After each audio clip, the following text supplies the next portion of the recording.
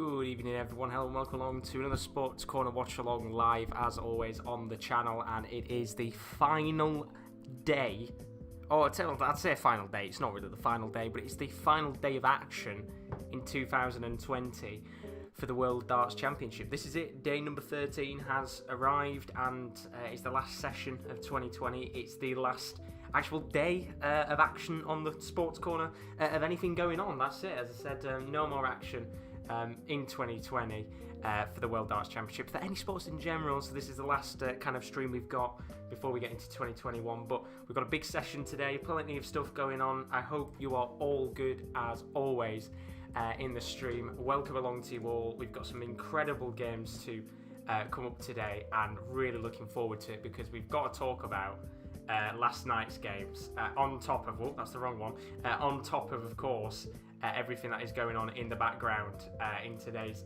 action as well, which is just about to start up actually in a moment's time. But how are you doing, man with no name? Hope you're all good, buddy. Good to see you in the stream as always. How you doing, Reese, as well? Let me just put you as a mod, because Reese is a good friend of mine. Hope you're all good as always, buddy. Nice to see you in the stream. I had a fantastic Christmas, thank you very much, man no name. I hope you had a very good Christmas yourself, because I mean, what a brilliant Christmas it has been with the darts. And as I said, we've got to talk about that darting action in a little bit, from what was the most unbelievable night of World Darts Championship action I think there's been for God knows how long. And just seeing there both Dirk van Duijvenbode and Glen Durrant in very good spirits for game number one of the night, which is going to be a very good night of action. As I said at the beginning of this stream, it's the final day of action at the World Darts Championship until 2021, which is only a few days away anyway. But we've got three brilliant games coming up tonight. Dirk van Duijvenbode taking on Glen Durrant, which both players are on the hockey and getting ready to play in a moment's time, which of course we'll get ready for this match in a second and talk about that one. We've got Gerwyn Price coming up against Mervyn King. That's going to be a brilliant game to watch. Remember, those two players haven't actually faced off against each other in a TV competition, I believe. So it's one of those where it's going to be interesting to see how they both play against each other. And on top of that, they're both very contrasting players as well in terms of how they react and how they play in general. And then we've also got Dave Chisnall coming up against Dimitri Vandenbergh. Dave Chisnall, of course, making it through yesterday in a really good match against Danny Noppert. We're going to see him coming up today as well against dancing Dimitri Vandenbergh. That is going to be a very, very good match indeed, of course. We've got to talk about yesterday's action as well, because it was an unbelievable night of action we had yesterday. I was literally shaking from the excitement of how good yesterday's game was. And we've got to talk about that in a little bit, of course, when maybe the session does go a little bit more quiet. But good to see you all in the stream once again. As I said, hope you had a fantastic Christmas for those of you that are coming back. Good to see the man with no name back as well. Chris saying Gary Anderson calling out Wayne Mardle and Rod Harrington. That's another thing we've got to talk about today. Those afternoon fixtures that you might have watched in the background. And then Chris has put his predictions in the chat, which I will make mine in a second. I'm just going to turn my heater off, because it got a little bit heated, didn't it, yesterday in the games that we had. There we go, that's that off for now. Yeah, it was a very heated day of action in terms of how tense it was. The atmosphere was unbelievable. Some incredible games, some incredible comebacks, some ridiculous match start moments. It was just unbelievable indeed. But I have to say tonight, we thought yesterday's session was quite a long one. I genuinely think that this could be even longer today. Let me get the ASMR stuff out of the way. I think this is going to be a long session today. As Chris has put in the chat, I would expect most of these games to go on for quite some time. Let's start off with Dirk van Duijvenbode versus Glen Durrant, the first game of the night, of course. Now, Chris has put in the chat, he thinks that this game is going to end 4-3 to Glen Durrant. I think this is going to end 4-3, but I do think Dirk van Duijvenbode is going to win it. I've just got a slight inkling that Dirk van Duijvenbode is going to go on and continue on his incredible run that he's had as this game does now start, which means, let me just get that up on the screen, there we go, so you can actually see everything that's going on. But this is going to be a great game to watch. I think this will end 4-3 to Dirk van Duijvenbode. The last time these two guys played, they both played out 102 average, which was unbelievable. And I think it was I think it was Glen Durrant that actually won that last game. They played against each other yesterday. I believe we're getting a Fizz raid right now. Love from Fizz. Whoever is joining us on the stream, thank you very much. It's greatly appreciated. Good to see Tom in the stream. Brandon, Chester, Trixie, Gregselin, Archie, Buddha, Pete, Hirsch, Erdy, Master. Thank you very much, Fizz, for the raid. God bless your soul, buddy. Good to see you in the stream, as always. To all of the new people, good to see the regulars in. Welcome along to the Sports Corner. We've got a brilliant game. We get the first 180 of the match. And it goes to Glen Durrant, who's down to 181 already. Let's have that first 180 of the night. There we go. Brilliant to see there. But welcome along to everyone. Thank you very much for joining. I'm here from Fizz. Thank you once again, the official EA Sports. Darren as well. Thank you. Hirsch from the Mods Gang. We appreciate it. Thank you so much, Hirsch. God bless your soul. Trixie as well. Fizzlicious. Thank you very much for all of you for joining. Welcome for a brilliant night. As I said, Glen Durrant, in this first leg of the night, is already down to 92. Dirk van Duijvenbode at 79 here. For those of you wondering, unfortunately I can't show the actual match live tonight, so I do apologise indeed. It's a real shame indeed. But you can sit back and relax tonight in this stream. It's going to be good indeed. Hirsch, got to go back to the chat, please. Lots of love. Very best of luck to you. I know what it's like to be a mod sometimes, Hirsch. It's a nightmare. Very best of luck to you, buddy. And Gregselin as well. Team Mods wishing you love up the PDL. Thank you so much, Gregselin. And thanks to all of you for joining. Greatly, greatly appreciated indeed. But Glen Durrant down here to a double eight to get the first leg on the board of the night. First dart just a little bit awkward, but he has got, I wouldn't say a good marker, but his second dart goes in anyway. And that's all that matters as Glen Durrant takes the first leg and the first set of the night, which is a very good start for him indeed. As for Dirk van Duijvenbode, we said before, he's going to be under some pressure tonight. Had a brilliant, brilliant game against Adam Hunt yesterday. A fantastic... Well, actually, it wasn't yesterday. It was the day before, wasn't it? It was a fantastic match. Really, really good game where I think he averaged about 103, 104. So very, very good indeed in terms of how he played in that game.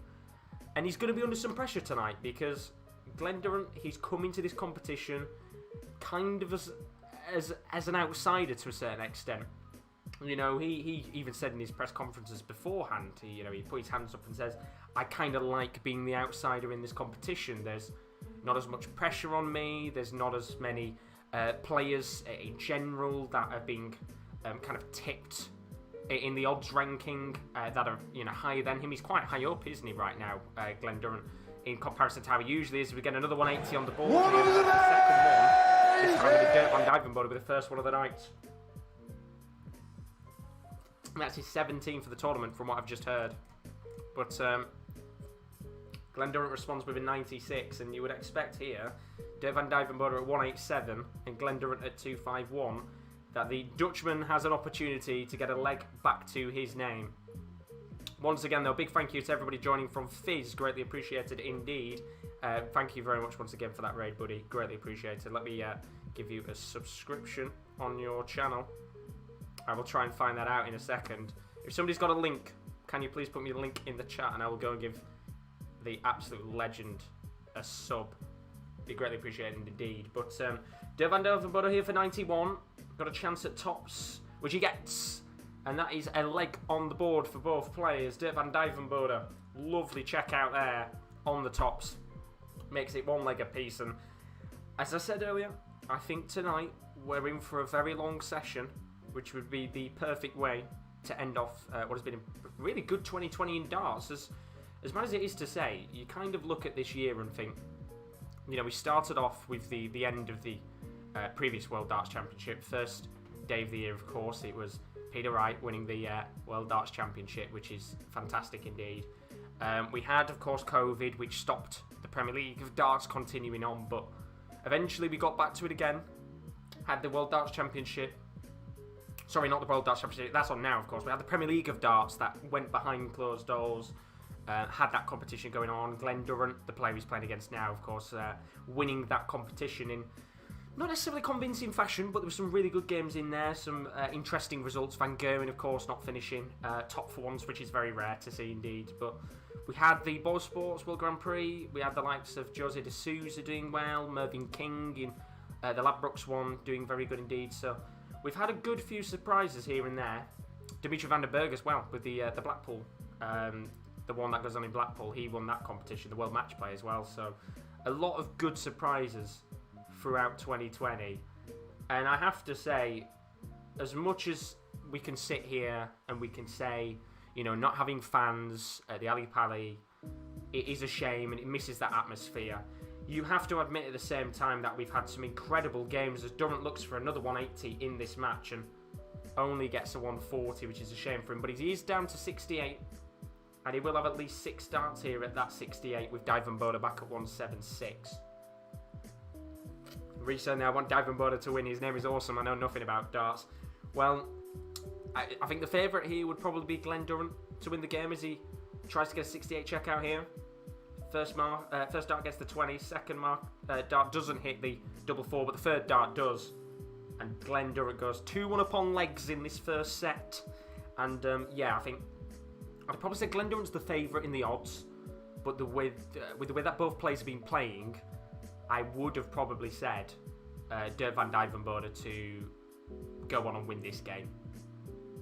I mean, there'll be some people that'll disagree and say that Glen Durrant will go on and win it, but it's all about Glen Durrant's consistency, because we know in his last game he was much better than his original match against Portela, but it can be scrappy, and these players have played off against each other a couple of times this year, Dirk van Duijvenbode and Durant, and as I said before, the last time they played, they both averaged 102, so if we could have that again, it'd be fantastic indeed. But Chris saying in the chat, Gurney's impressed me so far, getting through a tough draw with Chris Dobie. Now Van der Vaart, Gurney was coming into this out of form. And, well, yeah, exactly. I've got to say, we'll talk about the afternoon ones a little bit later on, but Daryl Gurney is certainly hitting form at the right time. And once again, Glen Durrant could quite easily do the same.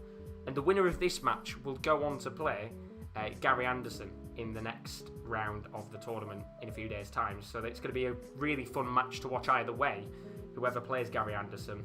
As we get another 180 on the board here. This time it's Glen Durrant, who puts himself down to 162, and that's the 700th 180 of the tournament, which is brilliant to see. Chris saying as well, Peterson simply didn't turn up today. I expected him to beat Anderson 4-3 in scrappy game, but Anderson can only beat what's in front of him.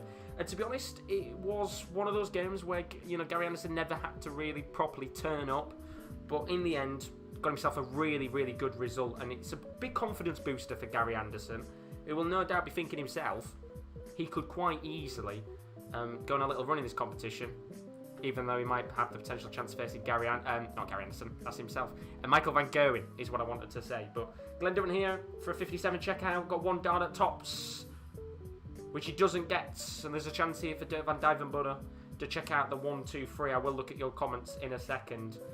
So 19 here for Duijvenbode, needed a treble 18, he only gets a 1, which means Glen Durrant is going to be back here for the first set of the night. And I think there might have been a quick mistake here with the tables. He's accidentally taken one of Dirk van Duijvenbode's water bottles, I think. Bit of a table game situation again. Well, Glen Durrant on double 20 here, just takes a moment to compose himself, and a big opportunity to take the first set of the match. First dart a little bit too high.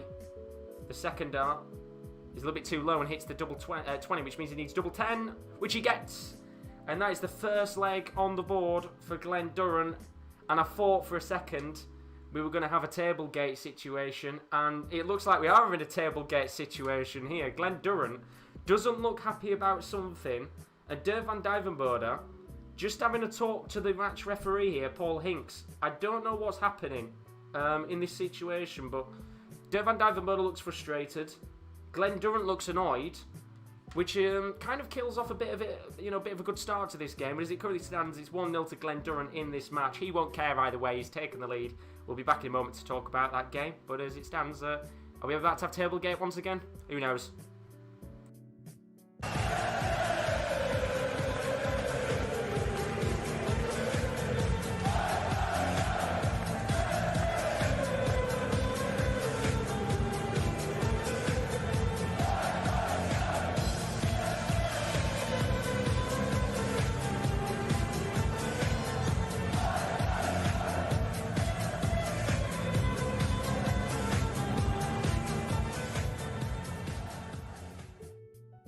So it feels like we're going to have another table gate situation here. I don't really know, if I'm being honest with you, what went on in that situation for both players to be pretty annoyed. But either way, Glen Durrant is 1-0 up as it currently stands in this match on sets. It looked like at the end there that Glen Durrant had gone to the wrong table, picked up the water bottle on the left-hand side where Dirk van Duijvenbode was.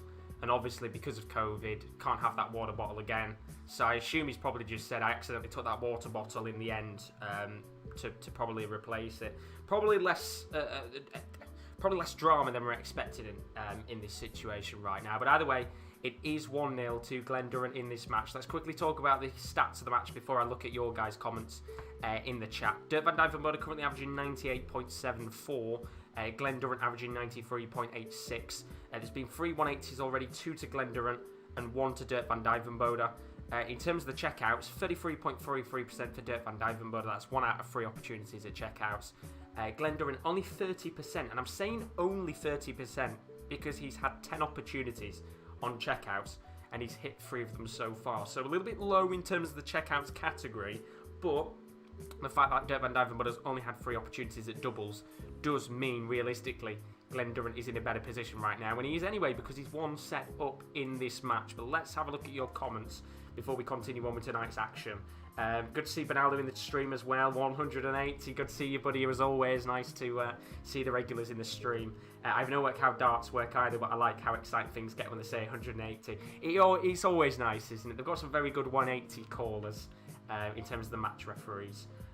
Rees asked, did the previous winner get knocked out? He did.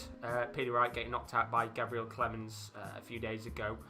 Chris saying, look, we miss crowds, but we have to get on with it. No offence, I'm sick of hearing about it. It is what it is now. And I agree with you to a certain extent because it's one of those, realistically, where the thing about darts is, I was talking about this actually earlier today to one of my mates, that it's one of those situations where darts is quite lucky as a sport that being without a crowd doesn't affect it as much as other sports, because there are other players in this competition that are used to playing floor games without a crowd anyway. So it is one of those where, you know, realistically, there'll be other players that won't be bothered. And yeah, I'm just seeing right now, it was a case of Glen Durrant accidentally drinking from Dirk van Duijvenbode's side of the table, and I don't know why in this situation as the man with no names, but how could you forget which table you're on? We're not even like 6 or 7 sets in, it's the first set, and Glen Durrant just accidentally drinking the wrong water bottle there, which I assume will get replaced in a second for Dirk van Duijvenbode. But as the man with no name said, you shouldn't drink anyone's bottle anyway, COVID or not, it's basic hygiene. Very true, very true. Glen Durrant now had a bit of a weird one there. I don't know what he was thinking in that situation, but the game is about to get underway in a second. But looking at your comments once again, Cullen was unlucky against MVG. He simply bottled it in the last leg. Yeah, he did, and I think we'll probably talk about the game a little bit more over the night, but I did say, I think, once he'd gone, I think when MVG made it 3 sets to 2 as we get another 180 on the board here, Dirk van Duijvenbode, this time that's 4 180s on the night already. But it was when MVG made it 3 sets to 2 and he was still chasing the match. I did say I felt like Joe Cullen was slowly starting to slip away slightly, which was a shame, and it's one of the best games we've had in recent darts history at the Ali Pali, but ultimately in the end, the world number 1 proves why he's world number 1. Do you know what I mean? There's not many players that could come back from 3-1 down on sets, but really, really good game indeed. I should be around after the stream, Reese. Do give me a message. I should be on Snapchat, I'm pretty sure. And then, Mammy No Name, I know you said about it earlier. Did anyone see Gary Anderson's interview? It was comical. He called the commentators and pundits numpties.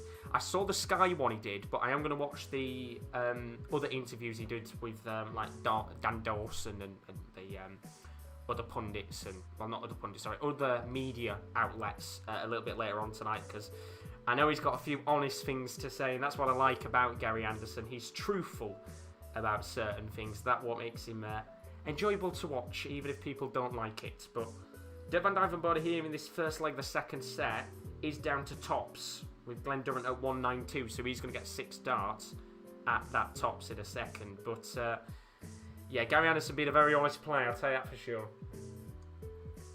I like the honesty, I really do. I think He's something we lack in darts. So Duijvenbode here, on for tops, double 20. First 2 darts, just a little bit high, but good markers. And the third dart does, in the end, land in the double 20 zone of the board, and he does get 1 leg to his name in this second set. And I know that the scoreboard, which should be on the bottom right, is a little bit further ahead than my stream, so you will be able to see what is going on in the game a little bit quicker than I do. So apologies if what I'm calling out is a little bit different to the score on the bottom. It kind of works out better, to be honest, because you know what's gone on beforehand. But the man with no name saying they say Cullen MVG was the best game ever, but Cullen averaged 88 in the last 3 sets apparently. He dwindled. He did dwindle in the last couple of sets, and as I said before, it's when MVG was still 3-2 down on sets. I said that I don't think, realistically, he was going to be able to continue on at the same pace. I wouldn't have called it the best game ever, but I would have called it one of the best we've had at the Ali Pali. I think other games you can put into the category of best ever games, Anderson Suljovic, but the match play final a couple of years ago, not the one that we watched recently, fucking hell, we'll put that up there, as Dirk van Duijvenbode gets another 180, and he's down to 162 already in this second leg, and could have a real opportunity here to go 2 legs on the bounce and put Glen Durrant under some pressure. But I would have said Anderson Suljovic, I would have put that game up there, the World Match Play final. The Van Gogh and Whitlock game a couple of months ago, where Whitlock won, that was an incredible match. That should be right up there in my opinion. Van Gogh and Van Barneveld, another incredible game. The Adrian Lewis Phil Taylor match from a couple of years ago, I think at the World Darts Championship, was that about 2013, 2012, 2013? That was another incredible match. It does feel like Van Gogh tends to be the guy who's in a lot of classics, but I would have said he's a very memorable game to watch. But ultimately, in the end, I feel sorry for Cullen, but the game was slipping away the longer the match went on, and the more Van Gogh kept rolling in the big ton plus finishes and the 180s, as Durant looks to get a 154 checkout, which he does get. That's a brilliant 1-5 checkout from Glen Durrant. That is a brilliant, brilliant checkout there. Treble 20, treble 18, double 20. And I mean, you can see a little eyebrow raise from Dirk van Duijvenbode there, but that would have been a great chance for him to go 2-0 upon legs, it would have been. But Glen Durrant claws it back with a 154 checkout, and it's 1 leg apiece in this second set of the match. But it was on PDC's channel, they called it the best game ever. No, I said yesterday on my stream, I said it will be remembered as one of the best Ali Pali matches. I wouldn't call it the best game ever, because if it had continued at the pace that it did when the score was around about 3-1, then yeah, I would have said, it'd be I'd say the best game ever. But for me, Van Gogh and Van Barneveld from a couple of years ago in the semi-finals, or was it the quarters? One of the two, either way. That was an absolute barnstormer of a match, because both players averaged 100 plus. It was relentless. It was a big shock once again. And even games, as I said, like Phil Taylor, Adrian Lewis, just a relentless amount of 180s and good finishes in those types of matches make them better games. But that's not to discredit yesterday's match, because it was a incredible game, and for me it was one of the best matches that I've watched, because with the Phil Taylor, Adrian Lewis games, I would have only been 13 at that point. I wasn't watching darts then, so I didn't get that same experience of watching those games. But that match yesterday was just so good to watch, that the longer it went on, the more enthralling it was. And let's not forget yesterday as well that we did have a match between Clemens and Ratajski that had, about 15 gazillion missed darts at double 2s and double 1s. It was unbelievable. Absolutely unbelievable.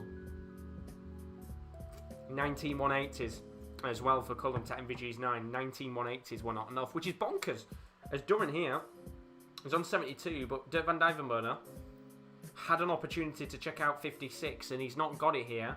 So Glen Durrant on 72, that's treble 20 double 6, there's a chance to go 2-1 up on legs here. And you've got to say that Dirk van Duijvenbode's finishing right now is looking really poor, as Glen Durrant checks out 72 and takes a 2-1 leg lead in this second set, and is one potential leg away from going 2 sets into a very, very good lead. PDC are idiots then for saying they clearly haven't watched darts from past years. Just got overexcited. To be fair, probably for the PDC, as well as sad as it is to say, it's probably a little bit of clickbait, because it was a good match. And as I said, we're not discrediting how good that game was yesterday, because as I said, for me it was one of the best that I've watched, because the older matches I didn't watch because it wasn't that I was too young for it, but I wasn't into darts at that point. But it was just so enjoyable to watch that game yesterday. Sit back, watch it on stream. It was a cracking match, but I think at the same time, a little bit of over-exaggeration. But it was a classic. It will go down as a classic either way. But right now, Dirk van Duijvenbode averaging just under 99. In fact, he's now averaging 99.22. Glen Durrant only averaging 91.19. But once again, it's a very similar situation to what we've said in many matches before, that if you're not checking out consistently, then you can kind of average around about the late 80s, early 90s mark on your points, and still, of course, win a game. Because he's averaging 100 right now, Dirk van Duijvenbode, but his finishing is really, really poor indeed. I can name a few memorable games: Cross, Taylor, MVG, semi-final 2018, Taylor van Barneveld 2007. Yeah, absolutely. Most players would have been dwindled after being 3-1 down to Cullen, but MVG showed fighting abilities as Dirk van Duijvenbode checks out 32 to take us to a last leg decider for the second set. And this is already what feels like a big moment in the game. Dirk van Duijvenbode chasing in this match, and he could be chasing a little bit more if Glen Durrant takes the next leg and goes 2 sets up to nothing. But it was one of those, I said it yesterday on stream, there's a reason why MVG is ranked world number 1, because not many players would have been able to, from 2 sets down technically, but 3-1 down overall, would have not been able to have fought back in a match of that high tension. And with how well Cullen was playing as well, throughout the majority of the match, most players would have just buckled under the pressure, if I'm being honest with you. But MVG was just absolutely incredible. I mean, we nearly had a 9-darter. I think we nearly got a 170, which would have been brilliant to get as well. I think MVG with the potential big fish chance, but it was a good game. It was a very good game indeed. It's not always about the averages that make a great match. Exactly. It was one of those where, the averages don't make it incredible. You can have 2 players playing 100 average, but it still be a pretty boring game. Do you know what I mean? It's one of those where realistically, you don't have to look at the averages to appreciate a game. As I said, I think for me, the last game that I enjoyed massively before the World Championship was I think it was the Borosports, was the World Grand Prix, where we had the 2 back-to-back games on the same night that ended 16-15. I think it was Dimitri, Vandenbergh, James Wade, and Van Gogh and Whitlock that both went 16-15 on the same night. That was an unbelievable day of action, because that had a bit of everything. Pretty much nearly every leg was played in those 2 games. In fact, every leg was played in those 2 games. But did Dirk and Duzza have the same darts? I've got to look now, because I'm not going to lie, I am watching the game, but do you know what, actually, yeah, you've got a fair point. They do look like the same darts, and obviously the tips are a little bit different. Not the tips, sorry.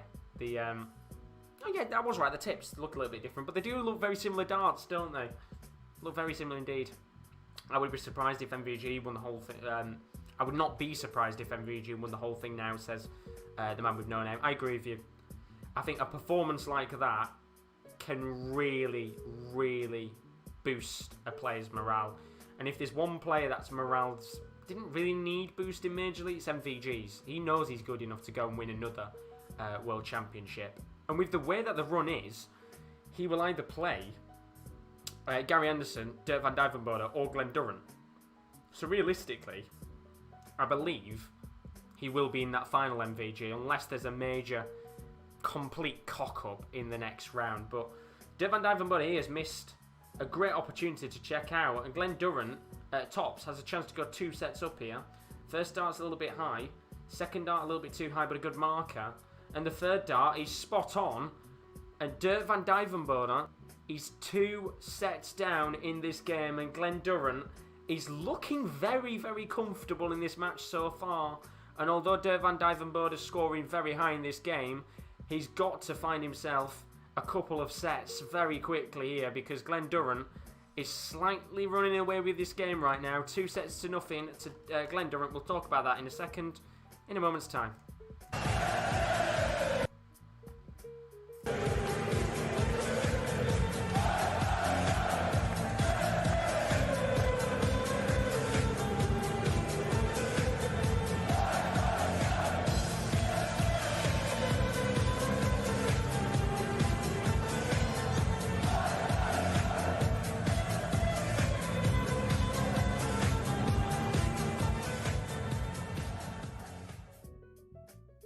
So that's set number 2 done of this game between Glen Durrant and Dirk van Duijvenbode. And Glen Durrant is currently 2 sets up to nothing against Dirk van Duijvenbode. And you have to say right now, Dirk van Duijvenbode is having a real nightmare in terms of his finishing. We'll talk about that in a second. But as it currently stands in this game, averages-wise, Dirk van Duijvenbode averaging 98.01, which is certainly not a bad average, but it's the one stat which we'll quite obviously talk about in a second, that's really costing him here.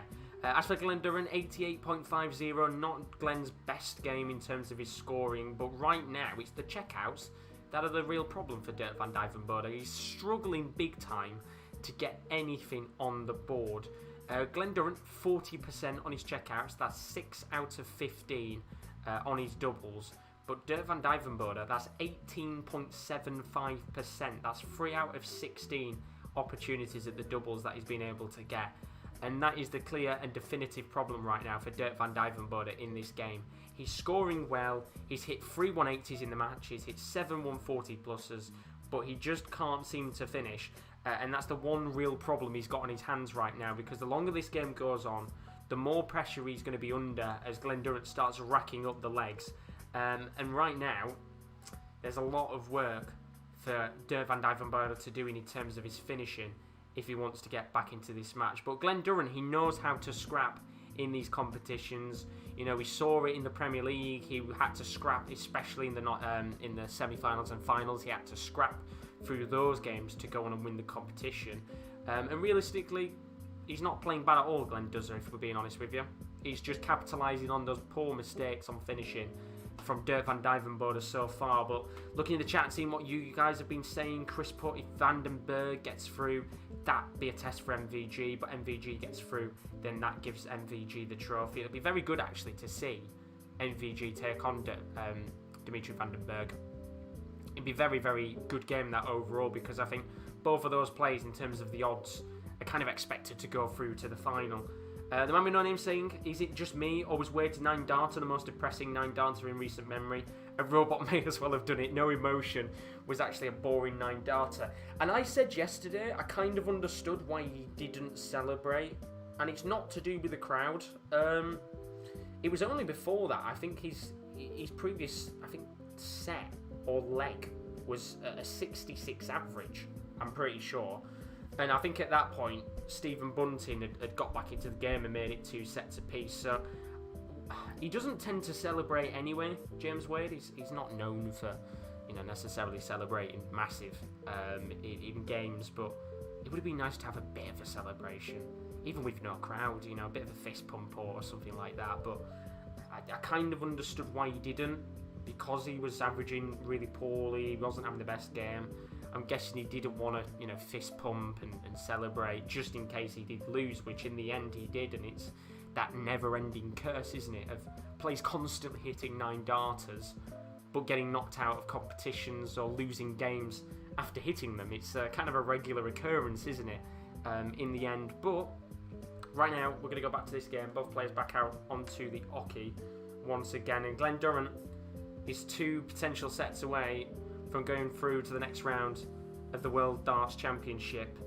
The moment I'm saying, yeah, no, crowd probably did not help, but if it was anyone else, they probably would have roared the house down. If Price would have hit a 9-darter, he would have exploded, crowd or not. Well, I'll tell you what, the man with no name, wait until the game against Mervyn King, because if he hits a 9-darter tonight, Gerwyn Price against Mervyn King and celebrates like mad, I genuinely would think Mervyn King would probably acknowledge it for once and let him off, because I'm pretty sure even Mervyn King himself would probably celebrate a little bit if he hit a 9-darter.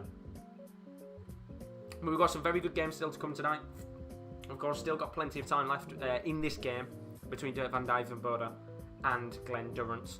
Gerwyn Price taking on Mervyn King straight afterwards. I'm really, really looking forward to that game because we haven't seen them play each other on TV. I'm pretty sure this is the first time they faced off against each other in a televised match. So it's mad, isn't it, when you think about it? They're both in the top 32 and haven't played each other ever on TV. If not, I might be wrong. It might just be a long time since they played each other. And then the final match is Dave Chisnall taking on Dimitri Vandenbergh. And, well, I kind of expect Dimitri to have a very tough game on his hands against Dave Chisnall. But with the way that he's been playing, he's looked relentless, hasn't he, Dimitri Vandenbergh? But there's no session tomorrow night. No darts tomorrow at all on New Year's Eve, which is a shame, as Glen Durrant here on a 170. Gets treble 20, needs another one, which he doesn't get, so no check out for Glen Durrant here. But he will leave himself with an opportunity at 72. And I am getting a phone call. Give me 2 seconds here. Let me just take this phone call very quickly. 2 seconds.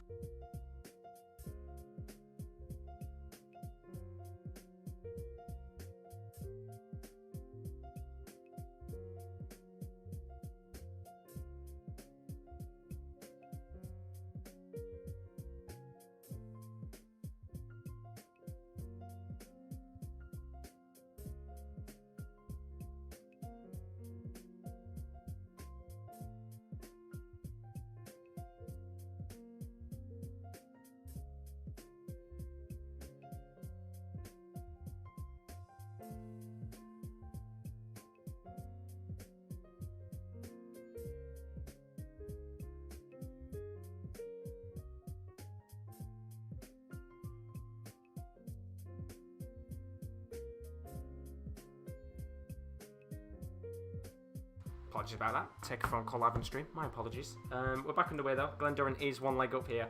2 sets in. How rude of me. Take a phone call on stream. But, I mean, right now, Dirk van Duijvenbode here, I genuinely kind of feel like, with the way that this game is going, that Glen Durrant could win this 4 sets to nothing. Although he is going to get a 180 here, Dirk van Duijvenbode, so he's made me eat my words, potentially. He really needs to get this next leg on the board. Glen Durrant has a real opportunity here to run away with things, and although his finishing has been very good so far, Glen Durrant, you can't really say the same about Dirk van Duijvenbode right now. It's one of those games where he seems to be able to get the scoring very well indeed, but his finishing is very, very poor, I have to admit. Chris saying King hates players over celebrate. Surprise v King should be fun. Yeah, I think Price tonight will definitely celebrate a little bit more than usual, just to get on Mervyn King's nerves and rattle him up a little bit, which I think is a smart tactic, if I'm being honest with you. But should be a good game. I think. Oh, that's a great 96 checkout there from Dirk van Duijvenbode to make it 1 leg apiece in this 3rd set. But I think it will be one of those games where it's probably the most hyped match of round 4 out of them all. I think it was the one game everybody looked at and went, you know, that is the game I kind of want to keep my eyes out on, as Dirk van Duijvenbode hits a 140 to start this 3rd leg of the 3rd set. And Mammy No Name saying not many players in their mid-50s can play to the standard that King can. He's been there or abouts for almost 30 years. Steve Beaton too. King would argue with his own shadow. Great player, but by God, he needs to loosen up. Yeah, I think he does need to loosen up a little bit. He's but you know, it's another incredible player who's on the older side of the category. As Dirk van Duijvenbode hits another 180. A 7 in the match, as he's already down to 181 with Glen Durrant back at 401. But he's one of those great players, isn't he, Mervyn King? And if he loosened up a little bit, I think more people would like him as a player. But you know, we've seen him in this tournament so far. He's looked brilliant to watch at times. I mean, that game against Jose de Souza was fantastic. Probably one of his better performances he's had recently on a televised stage. Mervyn King. Austin saying, new phone, who this? How you doing, Austin? Hope you're good, buddy. Apologies about that a second ago. It was a pointless phone call as well. Chris saying Price is great for the game. Don't know why, but he gets hate for his celebrations. As Dirk van Duijvenbode checks out 47 here to go 2-1 up on legs and maybe get a set back on the board, unless Durant wins the next 2 legs on the bounce. And certainly an improvement here from Dirk van Duijvenbode on his doubles in comparison to the first 2 sets that we saw a moment ago. But Anderson does not agree with tactics, apparently. No, Gary Anderson would not like it, would he? Gary Anderson doesn't like tactics at all, especially from his interview today. But I think it is one of those where if King loosened up as a player, then I do think we would see a bit more of a bit more support for him from the fans. But because of the way he is, I think there's a lot of people that don't like him. And I think he's a great player. I think he's exceptional. As I said, that game against Jose de Sousa was one of his better matches he's had in the last couple of years. He completely steamrolled over Jose. And yes, de Sousa didn't have the best game in the world. He was struggling a little bit. The miscounts as well were happening, which is just a common thing for Jose anyway. But he played so well in that game that even if Jose was playing at his best, King would have made it very hard for him anyway to go out there and get something in this match. So, it's going to be a good game to watch. And with the way that Gerwyn Price has played so far in this competition, as Chris said yesterday in the chat, we saw Peter Wright, when he won the competition last year, have scrappy games, for the majority of the competition to eventually go on and win the tournament. Kind of Gerwyn Price is going down that same route here. He's had a lot of scrappy games himself, and you could say to a certain extent, as mad as it is to say, Van Gerwen's had a few scraps of his own. The Ricky Evans game, yes, he did win 4-0, but the way Ricky Evans played, he played the very best he possibly could. When he played Ryan Murray could have easily got 2 sets on the board, and he didn't. And he won that game 3-1 in the end, Van Gerwen. And then, of course, the one we saw yesterday was the biggest scrap that he's had so far. But chance here for a 116 checkout for Glen Durrant, which he isn't going to go for. With Duijvenbode down at 163, he's not going to be able to check out here. So Glen Durrant will be coming back for 3 darts at 25. And it'll be a real good opportunity here for the most important leg of the match, because Glen Durrant has then an opportunity to go 3 sets up to nothing, and means that Van Duijvenbode will have to produce an even better comeback than the one that MVG did a few hours ago. It was pretty much, wasn't it? Wasn't even 24 hours ago yet. So double 8 here, 2 darts. First dart a little bit too wide from Glen Durrant at the double 8, but the second dart is also a little bit too wide, and a little chance here for Dirk van Duijvenbode at the 1-3-2 to check out. This will be a champagne finish. Gets 1 ball, gets 2 balls, double 16. Oh, and he just doesn't get it, and that would have been a champagne finish from Dirk van Duijvenbode there. But Glen Durrant coming back here at the double 8 to take this to a deciding leg in this 3rd set, which his first 2 darts are good markers, and he really needs to get it here, and doesn't. And really poor there from Glen Durrant. And Dirk van Duijvenbode now to get a set on the board at the double 16 has hit double 8, which means he's going to have to hit it again, and he does. And that was brilliant there from Dirk van Duijvenbode. Makes it 2-1 on sets. And although he did hit the double 8 on accident, that is a massive set to get on the board, especially how he's improving as this game has continued on. As for Glen Durrant, his scoring's been a little bit low, but is there a chance here for Dirk van Duijvenbode to get back in this game and maybe produce another great comeback on the night? As the man with no name said, doesn't messing around on doubles. He should have took that to a deciding leg there, but you could see his reaction, just putting a few fingers on his head, just thinking, how have I not hit the double 16 there? He should have got it. But the man with no name saying, if anyone deserves a ranking title, it would be King, one of the best players to have never won a proper major. Same as Smith and Chizzy. Smith is the only player in the top 8 who has won nothing. I am talking of one of the big majors here. Is that a fact? It is a fact, yeah. I'm pretty sure you're right, the man with no name. In terms of a big major, I'm pretty sure he's the only one in the top 8 that hasn't.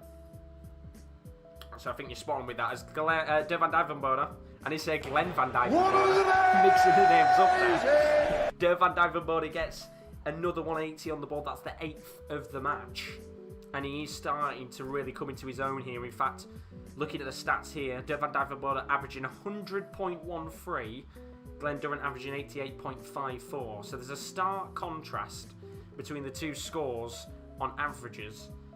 And Dirk van Duijvenbode here then matches that 180 with a 134. So he's down to 129 with Durant back at 172. So he's going to have at least 6 darts here at the 129, depending on what happens with Durant here. Durant responds with 100 to leave himself down at 72. Does not miss many doubles, especially 16s and 8s, which he should have been getting them in second. We should have been sat here saying a few moments ago we're on a deciding leg, and we could have easily been saying Glen Durrant 3-0 up, but Dirk van Duijvenbode here on a 129 finish, gets the treble 19, now needs treble 20, which is going to go double 18 instead, and he needs another one, and he gets it, and that's a brilliant 129 finish there from Dirk van Duijvenbode, and you could start to see the adrenaline flowing in the man that is called the Obergenius. That is a class finish there, 2 double 18s, and he's got a 129 finish there, and that is a real celebration there. I love this man. I absolutely love him. He's so enjoyable to watch in any competition that he's been in this year, and you can just see the adrenaline pumping, which is something usually that kind of gets him kicking on in a game, as he still averages over 100. In fact, he's averaging 100.82 in this match as it stands, as the man we know name's put Tyven Boner. But I think he might have one of those if he wins this game, I'll tell you that for sure. With the way the adrenaline pumps in his body, unbelievable, isn't it? So Duijvenbode on a 101 average, Glen Durrant averaging 88, and you know, this game, he's starting to swing the other way. It kind of is very reminiscent of the Danny Noppert game last night, how Noppert in the first 2 sets just steamrolled the first 2. Didn't really give Chisnall much of a chance to get in the game, and then after that, you know, the second break seemed to just kill the game off, didn't it? Because well, it didn't really kill the game off, well, killed it off for Danny Noppert, because Chisnall came out after that break, had a kind of realisation that he was, you know, potentially on the brink of getting knocked out, and then he just started flying again, and eventually, of course, won the other 4 sets on the bounce. So it kind of feels like it could go the same way here, with Dirk van Duijvenbode down at 52, Durant all the way back at 219, but there's a chance here for a very good score of 139, which means Durant down to 80.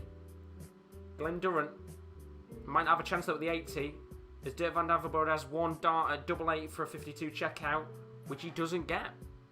So big chance here for Glen Durrant on the treble 20 and double 10 to go 1 leg apiece. Gets a 20 Durrant. Gets another 20, which means he needs tops to break back in the game, and he doesn't get it. And it's another double miss there from Glen Durrant.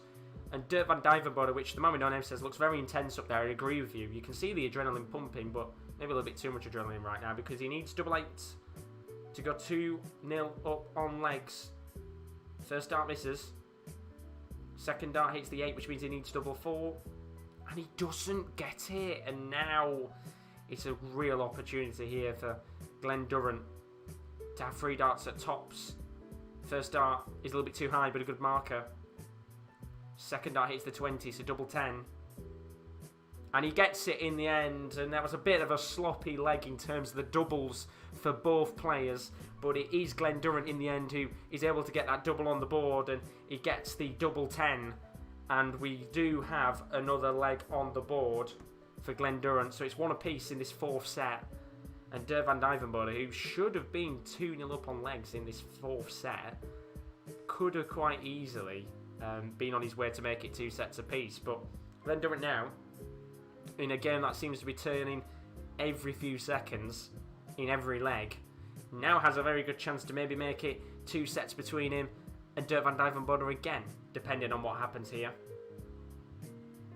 Dirk must have hurt a lot of players when Cross won the world title, his first major. There's players who've been trying for over 20 years and not done it, then Cross comes out of nowhere and wins it. It's mad, isn't it? It's very Leicester City-esque, isn't it, with the Rob Cross story, as Glen Durrant gets 140 to put himself down to 262 after 6 darts. But it was one of those, isn't it? Because it's like ever since then he won it and then disappeared off the face of the earth again. Strange, isn't it? As Dirk van Duijvenbode matches Glen Durrant's 140 with a 140 of his own. So he's down to 265. Glen Durrant at 262 here. Gets himself 2 treble 20s. On for a 180, which he does get. And talk about pressure now on Dirk van Duijvenbode, because Glen Durrant is down to 82.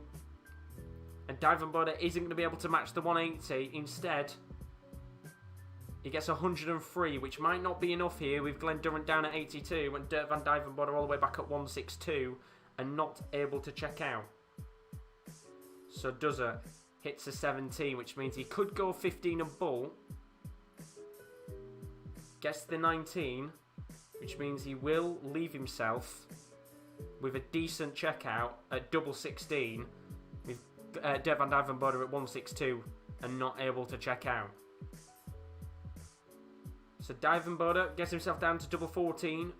Durant here, 3 darts at double 16. And he gets it first time, doesn't even need 3 darts. And he's now potentially 1 leg away from going 3-1 up on sets, and how this game has turned. We saw the celebration earlier with the 1-2-9 finish from Dirk van Duijvenbode, but you can now see he's kind of a bit more resolute in this game. Looks like Duijvenbode beat himself up a bit. Oh, apologies. Lots of head shaking and looking at the floor. Well, that's the thing. It was a moment ago. He was absolutely rifled up in this game. You know, he was fist pumping and everything for the 1-2-9 checkout. Now, you can see he's kind of punching himself at every opportunity that he's missed. And as he walks back here, he punches his hand again as he gets himself down to 308 after 6 starts. How can Glen Durrant respond here? Once again, averages. Duijvenbode averaging 100.38. Glen Durrant averaging 89.98 right now. So very similar averages to what we've seen throughout the majority of the game. Not really much of a difference between both players. No player has really improved on the scoring. But if one thing has changed slightly, it's Glen Durrant seems to be able to finish again. So Durant gets 137 to leave himself down at 142. Duijvenbode is going to have to get at least a 140 here, which he instead goes 1 better and gets himself a 180. That is the 10th 180 of the match. So Durant at 142 isn't going to be able to check out and gives an opportunity for Dirk van Duijvenbode at the 71. Apologies for the yawning. It's very warm in this room, it makes me tired.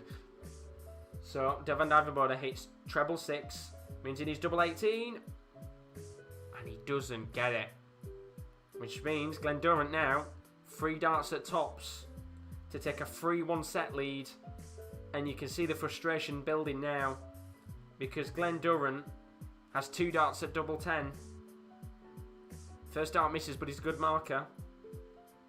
And the second dart, as you'd expect, goes in. And Glen Durrant, who is averaging just under 90, is in a 3-1 lead right now. And for all the opportunities that Dirk van Duijvenbode has had, he keeps kind of punching himself and showing the frustration on stage. And well, he's going to have some work to do, because as it stands, Glen Durrant is 1 set away from going round into the next set to the World Darts Championship against Gary Anderson. The question is, can he do it? Back in a moment.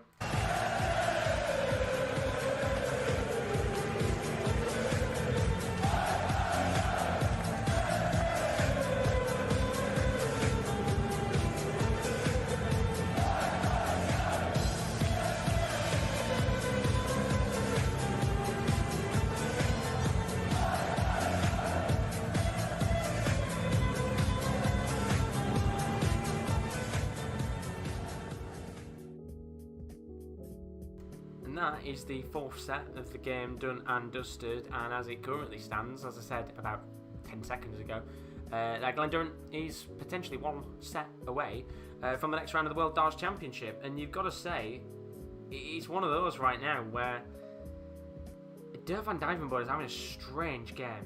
He just can't seem to finish anything right now, but he seems to be scoring very well indeed. I mean, the man we know him saying Duzza is difficult to beat even when he's on an 89 average. Duijvenbode is on 100 average, Duzza hitting himself. It's one of those where it's strange, because looking at the averages right now, Dirk van Duijvenbode on a 100.25 average, Glen Durrant on a 90.39, but it's the checkouts. You know, Glen Durrant 33.33% on checkouts. That's 10 out of 30 opportunities on checkouts. As for Dirk van Duijvenbode, 7 out of 29, that's 24.14%. He just doesn't seem to be able to hit anything right now. It's really, really strange, and as the longer this game goes on, it kind of does feel like Glen Durrant will probably go on and win this match, depending on what happens. But ultimately right now, as it stands, there's some work to do in this game. If Dirk van Duijvenbode wants to get back in this match, he's going to have to do something very, very quickly in this game. Let me just sort out the screen 2 seconds. I've accidentally moved the scoring a little bit. There we go. But it's really, really weird here. I think Duzza will go on and win this because it doesn't look like Dirk van Duijvenbode can win 3 sets on the bounce with how he's playing right now. He just can't seem to check out consistently, and that's his one problem. While Glen Durrant, yeah, he's not been consistent himself. He's missed a few, doubles here and there, but still looks better and more able to get another set on the board than Dirk van Duijvenbode does. But the man with no name, Green, he says Duzza should win from here realistically, but stranger things have happened. Exactly. It's not the most enjoyable game to watch, but at the end of the day, Duzza knows how to check out. Dirk van Duijvenbode doesn't seem to be able to, which is a stark contrast from what we saw a few days ago against Adam Hunt. But the man with no name saying Duzza is great on his doubles overall. It's all Duzza practices his doubles. It's what he said in an interview before, and it's probably the best way to play it. Keep practicing on your doubles, and of course eventually you're going to come up and have to chuck at the doubles at some point. And ultimately right now, it's coming in handy very well, with potentially one more set to go in the game before he goes through into a game against Gary Anderson in a few days' time. But if you're new to stream, as always, do leave a like and subscription. It is very, very greatly appreciated. As always, we've had a few new subscribers on the channel, so Gareth Bale heart for you guys. We are up to 1,450 subs, which is fantastic. So thank you to all of you that have subbed, because I originally set a goal at the start of the World Darts Championship to hit 1,400 subs by the end of the year. You guys have absolutely smashed that, and we're pretty much halfway there to reaching 1,500 subs. So big thank you once again to all of you. It is very, very greatly appreciated indeed. Now there's no stream tomorrow night because there is no World Darts Championship action, so it is going to be a New Year's Eve. That is going to be very, very quiet indeed, because there's no darts going on, which is a real shame. But I will be back on New Year's Day at the night time. In fact, we've only got, I'm pretty sure, if I'm having a quick look, I'm pretty sure we've only got, oh no, sorry, we do. There's an afternoon session at 12 and an evening session that goes on at 6. I'll be back for the evening session. The afternoon session I won't be live for. And then, of course, Saturday, January the 2nd, we have the 2 semi-finals, which will be live for there. And then we'll have that final, which we'll be live for on January the 3rd at 7:30. So it's a later start for that. But either way, let's go back to this game, because Glen Durrant is potentially one set away here from going through to a game against Gary Anderson, which would be a fantastic match to watch indeed. And yeah, it's a very good point, isn't it? The man with no name, he did say he'd consider retiring if he wins the title. I don't think he should. As much as it's nice to win it, I think Glen Durrant's still got plenty to play for, in my opinion. I don't think he would retire. I think he'd consider it, as you said, but I think he should continue on. He's playing some of the very best darts he's played in recent years. And to lose a player like Glen Durrant to retirement would be a real shame, because I think he's still got plenty to bring to the game right now, Glen Durrant, especially when he's at the peak of his powers. And I do understand, there's some players that will look at it as Glen Durrant does hit a 180. There'll be some players out there who will look and think, realistically, it is best to leave the game at the very height of your powers. I think Glen Durrant's got a lot more to bring to this game, but Durrant here, with an opportunity for a 145 checkout, needs treble 20, which he isn't going to get, so he isn't going to be able to check out here. It gives a chance for Duijvenbode to check out the 113. Glen Durrant, though, only getting 65 to leave himself with an 80 checkout. So, can Duijvenbode take advantage? The answer is he gets treble 18, so he needs double 20, which he gets. And there's a big 113 checkout from Dirk van Duijvenbode, and this time there's not much of a celebration there. He just gives himself a little fist pump as he go back to his table. But Glen Durrant is going to respond with 180 in the second leg. of the 5th set, and that is a perfect response to the 1-1-3 checkout. But there's a 180 of Duijvenbode's own. Brilliant there. And that's the 13th 180 in this game is coming to life. And Glen Durrant, he's on for a 9-darter. Oh, are we about to see a 9-darter opportunity? How about Dirk van Duijvenbode? He's not going to be able to go for a 9-darter, but we've got a chance here at a 9-darter. Treble 20, treble 17, double 18 needed for Glen Durrant. Big moment this. And he's not going to get it because he hits a 5 to start. And boo, what a waste of an opportunity again. Real shame there. I think we've seen a few times with these 9-darter opportunities where they get to the 7th dart. Sorry, the 6th dart that they chuck, and they tend to hit a 5 or a 1. And Glen Durrant there, unfortunately, no 9-darter chance, but he's got a chance to check out the 103 here. He's got 6 darts at the least to hit it with. Gets treble 5, gets 20, and gets 20. So he does leave himself down at 48. Dirk van Duijvenbode all the way back at 206, so he's going to have at least 3 darts at 16, double 16, but he's going to be under some pressure here. Duijvenbode getting 134 to leave himself at 72, so 16, double 16 needed here for Glen Durrant. Gets the 16, and gets the double 16, and that's 1 leg apiece in this 5th set. And this is a real big opportunity now for Glen Durrant to potentially go 2 legs away from a World Darts Championship quarter-final, which fair play to Glen Durrant, because he probably thought with the way that his kind of last couple of months were going, he would have probably been knocked out earlier on in this competition. But now he's on a real run to potentially maybe make, who knows, maybe the semi-final, maybe make the final, maybe win it. You never know at this stage of the World Darts Championship. When you get through this round, I think you start to believe that you can go on and win this competition. You're out of the round section, you're into the big kind of section of the competition, the quarters, the semis. Those are the big ones that every player wants to get to, and of course everybody wants to win the competition as well. But welcome to the stream, Evan Power. Hope you're all good, buddy. Thank you for joining us on here.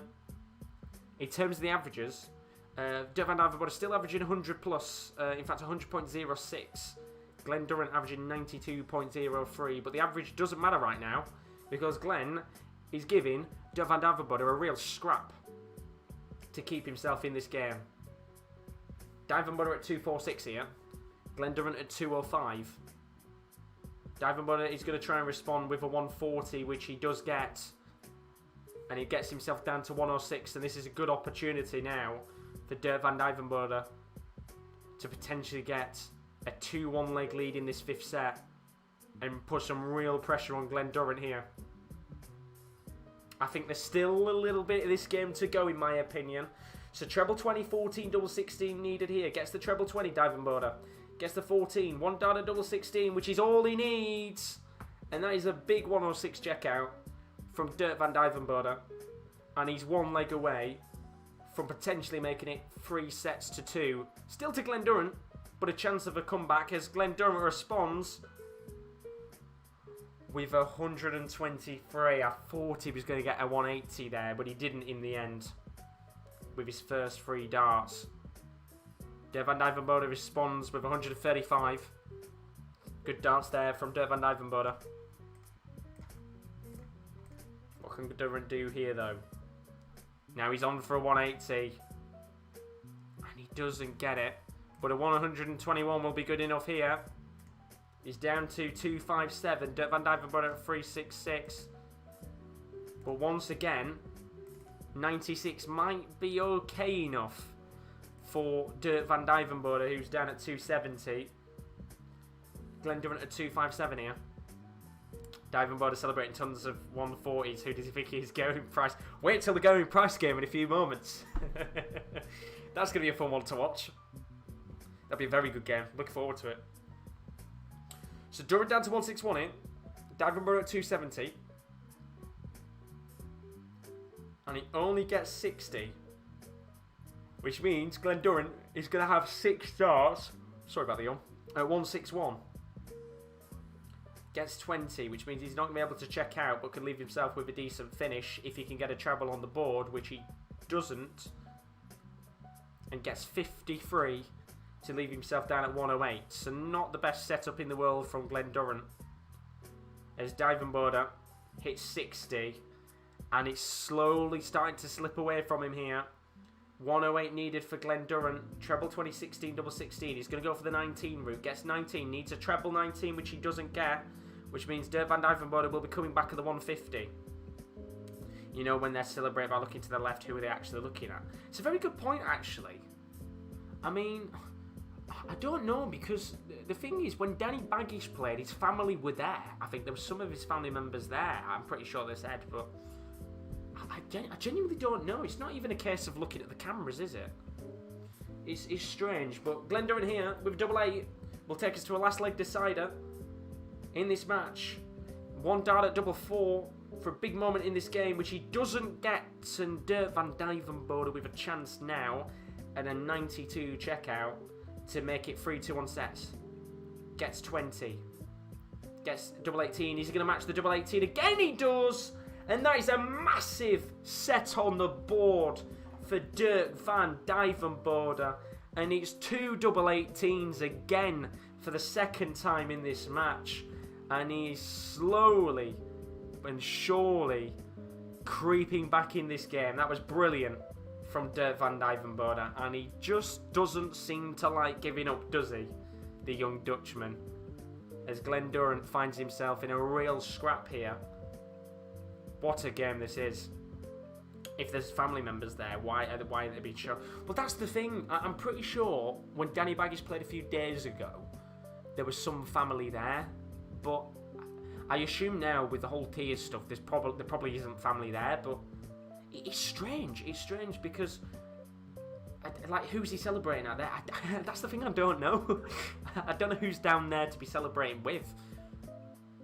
God knows. I'd be interested to know, actually, but I don't know whether you know, some of the players' families that are staying in the hotels as well with them. I assume not. I doubt it, but God knows. It'd be interesting to know who is down there watching on. But Glen Durrant at 2-4-2, Dirk van Duijvenbode at 3-6, 3 sets to 2 in what has been a brilliant game so far. We did say tonight we expected most of these games to probably go to 4-3, and I think this is probably one of those games that might go into that kind of situation depending on what happens here. Glen Durrant, who's been doing alright in this game so far, he's finding himself in a little bit of a scrap right now as he gets himself down to 1-4-2. Duijvenbode getting a 93 with a 120. I saw one guy down there from the camera crew, and that's it. Well, that's the thing. I would assume there's barely anyone there with the whole, you know, COVID rules and stuff. You'd assume there's only like camera crew and Sky Sports people and, you know, people working for the PDC and things like that that are down there. So it's a strange one. But no 120 checkout here for Dirk van Duijvenbode, which means Glen Durrant is going to be coming back for a 43 checkout, but Duijvenbode just trying to find himself the right position in here to leave himself on a good checkout. Gets himself 60 to be on 60, but Durrant here needs 11 double 16. He's going to have 2 darts of the double 16, which he doesn't seem to miss, and once again, he doesn't miss it, and gets a leg on the board to once again put Dirk van Duijvenbode under some serious pressure as the game continues to steamroll on. Glen Durrant, of course, trying to push the Dutchman into losing the game and going through into the match with the winner of this game, of course, playing Gary Anderson in the next round, which will be a great game to watch because Gary Anderson does feel a little bit more confident himself after that table case situation a few days ago, which is one of the most bonkers situations I've bloody heard in darts. But Duijvenbode at 3-4-4 here, after 6 darts. Durrant at 4-4-4 needs to get 100 minimum, which he's not going to be able to get. But he will get 96, which will not be bad enough for him to be able to get one. To be able to work towards it. I'm getting too many text messages. Fuck off. Leave me alone. So Durrant at 3-4-8. Duijvenbode at 2-8-4. 98 average for Duijvenbode, 91 average for Glen Durrant, so slight improvement on Glen's average, a slight decrease on Dirk van Duijvenbode's, but it's been a very interesting match to watch, and once again it's one of those games where you don't look at the averages because it has been a very tricky battle. Very Dave Chisnall, Danny Nopper-esque right now, but the one thing is that we could still at least have another set and a half still to play if Dirk van Duijvenbode can get a few legs on the board and a set to his name. So 150 checkout here for Dirk, which he's not going to be able to get after hitting a 20, but with Glen Durrant back on a 188, he's going to have at least another 3 darts here to check out 52. What can Glen Durrant do here to pressure? Gets a 5. Gets a 19. And gets a 20, which is not good at all there from Durant. Leaves himself down at 144 and realistically gives Dirk van Duijvenbode 6 darts here at 52, which he will need another 3 darts at the double 16 after missing 2 double 16s a moment ago. However, is he going to get that chance? We've seen a couple of good finishes from Glen Durrant. Is he going to be able to get a 144? The answer is no. He hits 21 and a treble 19, which does mean Glen is down to 66. So double 16 for Dirk van Duijvenbode here. Now needs 2 darts at double 8, and he's bust his score. Well, that sums up Dirk van Duijvenbode as this game continues on. A little bit of frustration building now for him, and Glen Durrant here, who shouldn't realistically be within a shout of getting this leg, now has a chance to check out 66 with treble 10 double 18. He gets the treble 10. 2 darts at double 18. 1 dart at double 9. One of the most awkward doubles on the board, which he doesn't get. And he hits the 9, which means if Durant comes back, he's going to have 2 darts at double 4. But Dirk van Duijvenbode now has 3 darts at double 16 for what is a crucial leg in this game. And Durant knows how important that leg was, because it would have meant Dirk van Duijvenbode would have had to have won the next 3 legs on the bounce. So double 16 here. 2 darts at double 8. And he's got it in the end. I was literally just about to say that Dirk van Duijvenbode's finishing has been shocking tonight, but he finally gets a double 8 on the board. And for as much as Glen Durrant is letting him back into this game, Dirk van Duijvenbode is making it fucking hard for himself to get back into it, as Glen Durrant hits a 180 to put some right pressure on Dirk van Duijvenbode here for the 14th 180 of this match. That's nearly as many as what Joe Cullen got on his own in that game against MVG last night. Does it seems to be very modest overall. He could average 110 and still think he played crap. We are our own worst critic overall, though. Yeah, I think there's a lot of players out there who tend to be the kind of harshest critic. I think Ryan Searle, who got knocked out today, he tends to say he plays pretty bad. Mervyn King, I think, is another one that kind of downplays himself quite a bit on how good he plays. There's a lot of players like that at the end of the day, as Mamino Name says Duijvenbode looks like he's trying too hard. He looks very aggressive on stage right now, and I know he's chasing the game, but he's still got plenty of time to get back into this match right now. And then Chris, but if I don't talk too much because I'm watching Newcastle v Liverpool along with the darts too, that is all good, buddy. Very best of luck with what is probably one of the only games that's on bloody TV right now with the Premier League, because they all seem to be getting called off. At least we don't have that in the darts, thank God. Bit of ASMR though for you here. So Glen Durrant at 164, Duijvenbode at 227. He's not going to take the 164 out because Duijvenbode's at 227, so he's going to have 3 darts to check it out anyway. And Duijvenbode is now going to have to try and get at least a 140 or a 180. And he's bottled it there with 57. So Duijvenbode at 170, Durant at 70 here. And this is a big opportunity to go 1 leg away from the quarterfinals. Double 16 needed, which he hasn't missed for the majority of the game, but he misses it this time. And now Duijvenbode is going to have to hit the big fish if he wants to put some pressure on Glen Durrant here. 2 treble 20s and a bull needed. Gets 1 treble 20. Gets 2 treble 20s. And he gets the bull. That is a brilliant 170 checkout. And that is a reaction and a half.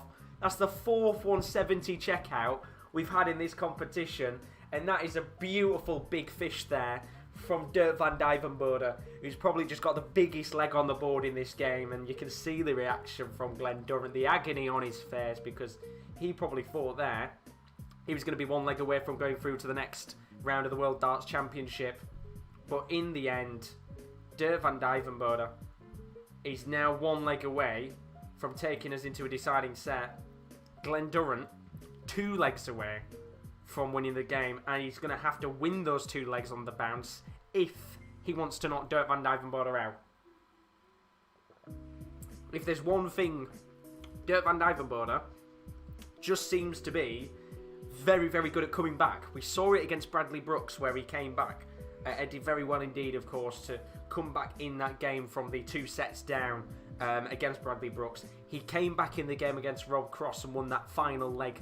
And now he's coming back again here, 2 sets down to Glen Durrant. But he's still got some work to do here, as Glen Durrant's down at 320. Duijvenbode got himself down to 176 with the break of throw. He has to get this leg on the board in what has been a brilliant game. It's been an enjoyable game to watch, I have to say. He's been very... It's a kind of a mixture of the Clemens game yesterday and a mixture of the Chisnall game. He's got really poor finishing, which we saw in the Clemens game yesterday. But the tables keep turning in this match. And I still feel like the tables are going to turn slightly. And Durant just starts to maybe put a little bit of a shock on our hands to Duijvenbode at the end of this next set. But Duijvenbode here, check out 42. And we will be going to a final set. If he can hit double 16, which he can't. So Glen Durrant has a chance here to get a big fish of his own and really hurt Dirk van Duijvenbode. 2 treble 20s and a bull needed. Can Glen Durrant do it himself? The answer is no, he can't. So he will be back for 3 darts at double 16. So here we go. Double 16 needed. And he doesn't miss it. First time on the double 16 for Dirk van Duijvenbode. And he's come back from 3-1 down on sets to take this to a last set decider in what has been a very enjoyable game to watch. A real dogfight between 2 very good players, but not the best of performances on doubles by either of the 2 players. But this is it now. Will the advantage swing towards Dirk van Duijvenbode, or will Glen Durrant be able to compose himself at the end of this game? In fact, we saw it earlier today if you watched the afternoon session with Ryan Searle and I think it was Stephen Bunting. Ryan Searle was a couple of sets down, clawed his way back into the game, and then ultimately Stephen Bunting kept his cool and calm at the end and eventually went on to win the match. Are we going to see something very similar here as Duijvenbode is down to 301. Glen Durrant is going to get himself down to 357 after 6 darts. So Dirk van Duijvenbode here has a real opportunity in this game as he hits a 140 to put the first leg on the board and take the lead for the first time in this game. However, Glen Durrant is going to respond with 177 to put himself down to 180, which isn't going to be enough, which means Dirk van Duijvenbode is going to have at least 6 darts at the 161. And he is down to 66. So Glen Durrant here can only leave himself with a decent finish on the board. Gets treble 20. Gets 20, really needs another treble here to leave tops, which he does get. And Dirk van Duijvenbode is going to have to check out the 66 here. Gets a 10. Gets a 20, which means double 18 needed, and he doesn't get it in the end. And Glen Durrant will be coming back here for a double 20 to take the first leg of the deciding set at double 20. Big moments here in the game. 2 darts at double 10. And he gets it just in the bottom of the bed on the double 10.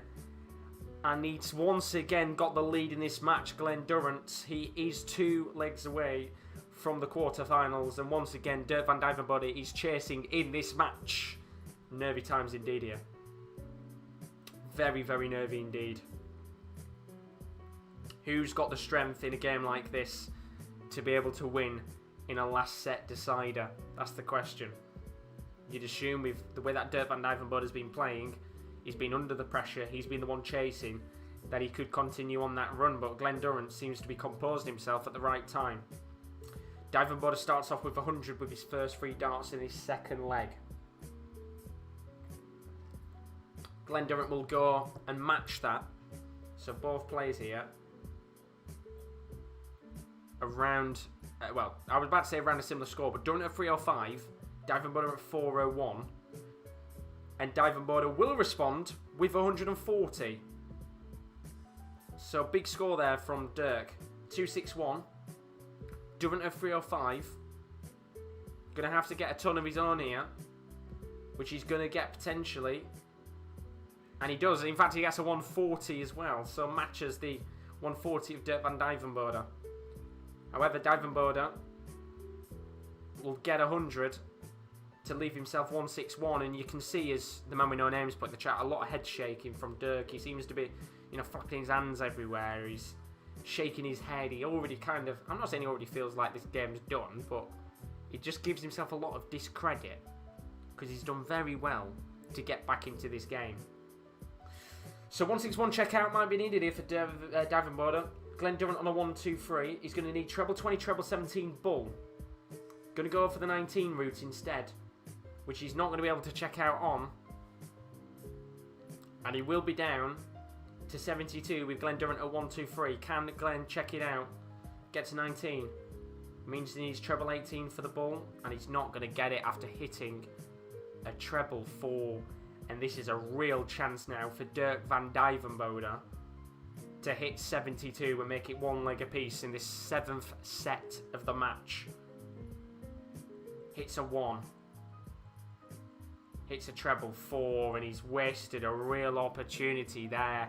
And Glen Durrant now with a chance, and you can see the head shaking once again from Dirk van Duijvenbode. The tension rising as Durrant's on for a 67 checkout. Gets the 17. Gets 18, which means 1 dart at double 16. He's not tended to miss this often, but he misses it again. Dirk van Duijvenbode now with a chance at tops to make it 1 leg apiece, and this kind of sums up how both players have been poor on their finishing. But Dirk van Duijvenbode hits the double 10 to make it 1 leg apiece. And once again, as the man with no name's been saying, thumbs up at somebody on the left-hand side. I don't know who's doing it too, but Glen Durrant seems to be letting Dirk van Duijvenbode in with every opportunity he can get in this match to win it. And will he take advantage of that as he gets a 180 on the board, and that is the 180 at the perfect time to put some pressure on Glen Durrant. That's the 15th 180 of the match. And that's a little bit of a confidence booster for Dirk van Duijvenbode, who can put the pressure on Glen Durrant if he can win this next leg. He's potentially on for a 9-darter if he can hit another 3 treble 20s. Remember, the winner does play Gary Anderson in the next round, and he's got a bit of a smile on his face. Gets a treble 20. Doesn't get another one, so no 9-darter opportunity. But 98 will leave him down at 2-2-3 with Glen Durrant all the way back at 4-4-1. Can Glen Durrant respond with a 180? The answer is he won't be able to. And gets 99. How are we doing, Benaldo? Hope you're all good, buddy. Good to see you as always, lad. Dirk van Duijvenbode, though, gets 100 to leave himself down at 1-2-3. He's going to have at least 6 darts at the 1-2-3, even if Durrant hits a 180.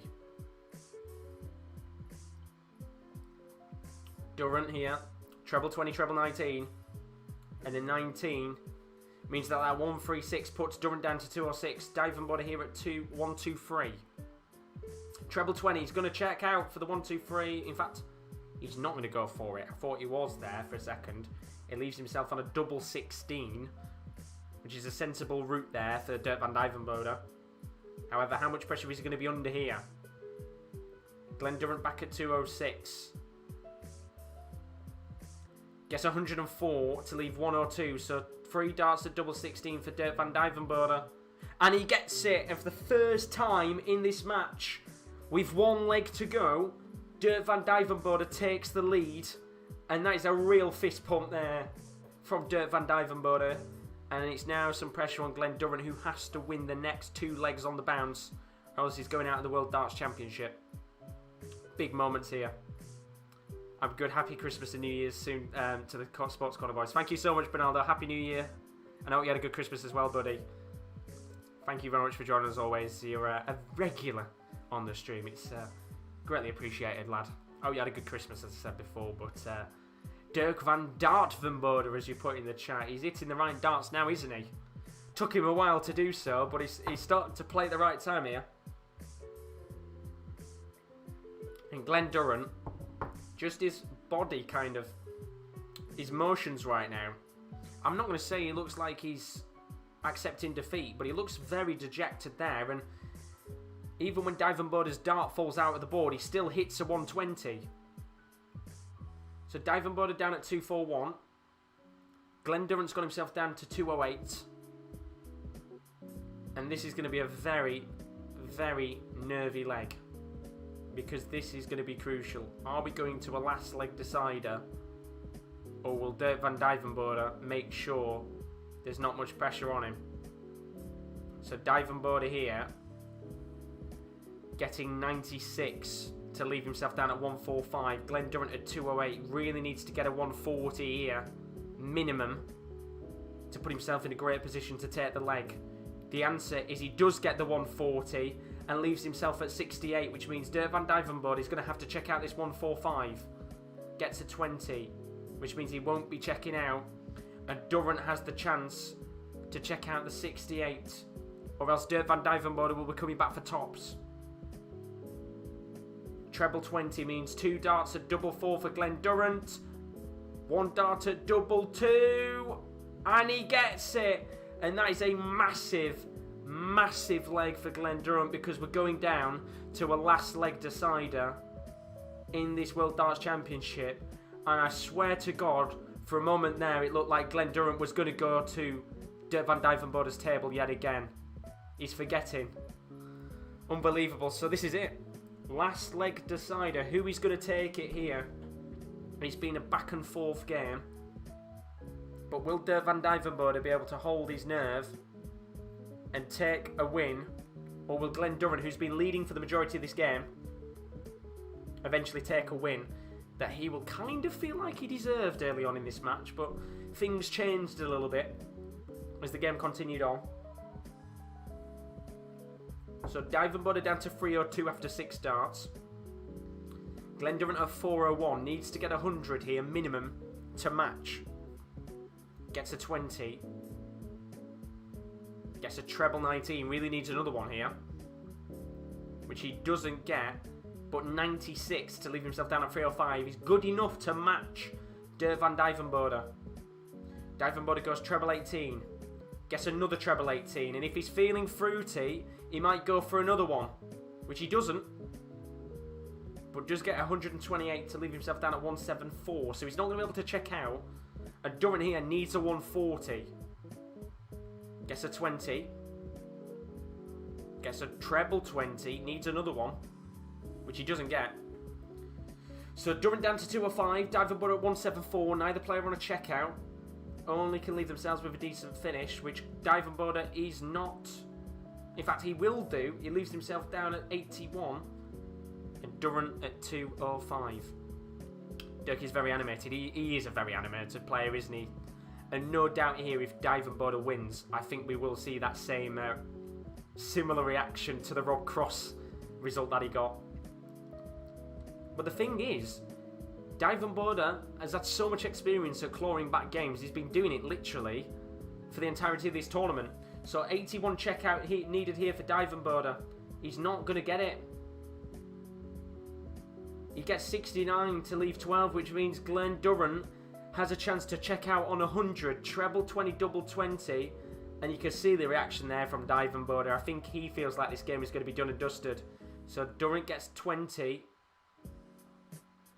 gets 16, which means that Durant isn't going to check out, and Duijvenbode has 3 darts at the double 6 for a chance to take on Gary Anderson in the quarterfinals of the World Darts Championship.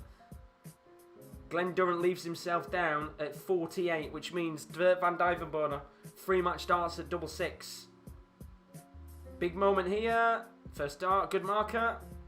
Second dart is a brilliant marker, and look at that reaction from Dirk van Duijvenbode, because he goes through to the quarter-final, and credit to Glen Durrant, he stands there and applauds Dirk van Duijvenbode because he played an absolutely brilliant game, and you can see the reaction on his face, and he's pointing at someone on that left-hand side, and I want to know who he's pointing at, because he's been doing that for the entirety of the game. But put that aside for a second, because Dirk van Duijvenbode was 3-1 down on sets to Glen Durrant, who was looking very good in this game. But in the end, Dirk van Duijvenbode, something he's been doing throughout the entirety of this tournament, is he's been coming back time and time again in these games. He was 2 sets down to Bradley Brooks, came back and won that match. He went all the way to a last leg decider against Rob Cross, won that game. He was doing very well, in fact, against Adam Hunt. That was probably one of the exceptions, you can kind of say, to a certain extent, in the competition. But to be 3-1 down against Glen Durrant, who usually is a very tricky man to fight up against, and you've got to give credit to Glen there. It was a very tricky game for Dirk van Duijvenbode. But he goes through to the next round, wins that game 4-3, and he will be facing, as I've said a few times before, Gary Anderson in the next match, which we know Gary has been a little bit off form. He's not the same player he's been recently, but both players will be going into that with plenty of confidence. And once again, it's another Dutch player through to the next round of the World Darts Championship. They're rolling on right now, and Dirk van Duijvenbode will certainly fancy his chances in that game against Gary Anderson, and he will start to believe he could maybe win this competition. And that game ends 4-3 overall. Let's talk about the stats here for a few moments, because it was a very good game to watch overall. And there was a total of 15 180s in the match, 9 going in the match. Sorry, there was a total of 15. I was right. 15 180s in the match, 9 going to Dirk van Duijvenbode, and 6 going to Glen Durrant. In terms of 140 pluses, there were 45, 24 of them going to Dirk van Duijvenbode, and 21 140 pluses going to Glen Durrant. The highest checkouts of the match, 170. That was a brilliant big fish from Dirk van Duijvenbode, and a 154 from Glen Durrant. In terms of the averages, 96.75 for Dirk, 90.76 for Glen Durrant in the end there. Not Glen Durrant's best performance in terms of average-wise, but he was able to just continue ploughing on in this game and making it really hard for for Dirk to get anything in this match. But overall, it was the checkouts, which I think will worry Dirk van Duijvenbode a little bit. 32% on his checkouts. That's 16 out of 50 on his doubles. Not the best percentage on his checkouts. He'll probably look to improve that, no doubt, going into the next game against Gary Anderson, who himself needs to improve on checking out on his doubles, although he was very good today on his doubles against Devon Peterson. And then Glen Durrant, 32.56%. That's 14 out of 43 on his checkouts. And he did say he might contemplate retiring if he won it. I don't think we'll see him retire now. He'll definitely be back next year, that's for sure. But you have to give credit to Glen Durrant there, because for a large part of this World Championship, and for a large part of this year, he's not been on good form. And I think this for Glen, although he's been knocked out, will be a bit of a confidence booster for him. Because I don't think he probably expected to get as far as he had with how poor he's been playing. But credit to him, very good game. And we're moving on to our next game in a moment, which is going to be Gerwyn Price taking on Mervyn King in the next round. 2 contrasting styles at the Ali Pali. Mervyn Price, I was about to say, mixing the names up again. Gerwyn Price, very enigmatic, characteristic player, loves to over-celebrate.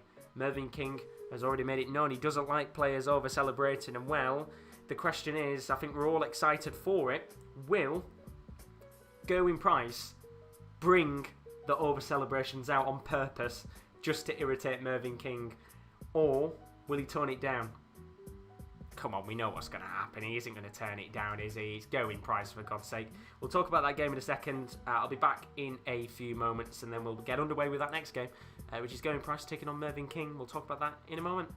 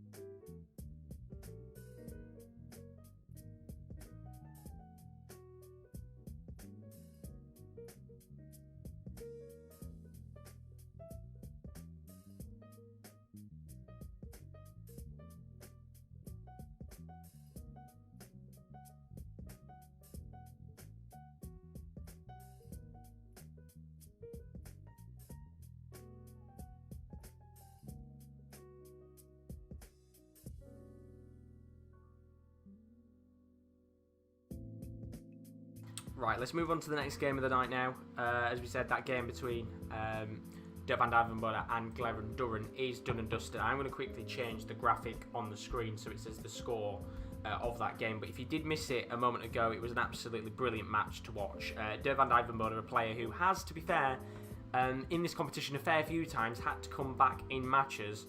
Certainly has been the comeback king. Did very well indeed in that game to come back from 3-1 down in sets to eventually go on and win the game 4-3 in a last leg decider.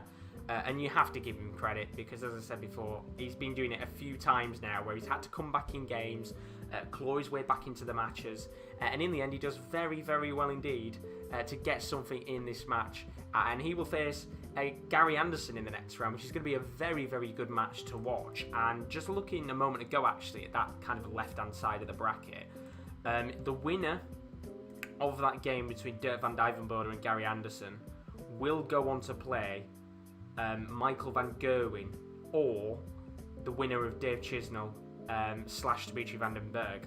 Now, realistically, if you were neutral, what would you prefer? Would you prefer to see Dirk van Duijvenbode to play Michael van Gerwen and have an old Dutch affair? Two very good Dutch players. I mean, I believe Dirk van Duijvenbode now, with that win, moves into the top 32 in terms of his world rankings, which is fantastic for him because you have to say, if you were kind of picking a darts player for player of 2020, Dirk van Duijvenbode would be right up there for it.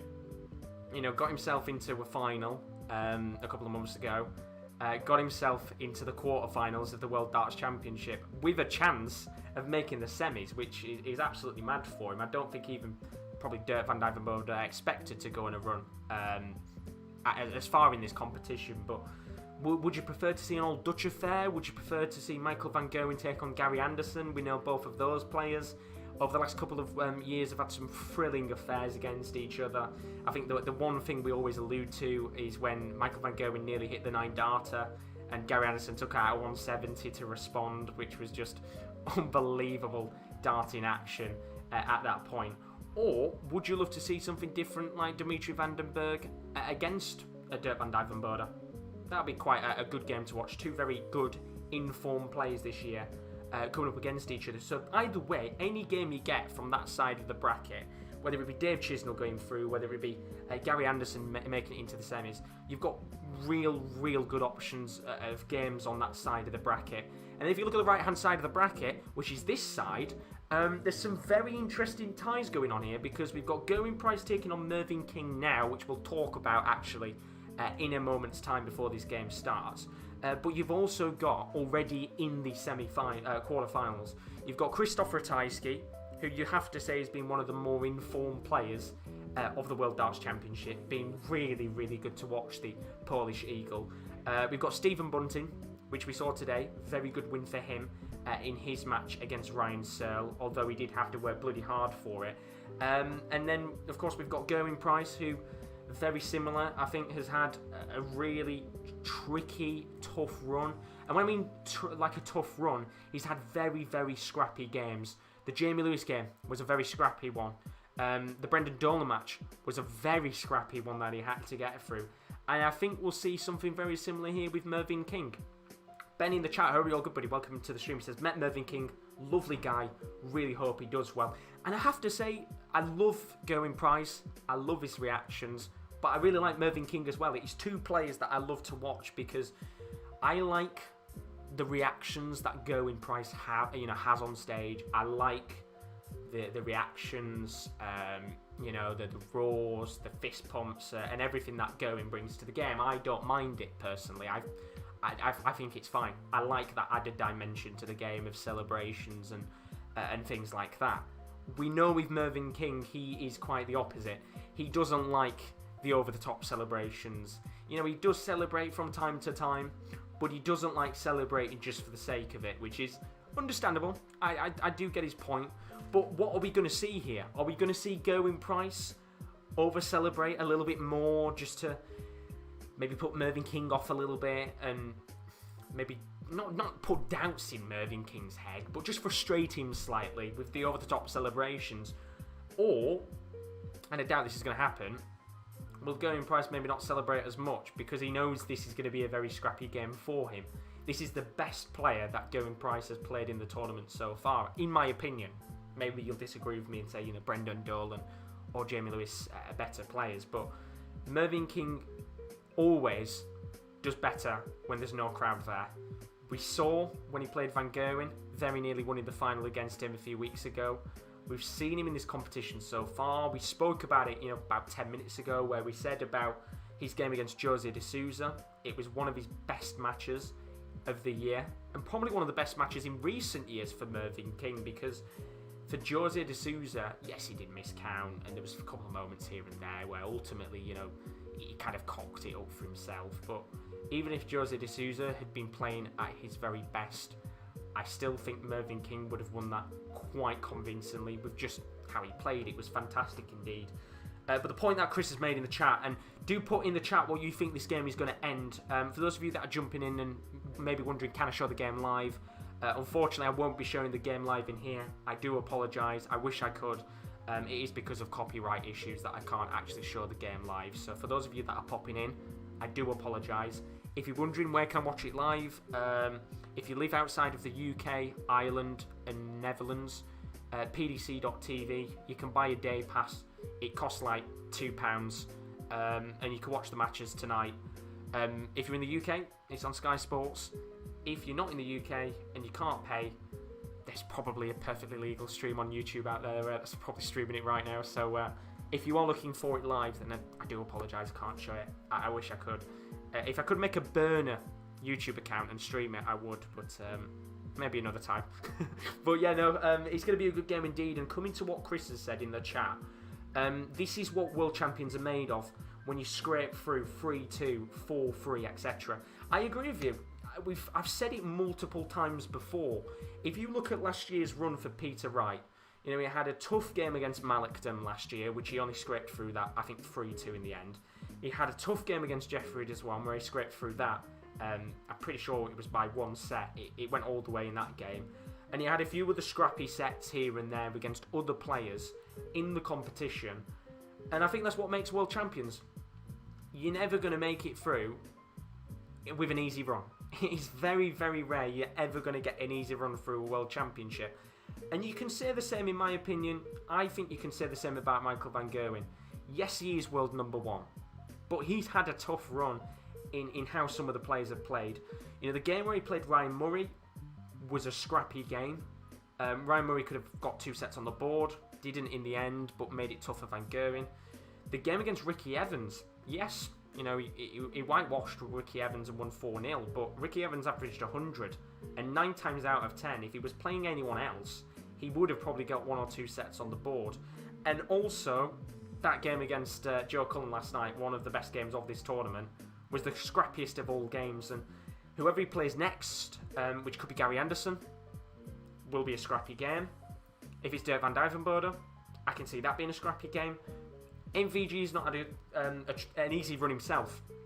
And I think for any player at this stage going through, they will have played some tough games. And Gerwyn Price is one of those that definitely could make it to the final. I said a few weeks ago, my prediction was Gerwyn Price versus Michael van Gerwen in the final. It's looking like it could go that way, but don't count out Mervyn King. Because if you haven't seen him play so far, he's been bloody fantastic to watch. And this is a real contrast of playing styles in terms of, well, not playing styles, in terms of how they react on stage, which is what we're about to witness in a moment. But Ben in the chat saying 100%, Price will go over the top and King will remain calm. He's recently changed his darts with more grip and changed the setup of stems to longer length, working really well for him. And yeah, he said it before, didn't he, in the interview? I think it was after the Jose game. You know, he's changed his grip and his setup. I think he said he tends to put a little bit more power in his darts, and it's working for him perfectly. And that game against Mervyn King, for me, is actually one of the more enjoyable performances I've seen of the World Darts Championship so far, because everything seemed to be clicking perfectly at the right time for Mervyn King. And he is one of those players that, you know, downplays himself a bit. You know, came out of that Jose game and he had the interview on Sky and they said, you know, it's one of your better performances in the last couple of years. And it was kind of like, no, it's not. It's just an average performance for me. And it was. It was a great game for him. But we're now underway with this game. Price taking on King once again. For those of you looking for a live stream where you can actually watch the game, I do apologise, I can't show it live. So if you're looking for it, then I do apologise once again. But if you're looking for just reaction to the game, then do stick about, because we've got plenty of action still to come tonight, including Dave Chisnall against Dimitri Vandenbergh. And I see Danny's in the stream. How you doing, buddy? Are we all good, pal? Hope you had a good Christmas. Thank you very much for joining us, as always, you legend. Good to see the regular faces back in stream, because we haven't got a game tomorrow night. In fact, we haven't got a single match of darts going on. It's a day off tomorrow, which is a shame, but I don't mind it. Gives me a little bit of time to relax, which is always good indeed. So, King down to 3-4-1 after his first 3 darts. Price down to 2-6-5 after 6. Should be a very good game indeed. Let me just get rid of that one there and put the score on.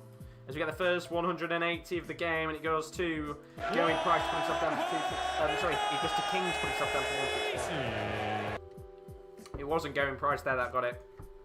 It was Mervyn King.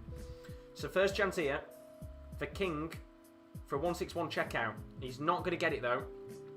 And in terms of my prediction for this game, the man with no name, I'm going to go 4-3.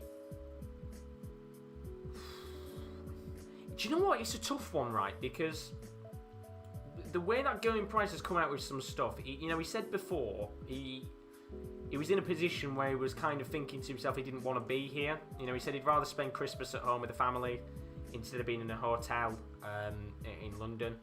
He's not looked majorly convincing in games. I can see Mervyn King winning it. And do you know what?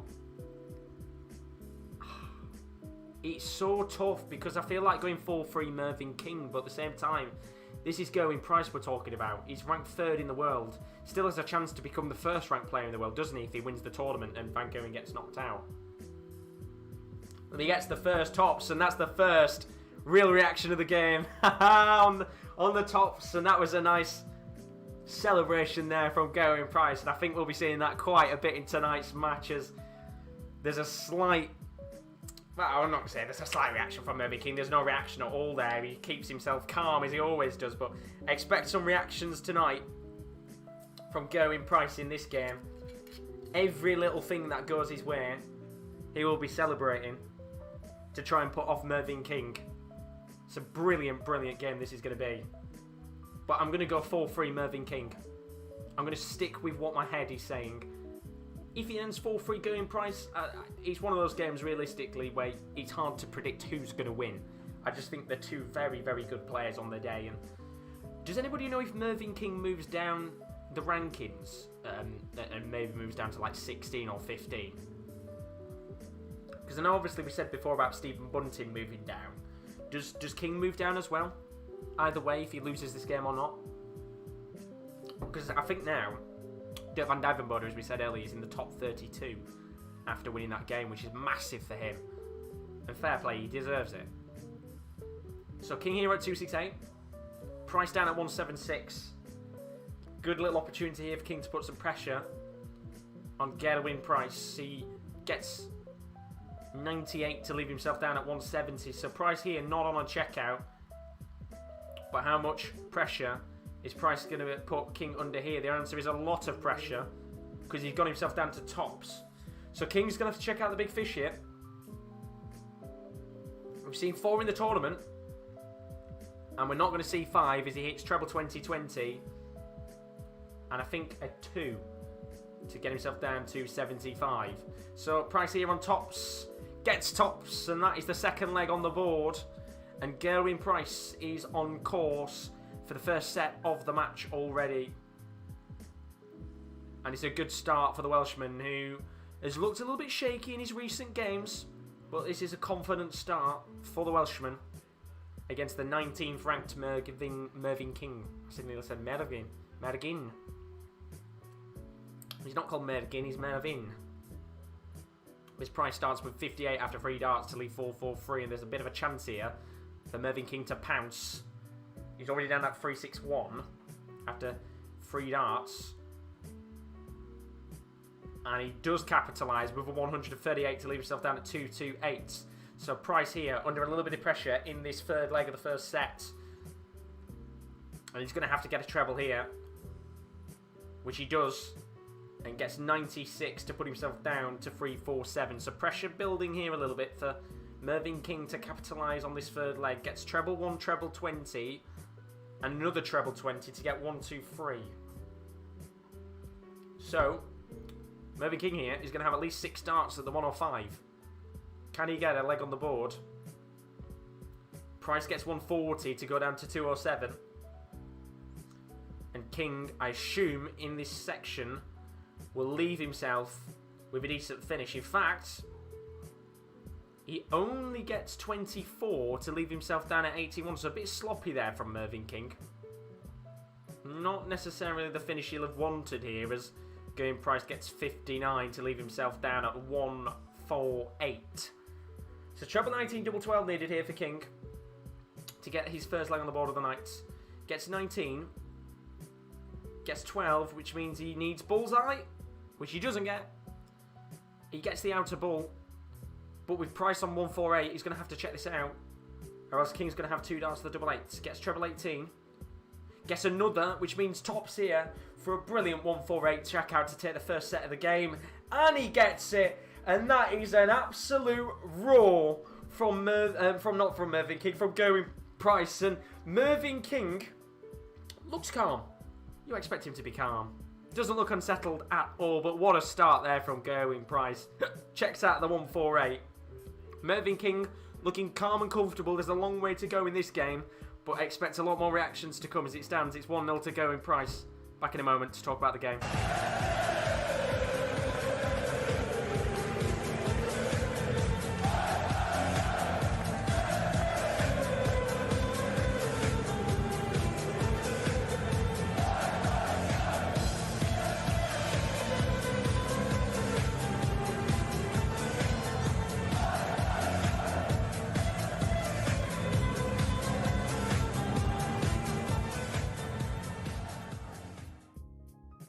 Set number 1 is done and dusted in this game between Gerwyn Price and Mervyn King as it currently stands.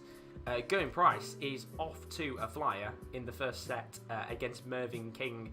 We'll talk about that in a moment, but if you are new to stream and you've enjoyed the watch along so far, we're about nearly 2 hours into tonight's watch along. If you have enjoyed it, then don't forget to leave a like and a subscription as always on the channel. It is very greatly appreciated.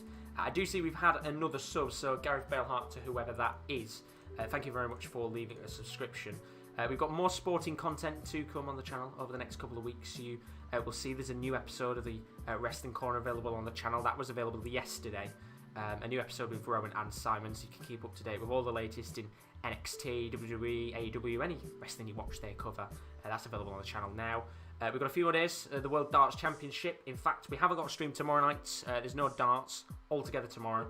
So I'll be back on January the 1st in 2021 for our first stream of the darts and first stream of the new year. Hopefully it's a better year, fingers crossed, for everybody in the world.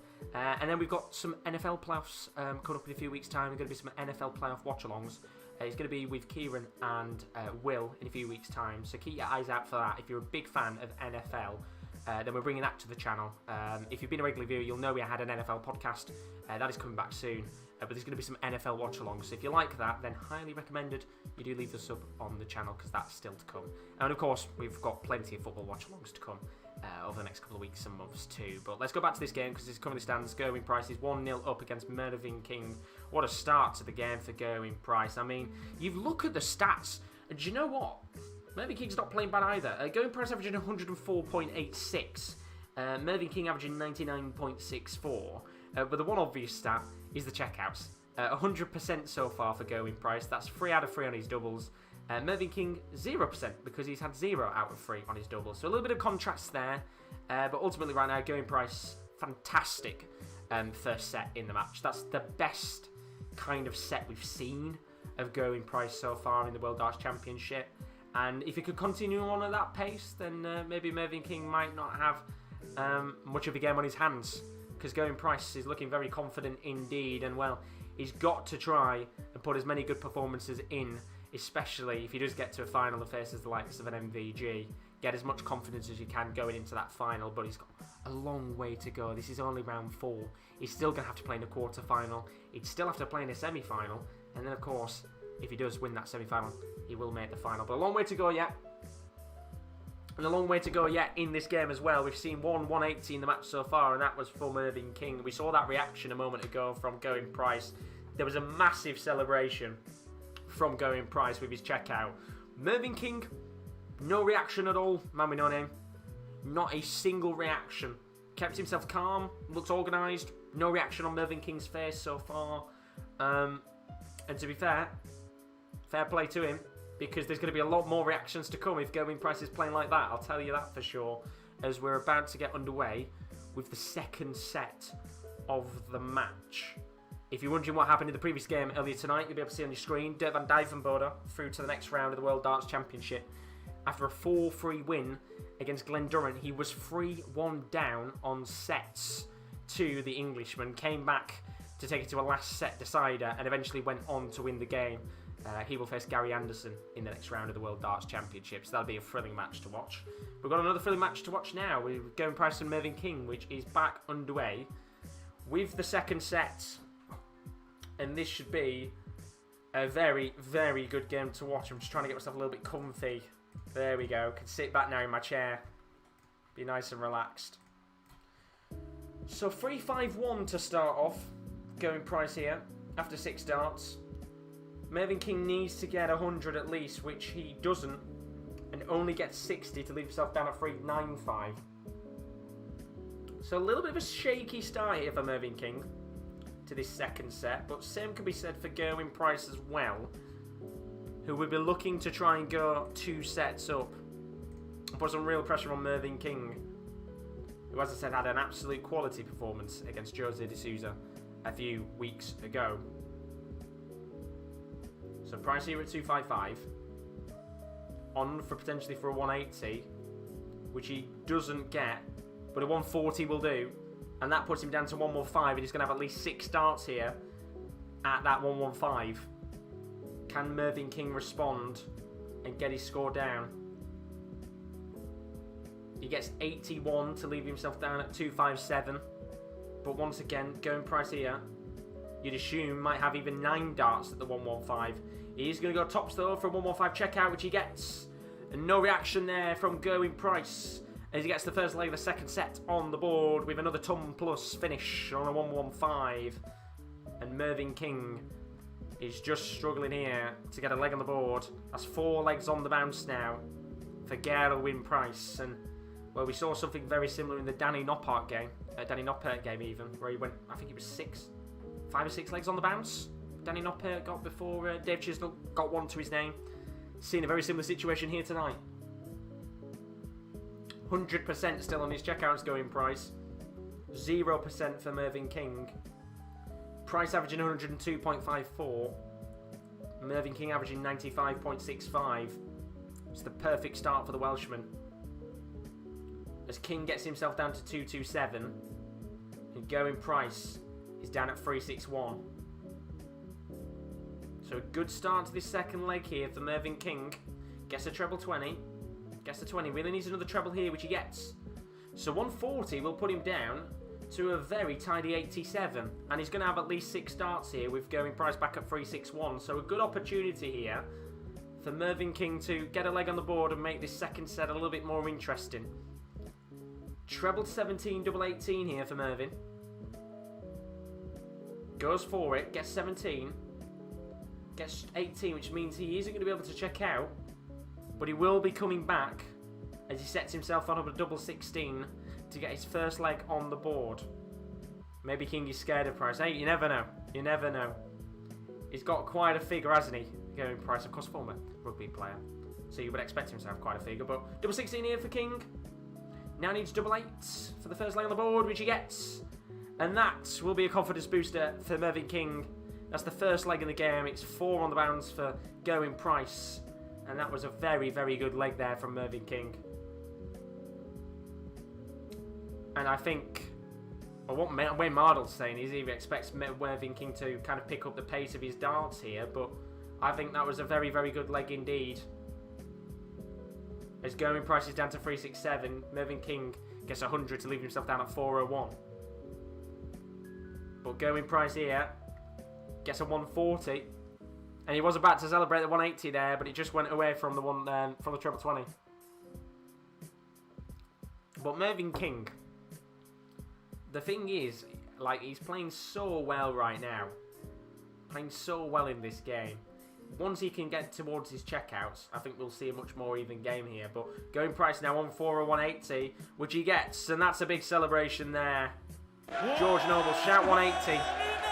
There we go, that's what we love to see, is another big reaction comes from Gerwyn Price. But Mervyn King here, going to respond with a 140. But Gerwyn Price down here at 47. He's going to have at least 6 darts here in it. Gets the 7, so 2 darts at double 20. Now 1 dart at double 10 for Mervyn King, and for Gerwyn Price even, and he gets it. And that's a 2-1 leg lead in his second set for Gerwyn Price.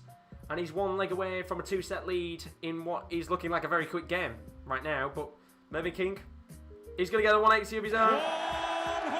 Perfect start to this 4th leg of the second set with a 180. Just to put Gerwyn Price under a little bit of pressure, which he does very well to match with 137. So a good score there from Gerwyn. King gets another treble 20. And he doesn't get another one. I thought maybe there we had a little opportunity at a 9 darter, but a 140 will be good enough to match the 180. And Mervyn King down at 181 already after 6 darts.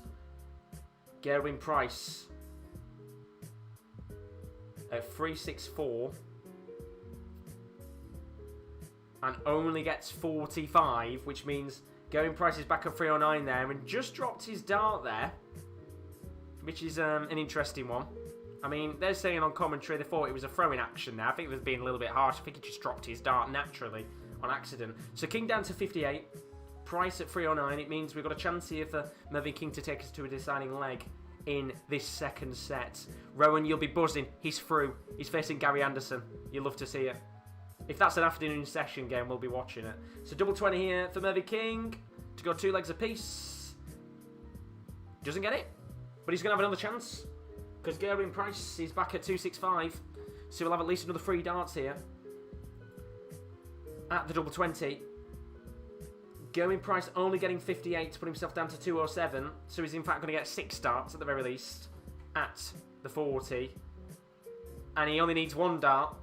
And Mervyn King makes it 2 legs apiece in this second set. And this is a crucial moment in the game because Gerwyn Price here could go 2 sets up against Mervyn King. Or will we see it go 1 set apiece? And I would have to say 1 set apiece is probably the deserved scoreline in this game so far. Very good start for Gerwyn Price in that first set. But Mervyn King now just starting to get into his own a little bit here.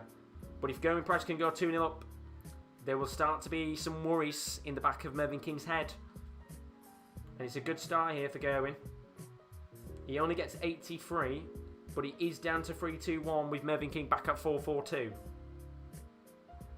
Can he get himself a 140 or 180? Gets treble 20. Gets another one. Mervyn King here for a 180. He'll go for the 19 and gets 177 to leave himself down at 265. Perfect timing from Mervyn King here. Hitting the high tons at the right time. Gerwyn Price though, not too far behind at 283 Gerwyn Price. Mervyn King at 265. And this is a real opportunity now. Mervyn King getting 96. Gets himself down to 169. He isn't going to be checking out. So Gerwyn Price here, if he can get himself a ton plus, which he potentially could, and does, gets 137, I think, to leave himself down at 146. So he's going to have at least 3 darts here, as Mervyn King can't check out on the 169. How much pressure can he put Gerwyn under, though? The answer is quite a lot. Gets 137 Mervyn King, so he's down to double 16. So the 146 is going to have to be taken out here from Gerwyn Price. Gets the treble 20. Gets a 20, which means he's not going to be checking it out. And Mervyn King with a chance at the double 16 to make it 1 set apiece. Can he get it? Big moments in the game early on here. Double 16 needed for Mervyn King. Now 2 darts at double 8. Double 4. And he gets it. And that's a big moment in the match. And, well, we saw a reaction for that first set for Gerwyn Price when he got the first set on the board. There was no reaction at all from Mervyn King. Not even a smile on his face. No movement in reaction there from Mervyn King as he goes into the break. 1 set apiece. You have to say, with the way that that set was being played, it was deserved. And we're in for an interesting game here. Gerwyn Price 1, Mervyn King 1. We'll be back in a second to talk about that set. We've got another good game in our hands. 1-1.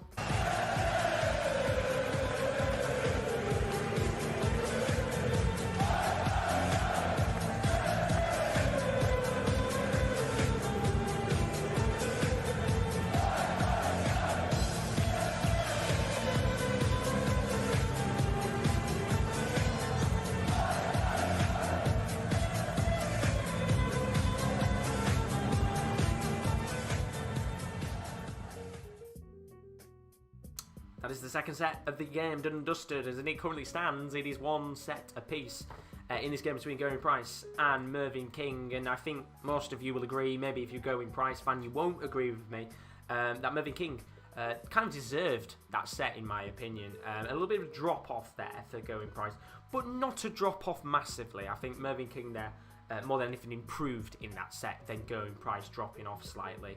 In terms of that second set on its own, Mervyn King averaged 98.71. Gerwyn Price only averaging 89.45, which he did average 104.86 in that first set. But realistically, you weren't going to be able to keep going on your checkouts at 100%, if we're being honest. In terms of the checkouts in that second set on its own, Mervyn King only 37.5% on his checkouts. That's 3 out of 8 on his doubles. Gerwyn Price 66.67%, which sounds impressive, but that's 2 out of 3 on his doubles. Haven't really had many opportunities in that second set to really go with the doubles in the match so far. In terms of the overall averages of the game, Gerwyn Price is averaging 95.53, so a little drop off there from that first set. Mervyn King averaging 99.09.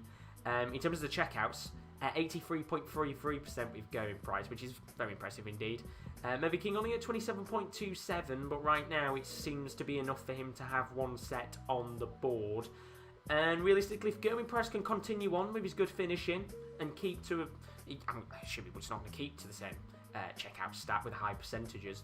But realistically, if he can keep above the 50% mark, if Mervyn King lingers around that 25-30%, you would expect Gerwyn Price to go on and win this game. But Mervyn King coming into his own there, certainly showing a bit of a stride, a little bit of a quicker pace, I think, as well in that second set than he was in the first. And we're on for another interesting game today, which if you didn't see the other game beforehand and you're wondering what happened in that game, you'll have seen Dirk van Duijvenbode is going through to the next round. He faces Gary Anderson after coming back from 3-1 down on sets to win 4-3 against Glen Durrant in what was an interesting game. It was a good game to watch, but both players really struggled on their doubles at points. And as I said before, Dirk van Duijvenbode will be facing off against Gary Anderson in the next round of the World Darts Championship. But if you've enjoyed this watch along so far, then don't forget to leave a like and a subscription as always. It is very greatly appreciated. And if you haven't enjoyed it, then don't forget to leave a dislike. It does, of course, give us a bit of an idea of what you guys do like and dislike. And of course, do tell us how we can improve on the channel as well. Because, you know, if you put a dislike, always tell us how we can improve. Because we always want to try and improve on the channel as always. But Gerwyn Price needs to improve a little bit from that second set. Because as it stands, it is 1-1 in this game. And I think even Gerwyn Price will look at that second set and think that was a real shocker from the world number 3, as Mervyn King was allowed quite a few opportunities at the doubles, and although he wasn't impressive on the checkouts percentage, he is still equal in this game, one apiece, as both players are back out onto the oche. And we are underway with the third set of this game, one apiece as it currently stands. It's a weird one though, because you look at the percentages of the doubles and you think to yourself, well, how can Mervyn King have one set to his name if he's only got 27% of his doubles? But he's had just more opportunities in general. Only 6 chances at doubles for Gerwyn Price, 11 chances at doubles for Mervyn King, and realistically, I say he's made the most of the chances, but technically it'd be Gerwyn Price that's made the most of the opportunities in the match with his doubles. But Gerwyn Price here at 4-0-1, Mervyn King at 3-0-1. It's a very, very tight game, this one. Gerwyn Price got some improving to do, but Mervyn King does as well. I'm not going to say it's all down to Gerwyn Price here, because Mervyn King's got to improve on his finishing. Gerwyn Price doesn't need to improve on his finishing, he needs to improve on his scoring. So Price at 2-0-4, King at 1-6-1 here. A good chance here for Mervyn King to have 6 starts of the 1-6-1 and have a real opportunity to potentially, for the first time in this game, take the lead in the match, although I don't know how long he'll have that lead for. So King at 1-6 here. Gerwyn Price at 2-0-4. Gets himself 135 to put himself down at 69, which means King is going to be under a little bit of pressure here to check out the 106. Gets the treble 20. Now needs 14 for 1 dart at the double 16, which he will get. And he only needs 1 dart at the double 16 because that is a brilliant 106 checkout from Mervyn King. And he's in the lead for the first time in this game. And once again, no reaction from Mervyn King. He's cool, he's calm, and he's collected as Gerwyn Price rocks in a 140 to start this second leg of the third set. And I don't think we'll be seeing much reaction from Mervyn King at all. In fact, I think the only way we'll see any reaction from Mervyn King is if he hits a 9-darter, but I assume he'll try and do an even worse impression of James Wade from yesterday morning, when he hit a 9-darter, of course, against Stephen Bunting.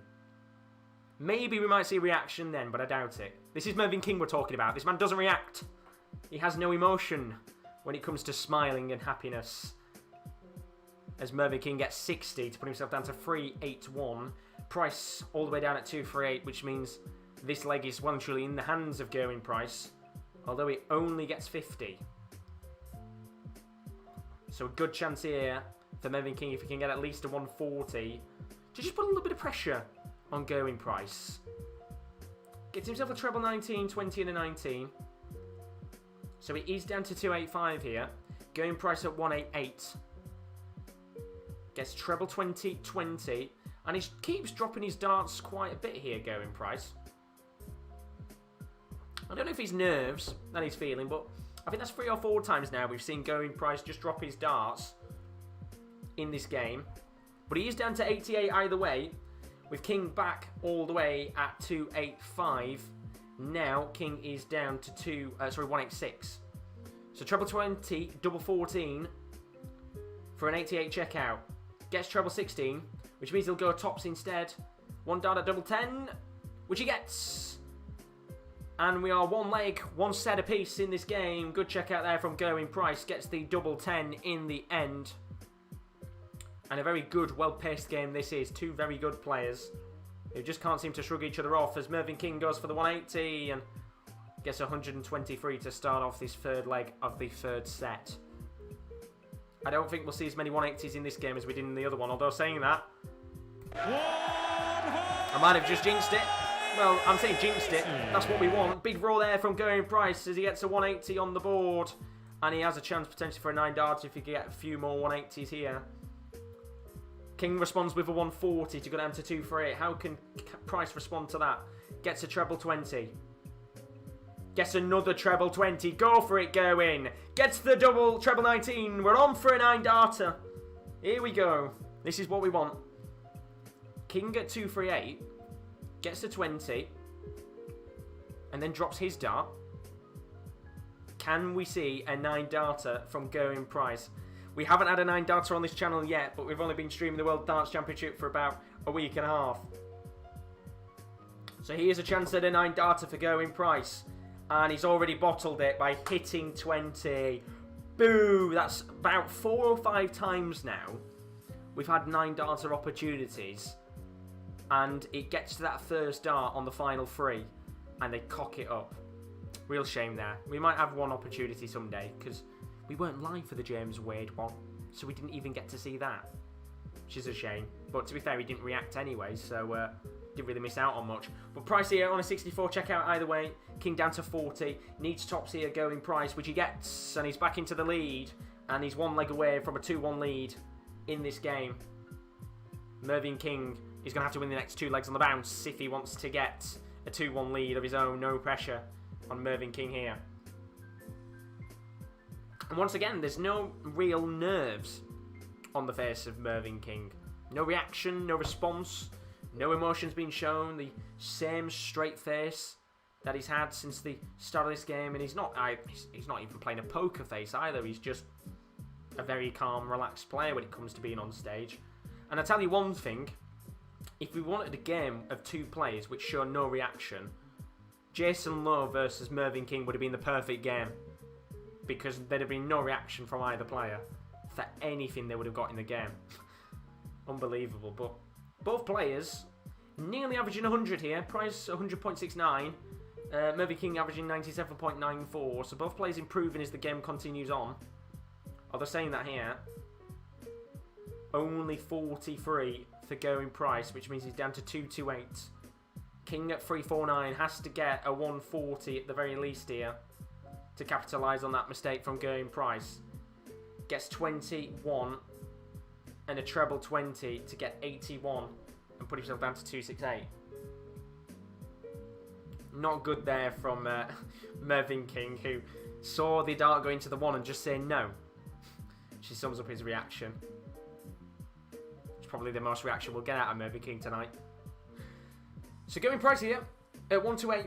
Mervyn King at 268. Another good chance here for Gerwyn Price to go 2-1 up on sets in this game. Treble 18, treble 14, double 16. He doesn't have to go for it though. Although he's got a chance here. 2 treble 20s, which means double 4 for a 128 checkout, which he just won't get. But he will have at least 3 darts at that double 4. Maybe even 6, depending on the score of Mervyn King here, who's back at 244.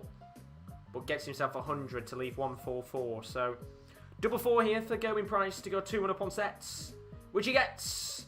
And there's a 2-1 set lead for Gerwyn Price in this game against Mervyn King, and he's looking a little bit more confident in this game now. No reaction though there from Gerwyn Price. Not a roar, not an ounce of emotion, because he knows that Mervyn King is certainly giving him a bit of a tricky task. But there's a long way to go in this game for Mervyn King. He will still believe he can get back in this match just as much as Gerwyn Price will believe then he can keep going in this game and maybe win this game, you know, 4-1 or 4-2. But King's here starts with 140 with his first 3 darts. 137 for Gerwyn Price there, puts himself down to 248. Good response there to the 140 of Mervyn King. He's got to try and get a 140 of his own here, Mervyn King again, which he doesn't. But 100 might be enough to just keep in close bay of Gerwyn Price's 248 with Mervyn King at 261. Price here though gets 100, so he's down to 148 and then a checkout, which he'll have at least 3 darts at here. How can King respond to the consistent score? 20, treble 20, and another treble 20, so a 140 there will put King down to 121, and Price here going to have to try and check out the 148, gets 18, gets treble 20, and gets treble 10, which means he will be down to tops finish if King can't check out this 121. Gets the treble 20, now he's treble 11. Double 14 for a 121 checkout, and it's just a whisker away from the double 14.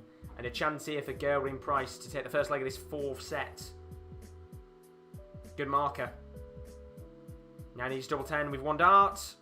And gets it, and that's a big roar there from Gerwyn Price. And Mervyn King, still no reaction on his face to the man with no name. Big roar there. Maybe a slight eyebrow raise from Mervyn King with Gerwyn Price's roar. But literally the most reaction we've had so far, the man with no name, as he rocks in a 180. He's one of his darts went into the 1, and he just said no. That's it. He literally just went no. That's the most reaction we've had of the game so far. But Mervyn King here at 3-2-1, of course, 180 a moment ago. Gonna get 20 here, so no 9 darter opportunity. Gets 19, treble 19, and gets another treble 19. So he's already down to 187 here after 6 darts. And you would expect here Mervyn King to make it 1 leg apiece in this 4th set of the game. And it looks like we're on for another, I won't say nail-biting affair, but another close affair between 2 very good players in the World Darts Championship. So Gerwyn Price 347, Mervyn King gets 89 to leave himself down at 98. And he's going to have at least 6 darts here at that 98. As Gerwyn Price, he's all the way back at 252. So treble 20, double 19 for Mervyn King. Gets the 20. Gets the 18. So he won't be checking out in this situation. And a sloppy dart there at the 1 means he's going to be at 59.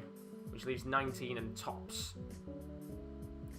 Very sloppy darts there. And I think that was a... You can see a little bit of reaction from Mervyn King there. A shake of the head of him launching the dart at the 1. So 19 double 20 here for Mervyn King to make it 1 leg apiece in this game, and he gets it. And well, it was a slight reaction there from Mervyn King at the dart going into the 1 there. A little poor mistake from him in the end, but it pays off as he makes it 1 leg apiece, with Gerwyn Price still 2-1 up in this game. No drama there for him at the very least. But Gerwyn Price here, I think I would probably have to say that both players are playing a little bit sloppy here. Gerwyn Price is, you know, he's playing alright. Mervyn King's playing okay, but I wouldn't say neither player here is playing good. You know, good darts here. Both just a little bit sloppy right now at the hockey. I'm not going to say this is exactly a classic match to watch, but it's a very scrappy game. Could we see it go all the way?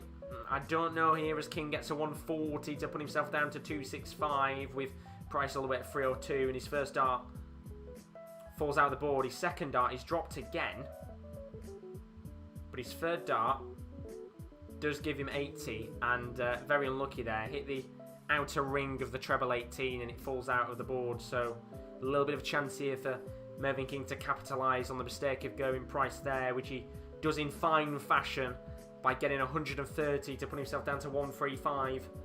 Gerwyn Price back at 222. But he responds very well and gets himself down to 126. So good chances in this game now for both players to get a leg on the board. Outer ball for King means needs treble 20 ball, which he's not going to get. So Price will have a chance at the 1-2-6, which he's going to have to take out. 2 treble 19s and a double 6 needed. First one doesn't hit it. Second one doesn't hit the treble 19 either. And 86 will leave Gerwyn Price at top. So 72 for Mervyn King. Treble 20, double 6 required to make a 2-1 on legs in this fourth set. And he's going to get double 12. And that's a good 72 checkout there for Mervyn King. There's a chance here for him now to go 1 leg away from making it 2 sets apiece. With Gerwyn Price having to win the next 2 legs on the bounce if he wants to go 3-1 up. So a very good opportunity in this game for Mervyn King to make it 2 sets apiece. It's a good tussle, this one. Not the most enjoyable in terms of how both players are playing, but another good tussle. Can't seem to shrug each other off. Very similar to the Clemens game yesterday against Ratajski. Neither player able to really shrug the other one off, you know. Both of them having a little dip at times, and then the other player taking advantage, and then it's vice versa. You know, the other player also dropping, you know, some darts here and there, and allowing the other player to get back into the game. But the set average there in set number 3, 90.8 for Mervyn King, 107.5 for Gerwyn Price. So you can see very slightly a little drop off for Mervyn King, but in that third set. In the fourth set, he's averaging over 100, which is much better for him here. But we could be going to a last leg decider here, because Gerwyn Price at 261. Mervyn King, though, does very well to get a 140 to put himself down to 164, so he's going to have at least 3 darts here. But Price can put him under some pressure. But only gets 97, I think, to leave 164. So both players here matching on the scores. What can Mervyn King do here? Gets 20, which means he's not going to be able to check out, and leaves himself only down at 108, and that's a little bit of poor board management, because now Gerwyn Price with a chance at the 164 himself, 20, he's not going to get it, but he can leave himself with a good finish, which he does. So Gerwyn Price down to 36, Mervyn King all the way at 108. He's going to have to check this out here.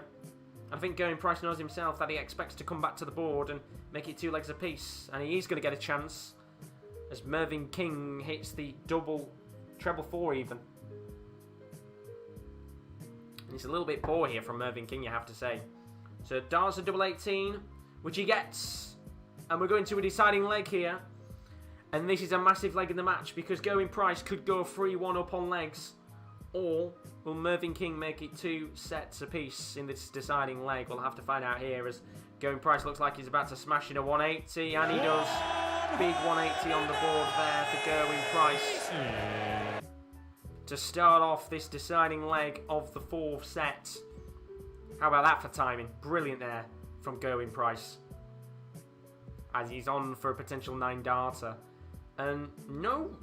Do you know, there's not been much reaction from Gerwyn Price. There's been big moments of roars here and there, but I think he knows here he's in a little bit of a tussle against Mervyn King, and doesn't seem to be reacting as much as he usually does. Whether that's a tactical ploy or whether he's just going to wait a little bit later on in the game as Mervyn King looks to get a 180 of his own and gets a 140 to put himself down at 301. Can Price respond in a similar fashion? Gets a treble 20-20. And gets a 140 of his own. And there's a little fist pump there from Gerwyn Price, but no roar from the Welshman. Mervyn King, though, here at 301. Wants the 180. And gets 129 to leave himself down at 172. So a chance here for Gerwyn Price at the 151. He's not going to check it out, but he will be coming back at the very least. And only gets 58 to leave himself down at 93. So a good chance here for King to try and leave himself on a much better finish and kind of do what Gerwyn Price did to him in the previous leg before. Treble 20, treble 1 and 19 will only leave Mervyn King at a 90. So 93 checkout here for Gerwyn Price. Double 18 needed after hitting the treble 19 for a 93 checkout for a 3-1 lead.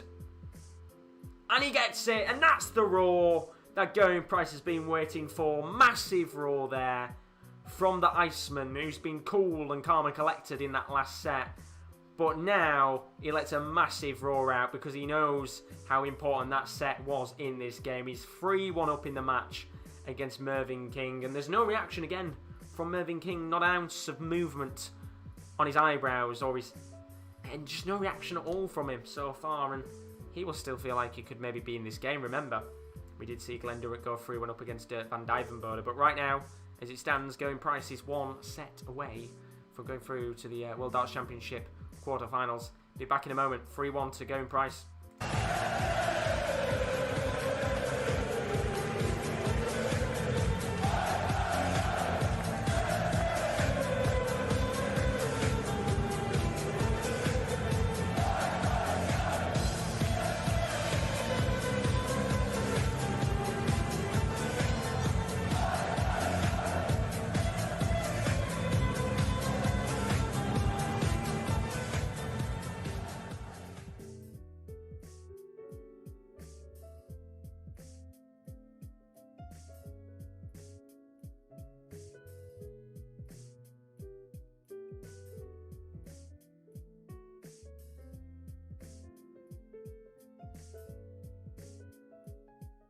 So, Gerwyn Price, 3-1 up in this game, looking calm and comfortable to potentially get himself another big victory in his World Darts Championship run. And you have to say, I personally think this has been a little bit of a sloppy game. Both players averaging quite well. 98.87 for Gerwyn Price and 99.28 for Mervyn King. It's not bad averages. The checkouts, 64.71 for Gerwyn Price, that's 11 out of 17. 40% for Mervyn King, which is 6 out of 15. I just feel there's a little bit of sloppiness, in this game. Mervyn King averaged 106.43 in that last set there. 66.67% on his checkouts, that's 2 out of 3. As for Gerwyn Price, 60%, 3 out of 5 on his checkouts. Averaged 97.41 in that last set, Gerwyn Price. It's a weird one because both players, if you look at the stats of the match, don't feel like they're playing bad. And the stats kind of back them up to a certain extent. But it feels to me, and I don't know whether people would disagree with me on this one and say, actually, it's a very good game, but it feels like a strange one. Gerwyn Price not reacting as much as he usually does. We see him kind of scream and shout a lot. He kind of seems to be leaving it until the set is done and dusted and he knows he's got it on the board. Mervyn King not showing many reactions, but in the moments where he's made little mistakes, he said something and muttered something to himself, and I do feel like both players are a little bit frustrated here. Mervyn King, I think, more frustrated than anything. I think this has been his sloppiest game of the tournament so far, which is mad to say. We're very nearly 100 average overall in the game. Gerwyn Price, I think, he knows here he's in a bit of a battle, but he's in the lead right now by 2 sets, and with a comfortable margin, he is potentially 1 more set away from going through to the quarterfinals of the World Darts Championship, which is all that matters to him. That's all he wants right now, and it's just one of those, isn't it, right now, where as much as the stats are making it look like a good game, I think both players will be a little bit frustrated with how this game has panned out so far. But we've got one more game still to come tonight. Dave Chisnall taking on Dimitri Vandenbergh. Going to be a good game, that one. 8th versus 9th ranked players in the world. That should be a really good match to watch. But we've still got a little bit of time left in this game. Are we going to see another comeback? Remember, Dave van Duijvenbode, he was 3-1 down in his game earlier on tonight. He came back and won it 4-3. Mervyn King has got to do the same thing here, or else Gerwyn Price will be going through to the quarterfinals of the World Darts Championship with both players back out onto the oche for what could be the final set of this game, depending on how Mervyn King reacts. Will he do it though? That's the question. It's going to be a nervous game indeed, as both players very nearly averaging 100 in this game. Players have been 2 sets behind many times and have come back. Exactly, they have. They have indeed. I just feel like Mervyn King will be a little bit frustrated with how he's played in this game. And I feel like Gerwyn Price will be as well. As much as he's 3-1 up right now, I think there'll be a little bit of frustration here and there for both players, which is weird, because they're both averaging nearly 100. But maybe it's just how I'm feeling about this game. I don't know if anyone will agree with me. Maybe other people think this is a brilliant game right now, and I'm just in cuckoo land. But Mervyn King here on for a 180. gets a 140, but he is averaging now 100.46, which is very good for him indeed, as he's down to 124 with Gerwyn Price back at 261. But there's a good opportunity here for a 180 for Gerwyn Price, which he gets. Big 180 on the board. And that puts him down to 81. Mervyn King at 124. He's going to have to check it out here. Gets treble 2011, which means he's not going to check out. And Gerwyn Price has a chance here to check out 81 to put himself 2 legs away from the quarterfinals. Gets 19, means he needs 12 for the bull, which he gets. Bullseye, just wide of the mark, gets the outer bull, which means Mervyn King will be coming back here for a tops checkout on double 20. He's got 3 darts. Now needs double 10. Now needs double 5. And doesn't get it, and that's costly now, because if he does come back, he's only going to have 2 darts at the double 2, as does Price have 2 darts at the double 12 here. Now he needs double 6, and gets it, and that's a big leg on the board for Gerwyn Price against Mervyn King, because it now means he's 2 legs away from the quarterfinals, and hold a throw as well for Gerwyn Price, which is massive for him, as he knows he's a few steps closer to a potential World Darts Championship dream. And now we're starting to see some reaction here from Mervyn King. A few shakes of the head. We didn't see that a few sets ago, did we?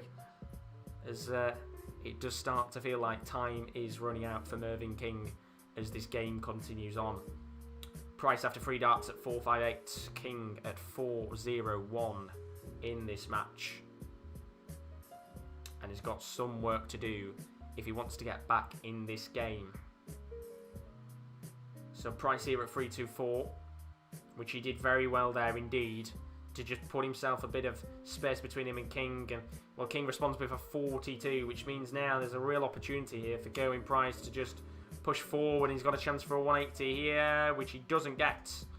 But a 140 will be good enough to put himself down into 184 and very near to check out territory. Can King respond though? He's on for a 180 of his own, and he gets it. 180 on the board there for Mervyn King, and he's down to 179 in a set where Gerwyn Price probably thought he had a chance to win it. He's now got a bit of pressure on him. But a good response there means that Price is down to 50, and he's going to have at least 3 darts here to put himself 1 leg away from a quarter-final. And this looks better from Gerwyn Price at the perfect time. Gets the 18, which means he needs... Oh no, sorry, he didn't get 18. He's going for tops here. 1 dart at double 10. And he doesn't get it. And it's a big chance here for King to make it 1 leg apiece in this 5th set. If he can check out the 45. Gets the 13, double 16. First dart. Good marker. And he doesn't get it, which means now a chance here for Gerwyn Price at the double 10 to put almighty pressure on Mervyn King. First start just a little bit low, but a good marker. Now needs double 5 and doesn't get it. And now Mervyn King has a chance at the double 8 for what has been a pretty poor leg from both players on finishing. And Mervyn King capitalises and gets the double 8 to go 1 leg apiece in this 5th set of the match. And he needs these next 2 legs, or else Gerwyn Price will be going through to the quarterfinals. Half time in the Liverpool game, 0-0. Unlucky, unlucky. He's going to take a scrappy win in this one. Best of luck in that next 45. As Gerwyn finds himself here having to get at least a 140 to match the 135 King got for his first 3 darts. Gets 101 to leave himself down at 400. Not a bad start from Gerwyn Price there. But Mervyn King here under the pressure more than Gerwyn is. King with a 99 to put himself down to 267. With Gerwyn Price at 400. And that is a bit sloppy there from Gerwyn Price. 59 now means King has a chance here to put himself a real good opportunity of going 2-1 up on legs and a chance of maybe going 3-2 on sets. But he doesn't capitalise and only gets 45. That's really poor from Mervyn King. And now Gerwyn Price with a chance at a 180 gets a 140 And that's good enough for him, because it puts him around the same score as Mervyn King. Price at 201, King at 222. And there's some real pressure now for Mervyn King here. Gets treble 20, 20, and 20 to make 100. So he's down into checkout territory here, but how much pressure is he going to be under by Gerwyn Price? Gets a treble 20. Gets a 5, and it's not what he wants, because he only gets 85. And both players on a similar checkout here. King first with a 1-2-2. 2 treble 18s and a double 7. He's not going to check it out here, which means Gerwyn Price will be coming back at the 1-1-6 for potential checkout here. Gets 19, which means he needs treble 19 for tops for a 1-1-6 checkout. Oh, it's beautiful from Gerwyn Price. And there's some reaction from Mervyn King, a shake of the head, because now he's one leg away from going out of the World Darts Championship. Really, really good work there from Gerwyn Price to get that finish. And the pressure is on Mervyn King after getting 19, treble 19, and a double 20 even from Gerwyn Price there. Very good indeed. And it just feels like Mervyn King has lost a little bit of that drive in this game, and for all the momentum that was going his way earlier on, Gerwyn Price seems to have now got the momentum on his side, and he's looking much better than he has done in the last couple of games. So Mervyn King here at 401, on for a 180, which he won't get, but a 140 will do to put himself down to 261. Price, though, going to try and match the 140, which he does, and gets himself down to 258. Some good darts here from both players.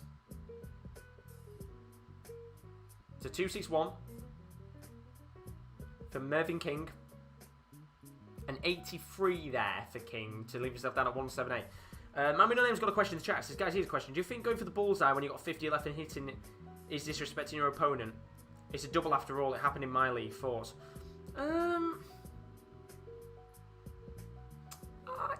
I don't really know. I mean, you don't really see it often, do you? To be honest,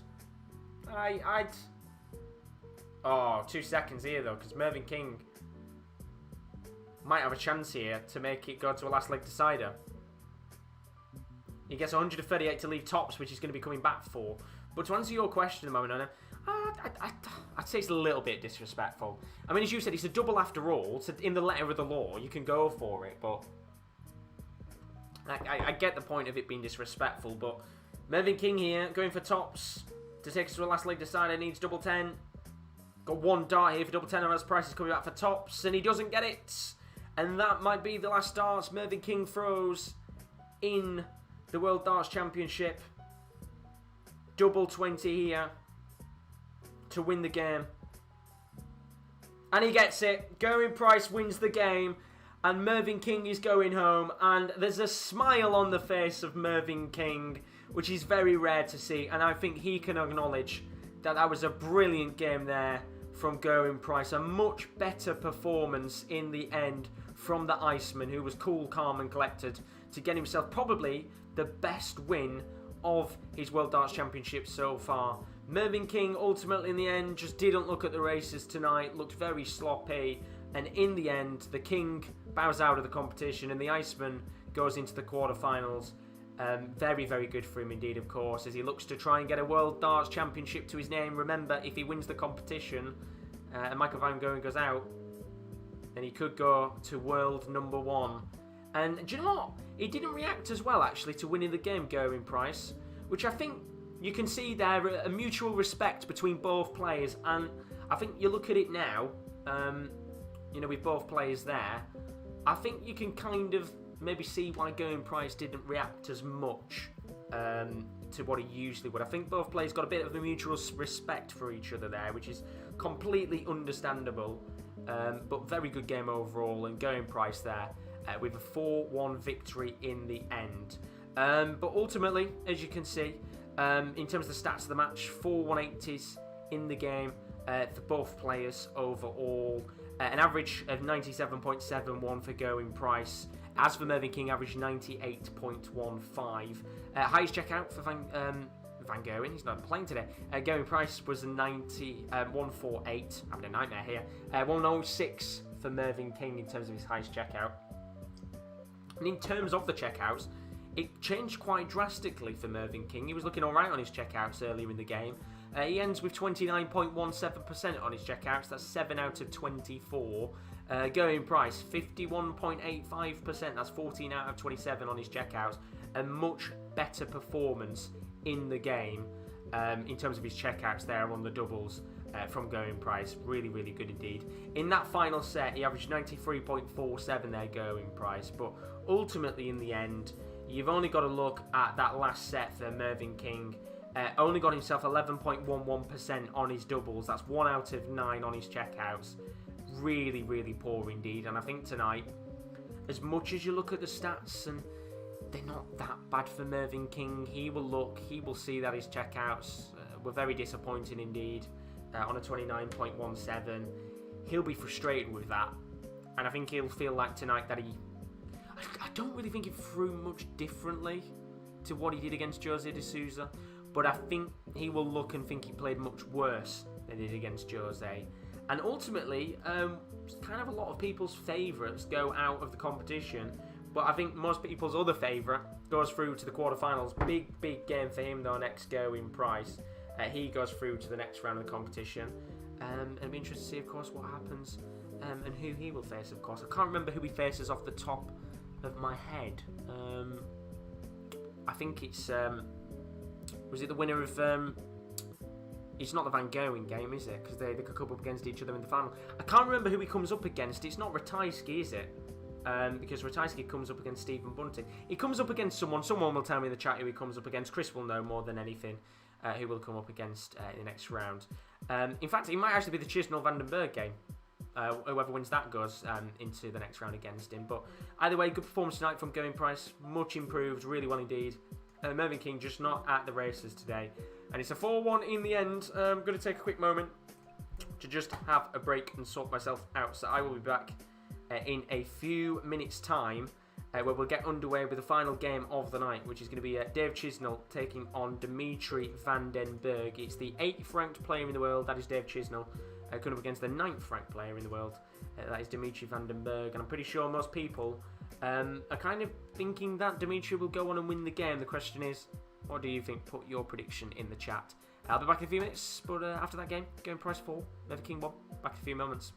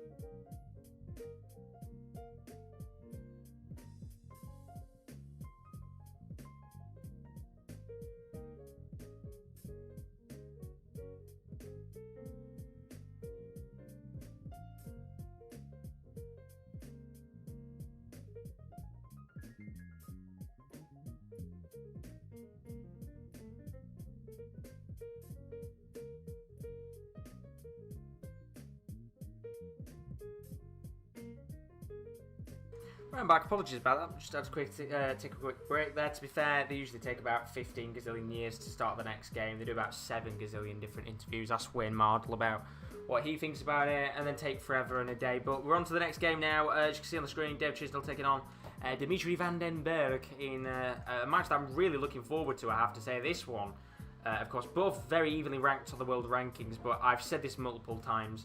Don't even acknowledge the world rankings anymore. There's no point. It's a waste of time looking at it at this stage of the competition at very least, because it goes out of the window completely at this stage. We saw Dave Chisnall last night. We watched him, of course, big Dave Chisnall. Played really good, actually, against Danny Noppert. It was one of those games where he started off really poor in the first 2 sets. Danny Noppert did look like he was going to maybe run away with things, and then he came to life. It was more his checkouts that he was struggling on, because he was doing really well in his scoring. But one thing he can't do tonight is do that against Dimitri Vandenbergh, because we've seen throughout this competition, and to be honest, we've seen it throughout this year, another one of those dart players where if there was an award for better players of 2020, Dimitri Vandenbergh would be right up there. The winner of this game gets the beautiful task of playing Michael van Gerwen in the next round. If I'm being honest, I'd like to see Dimitri Vandenbergh playing, but Dave Chisnall as well would be a very good test for him either way. But Dave cannot go into a match like this and play the same way as he did in those first 2 sets against Danny Noppert, or else he will find himself 9 times out of 10 giving Dimitri Vandenbergh every opportunity to capitalise. And we could easily be saying, Dimitri's 2-0 up on sets himself in a game like this. But either way, they're both players coming out onto the hockey here for the final game of the night. If you're new to stream, as always, do leave a like and a subscription. It is very greatly appreciated, as always. There is no session tomorrow night, or no session tomorrow at all. It is the last night of action in 2020 of the World Darts Championship, as Dimitri Vandenbergh comes out, and he's dancing again as he always does. The Maminone opponent, Dimitri's not a good dancer. I don't want to see him dance. Gonna make a cup before he comes on. Oh, you missed it. He's dancing now, the Maminone. He's going. He's boogieing. He's doing the dad dancing. Oh, he's shaking his bottom. Oh, he's going for it now. He's put the darts down. He's bopping now. He's bopping. There we go. Doing his typical dance as always. But he's a good darts player. Aside from the dancing, he's a very good darts player indeed. But as I said before, there's no session tomorrow at all. There's no darts on, which is a real shame. So we've got a day off tomorrow for New Year's Eve. Don't get too pissed. It should be a good day, of course, tomorrow for all of you celebrating New Year's. And then we'll be back on January the 1st for the first quarterfinals. Will be live from 6 o'clock for the 2 quarterfinals. Or is it? No, it is 2 quarterfinals going on tomorrow. Is Dave Chisnall going to dance? That is the question. No, Dave Chisnall will not dance. I'd like to imagine if it was a role reversal and Dave Chisnall did the dancing instead of Dimitri. Does Dimitri still have the leg brace on? He does indeed. What's wrong with his leg? I can't remember what happened, but he's had it on for quite some time now, and he was supposed to have surgery, but because of the hectic schedule with the PDC, he's literally had no time to be able to have any surgery, so God knows when it'll come off, because he's had it on for about 7 years now, hasn't he? And I think it looked like he did twerk there. It looked like he did twerk. Jesus Christ. Dimitri, what are you doing? Why are you twerking? Jesus Christ. Oh, no, I'll let him off, actually. I'll let him off there. That wasn't a twerk. He was just wiggling his bottom. It's alright. He can get away with it. It's still quite depressing, but he was wiggling his bottom there. But let's put the dancing aside, because we've got some darts on hand here. And he might not be the best dancer in the world, but he's a bloody good darts player. And it's scary how good Vandenbergh is. Such a good young player. Such an enjoyable player to watch. And I personally think here, we had a classic game last night. I don't think we'll get as good of a match here, but I think we might see a good game on our hands here. Both players with over 100 average is my guess.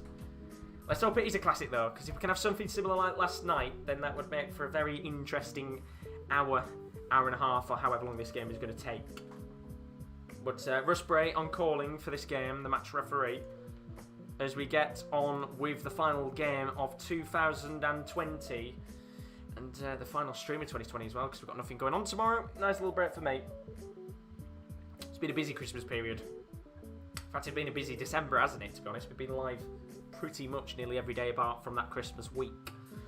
But Chisnall here started with 100, which means he's on course for my 100 average for the entire game. Do put your predictions in the chat for this game. I am going to say a 4-3 win for Dimitri Vandenbergh. I think it's going to be a close one.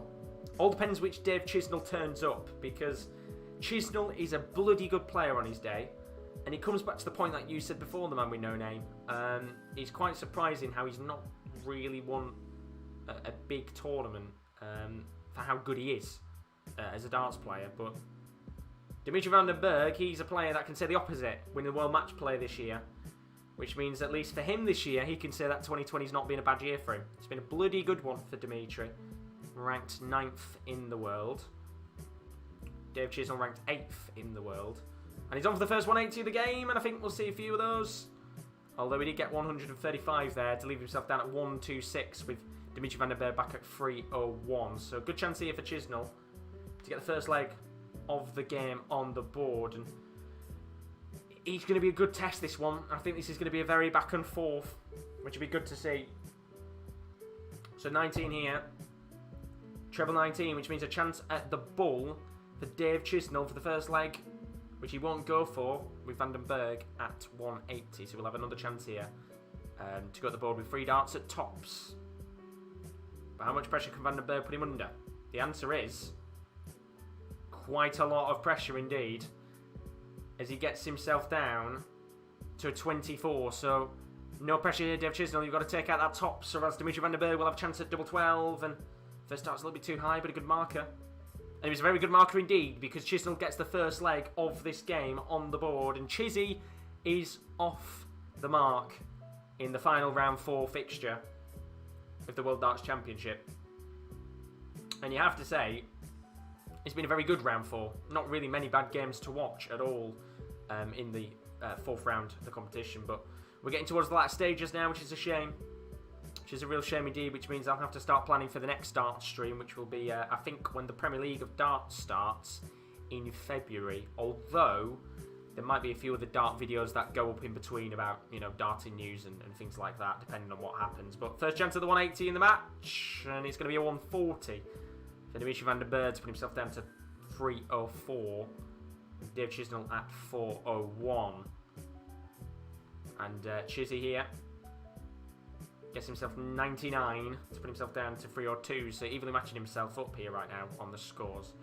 Vandenbergh should keep that knee phase on, made him even better. Yeah, to be fair, it has, as he goes for a 180, and he doesn't get it, but another 140 already in this game means that Vandenbergh is down to 164. Dave Chisnall at 302, and after hitting a 4, it means he's going to get at least, I think, 6 darts here potentially at his 124. With Chisnall back at 178. So 164 here, sorry, for Vandenbergh. He's not going to check it out, of course. And he needs to get a treble on the board here to leave himself with a good finish, which he doesn't.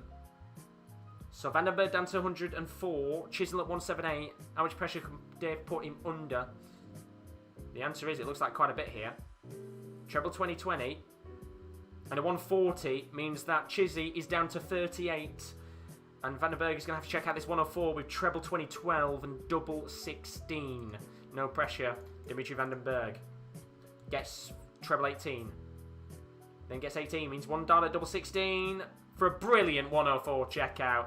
And he gets it in the end. Brilliant checkout there in the end there for Dimitri Vandenbergh. And he gets himself a leg on the board. And I think Dave Chisnall there was kind of expecting to be able to come back into this game and maybe have a chance to go 2 legs up in this match, but in the end, he doesn't get anything in this game. And I've just seen what you put, Super Sign. I've translated it. Fuck off, basically, is all I'm going to say. If you can't understand it, then if you don't like it, then leave the stream. It's as simple as. Your watch-alongs aren't for everyone, but if you're going to come in and say to basically be quiet, I can sit in quiet if you want me to, but it'd be a very boring stream. So if I was you, find another stream and go fuck yourself. 116 average though for Chisnall right now, and 106 for Vandenbergh. Is a good start to this game, as you would expect from 2 very good players at the World Darts Championship. So Chizzy down to 221 here, Vandenbergh 318. As I said, I do feel like we're going to get an absolute cracker of a match here. I never saw it in the comment. Oh, did it not come up for you? Well, it's probably because I got rid of it very quickly. I translated it, and it didn't say something nice. So, get rid of those comments. We don't like them in the stream. You always get the one bloody donkey that turns up with the 2 brain cells and puts a stupid comment in. There's always one. There was someone who put one in yesterday and about teeth or something. It was like, oh, come on. Get original. If you're going to chuck comments in, be original, please. I'll give you some credit then. I will give you some credit if it's original. What he say? I think he basically said, shut up, you fucker, or something like that. And it's like, it's a watch-along. If your 2 brain cells could correspond, you'd know that you're going to talk in a watch-along stream. It'd be the most boring stream if you were quiet. So Chizzy here at 41. Vandenbergh at 220. And there's a real chance here for Chizzy to make it 2-1 on legs. Hopefully you guys are enjoying this game so far. It's been a very good start. So Dave Chisnall, 2 darts here with the double 16. Which he gets. And that's a 2-1 lead for Dave Chisnall in this first leg. And this is a brilliant start for Dave Chisnall. As I said, I think this one's going to be a very close game indeed. Both averaging 100 already in this match. But there's a long way to go here. As Vandenbergh starts with a 140 in this 4th leg of the first set. Very good start. Oh, nearly just launched lemonade all over my floor. That would have not been a good start. Chisnall's going to respond with a 1-2-3. Chizzy's averaging 110. Vandenbergh averaging 105. They're really bringing out the best of each other here, which is always nice to see. And if he can stay like this for 7 sets, then run for a cracker as Vandenbergh gets a 140 to put himself down to 2-2-1 after 6 starts. Chizzy's got to match that. He's all the way at 3-7-8 as he just adjusts his darts. And he's not going to get it as he hits a 21 and a treble 19 to leave himself down at 300. So Vandenbergh with a little opportunity here to capitalise on the mistake. Gets 2 treble 20s, could be on for a 180 here, but he's going to go for the treble 19 and gets 177. So Vandenbergh down to 44. Chisnall at 300. Which means he's going to have at least 6 starts here at the 44 with Chizzy back at 241. So 12 double 16 here. So 12 and double 16. Got 1 dart here for that double 16 Vandenbergh. And he doesn't get it.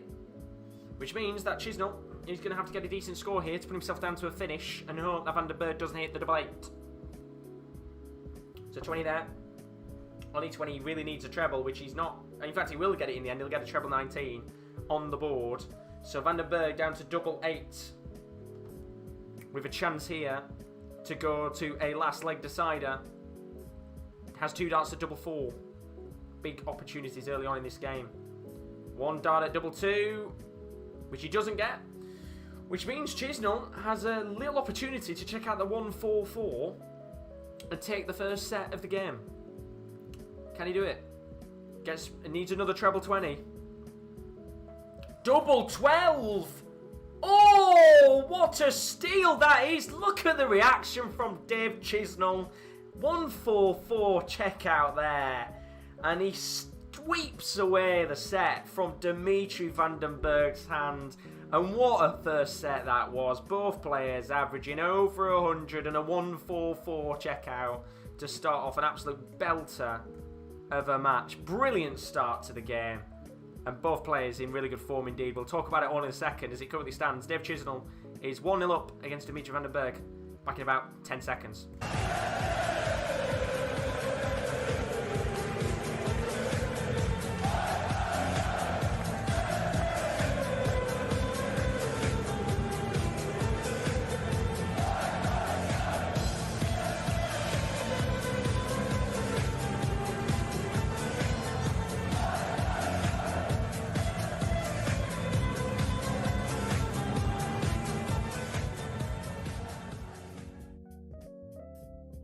What a first set that was. Brilliant start to this game. I thought we were going to see some very good averages in this match between both players.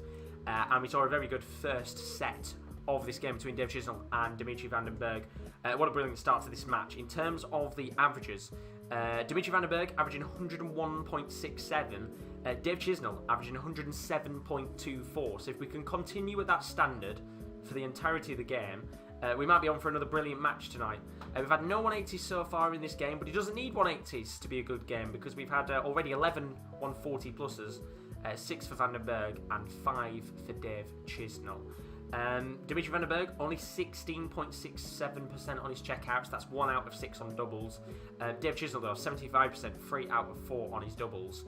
And in terms of the highest checkout so far, it was that 144, brilliant 144 checkout to take away the set from Dimitri Vandenbergh's hand. He should have taken it to a last leg decider there, but Dave Chisnall doing very, very well indeed to get himself down to a good finish, gets the 144 and takes the first set of the game. And this one, I think we're in for a very good match.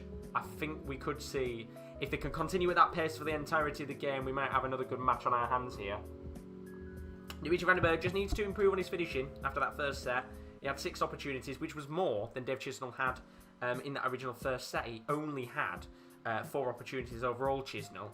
But if he can get his finishing on par here, Dimitri Vandenbergh, if we could have 7 sets with both players averaging 100 plus, we might be on for another incredible game at the World Darts Championship here. But let's not get too excited.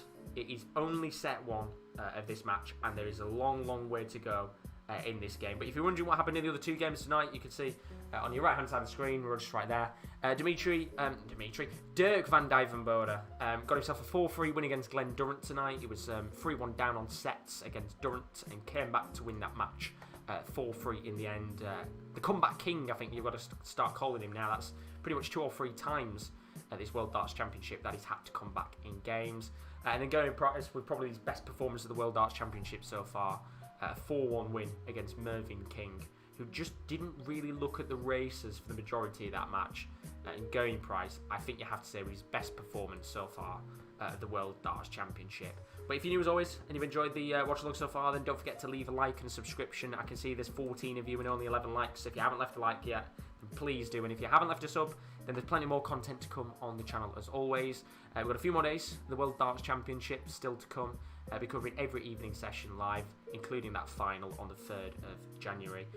We've also got a new episode of the Wrestling Corner, which was available yesterday on the channel. You can keep up to date with all the latest in WWE, NXT, AEW. That's with Rowan and Simon. And then we've got NFL playoffs coming up in a few weeks' time with Kieran and Will. I think a few of the boys might be joining them as well. So do keep your eyes out if you do like the NFL, because we're bringing some NFL watch-alongs to the channel too. But let's get back on the way with this game. Dimitri Vandenbergh currently 1 set down to Dave Chisnall after a stunning 144 checkout from the Englishman. It's 8th versus 9th ranked players in the world as the first 180 goes on the board. And Dave Chisnall starts with a 180 in this second set of the match. Question is, will Dimitri Vandenbergh be able to match that here? The answer is he won't be able to, but he will get himself 137 to leave himself down at 272. With the way that this game is going, it'd be nice to have a 9-darter in it, wouldn't it? But Dave Chisnall gets 2 20s to start and gets 96 overall. Sorry, 97 to leave himself down at 224. So, I don't know whether this game's going to keep his pace, although Vandenbergh now gets a 180 of his own. So that's 2 180s already in this first leg of the second set. And at least now we're starting to see the 180s flow, because it was a little bit quiet in that first leg with 180s. We didn't have a single one. Now we've had 2 in the first leg. As Vandenbergh is down to 92 to check out treble 20, double 16. And I can't see what's going on right now because they seem to have cocked up here with the scoreboard. He's on for double 12 and he gets it. So a 92 checkout there. We couldn't really see what was going on because the cameras just cocked up a little bit there. But Vandenbergh with 92 checkout gets the first leg on the board of this game. Well, of this set at the very least, not the game. Of course, Chisnall's already got 3 on the board in this match. But we're seeing a really good standard here. Got to say that both players here playing very, very well so far. And Vandenbergh starts off with a 140 in the second leg of this second set. But Chisnall Looking to go one better with a 180. Averaging 107 here. And he gets a 140. By the way, both players averaging 107 right now. Chisnall just dropped under to 106.33. Vandenbergh averaging 107.24, I think, is what I saw a moment ago. So really, really good standard to this game so far.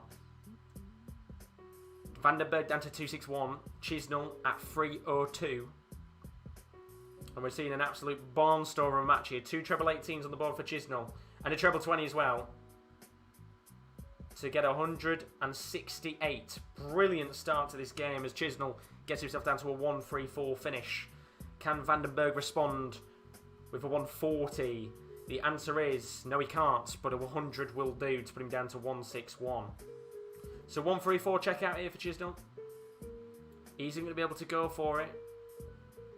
So Vandenbergh will be coming back at the 161. But what can Chisnall do to put some pressure on that 161? The answer is he can do quite a bit. He gets himself down to 53, so this 161 is going to have to go for Vandenbergh. And we saw a 144 earlier. He could trump it here with a 161, which he's not going to be able to get here after hitting a 20 with his first dart. So 53 here, 13 double 20 to get 1 leg apiece in this second set. Gets the 13. Just takes a moment to step back. And gets the tops. 1 leg apiece in this second set. And Dave Chisnall's finishing right now seems to be immaculate. And if he can keep playing at this pace, this is the Chisnall we like to see. We've seen this, we've seen this quite a few times from Vandenbergh. So it's quite mad to say that this has become kind of a regular for how Vandenbergh plays. But Chisnall is giving his everything here, and this is a perfect game so far for him as he goes for a 180 in the match and doesn't get it. He gets 1-2-1.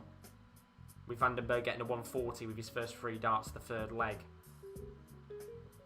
But a very good start here. 20, a 1, and a treble 18 gets Vandenbergh 95 there, and just makes up for the poor few darts that he had with his first 3 there. Chisnall though, get himself to 20, treble 19, and another one to get himself 134 and drop himself down to 246 points. 80% on his doubles, by the way, Dave Chisnall. 29% for Dimitri Vandenbergh, which is what we don't usually expect to see. And Vandenbergh's had more doubles, actually. He's had 7 opportunities and only hit 2, which is quite an interesting stat, actually. Dave Chisnall having 5, but he's on here for a 180, which he won't get, but a 140 will do, and that will put him down to 106 with Vandenbergh at 205. Can Dimitri Vandenbergh put him under any pressure? Gets treble 20. Gets a 20. Really needs another treble here, which he won't get, but he'll get the outer bull and leave himself down at 100. So Chisnall at 106 here. Treble 2014, double 16. Gets 20. Which means treble 18 for double 16, which he gets double 16. Brilliant. Brilliant, brilliant checkouts from Dave Chisnall. Absolutely fantastic there. A 106 checkout to put himself 2-1 up in this second set. And Chisnall is looking very, very good right now. Very efficient indeed with his darts. And he looks here to get himself another ton plus to start, which he gets 123 with his first 3 darts of this 4th leg. Really, really efficient play here from Dave Chisnall. And it's quite enjoyable to watch, I have to say. Vandenbergh, though, responds with 134. 83% on his doubles right now, Chisnall. Beautiful performance as he looks to get a 180 here. And gets a 180. What a game Chisnall is having right now. This is beautiful to watch. He's on course, in my opinion, for one of the better performances of the tournament so far. But Dimitri Vandenbergh is going to respond with 180 of his own. And he's not going to back down. As Chisnall is on 198. Gets treble 2020 here, Chizzy. And he's just going to take a moment to step back and leave himself on a good finish. He wants to go for the treble 20. And he goes for the 18 instead to get 98 And Chisnall is down to 100 with Vandenbergh at 187. Just took a moment to compose himself there and choose what the right dart was going to be. So Vandenbergh gets 100. He's down to 187. And Chisnall, with the way he's going tonight, you'd expect him to get another ton plus finish here on the 100. I've just heard Chisnall is averaging 117 in this set. But Chisnall hits a 1, which means he's not going to be able to check out the 100 here. And Dimitri Vandenbergh is going to be coming back at the 87. So treble 17, double 18 required here for the Belgian. And just a slight moment of disappointment from Chizzy, which is something we haven't had to say so far in this game. And for the one time where Chizzy makes a mistake, Dimitri Vandenbergh doesn't pounce. It's another dart missed and a bit of relief for Chisnall, who has 3 darts at double 18 to go 2 sets up to nothing against Dimitri Vandenbergh. It's just going to take a few moments here to sort his darts out, and I've got to say Dimitri Vandenbergh looks very dejected here, because with the way that this game has gone, Dimitri Vandenbergh is 2 sets down to Dave Chisnall, and it's very rare to ever say this. Usually it's Dimitri Vandenbergh who's the man you talk about and say, well, you just can't stop him right now, he's you know, hitting everything possible. But it's the other way around. It's Dave Chisnall who's hitting everything left, right and centre. One of the best performances of the tournament so far, but there's a long way to go in this game. As it currently stands, Dave Chisnall is 2-0 up to the good on sets. But will Dimitri come back? We'll talk about that second set in a moment. Back in a second.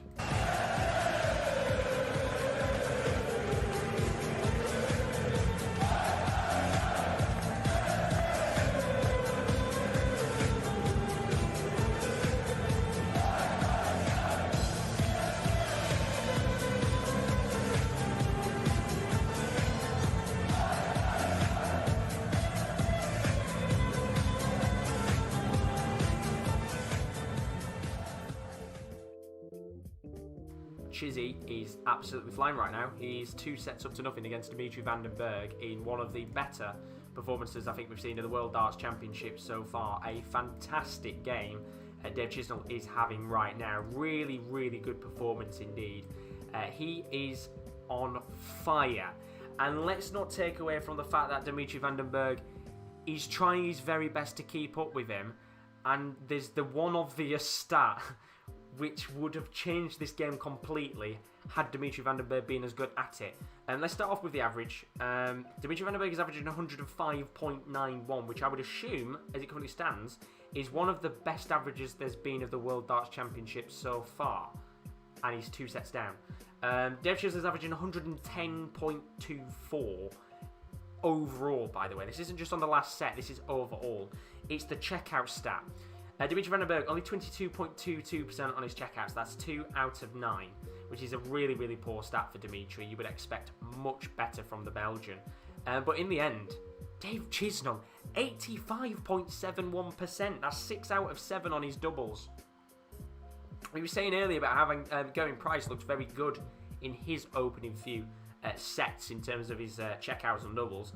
Dave Chisnall is doing one better, 85.71%, and ultimately, as much as Dimitri Vandenbergh can score very well right now, it's his checkouts that are the one real problem.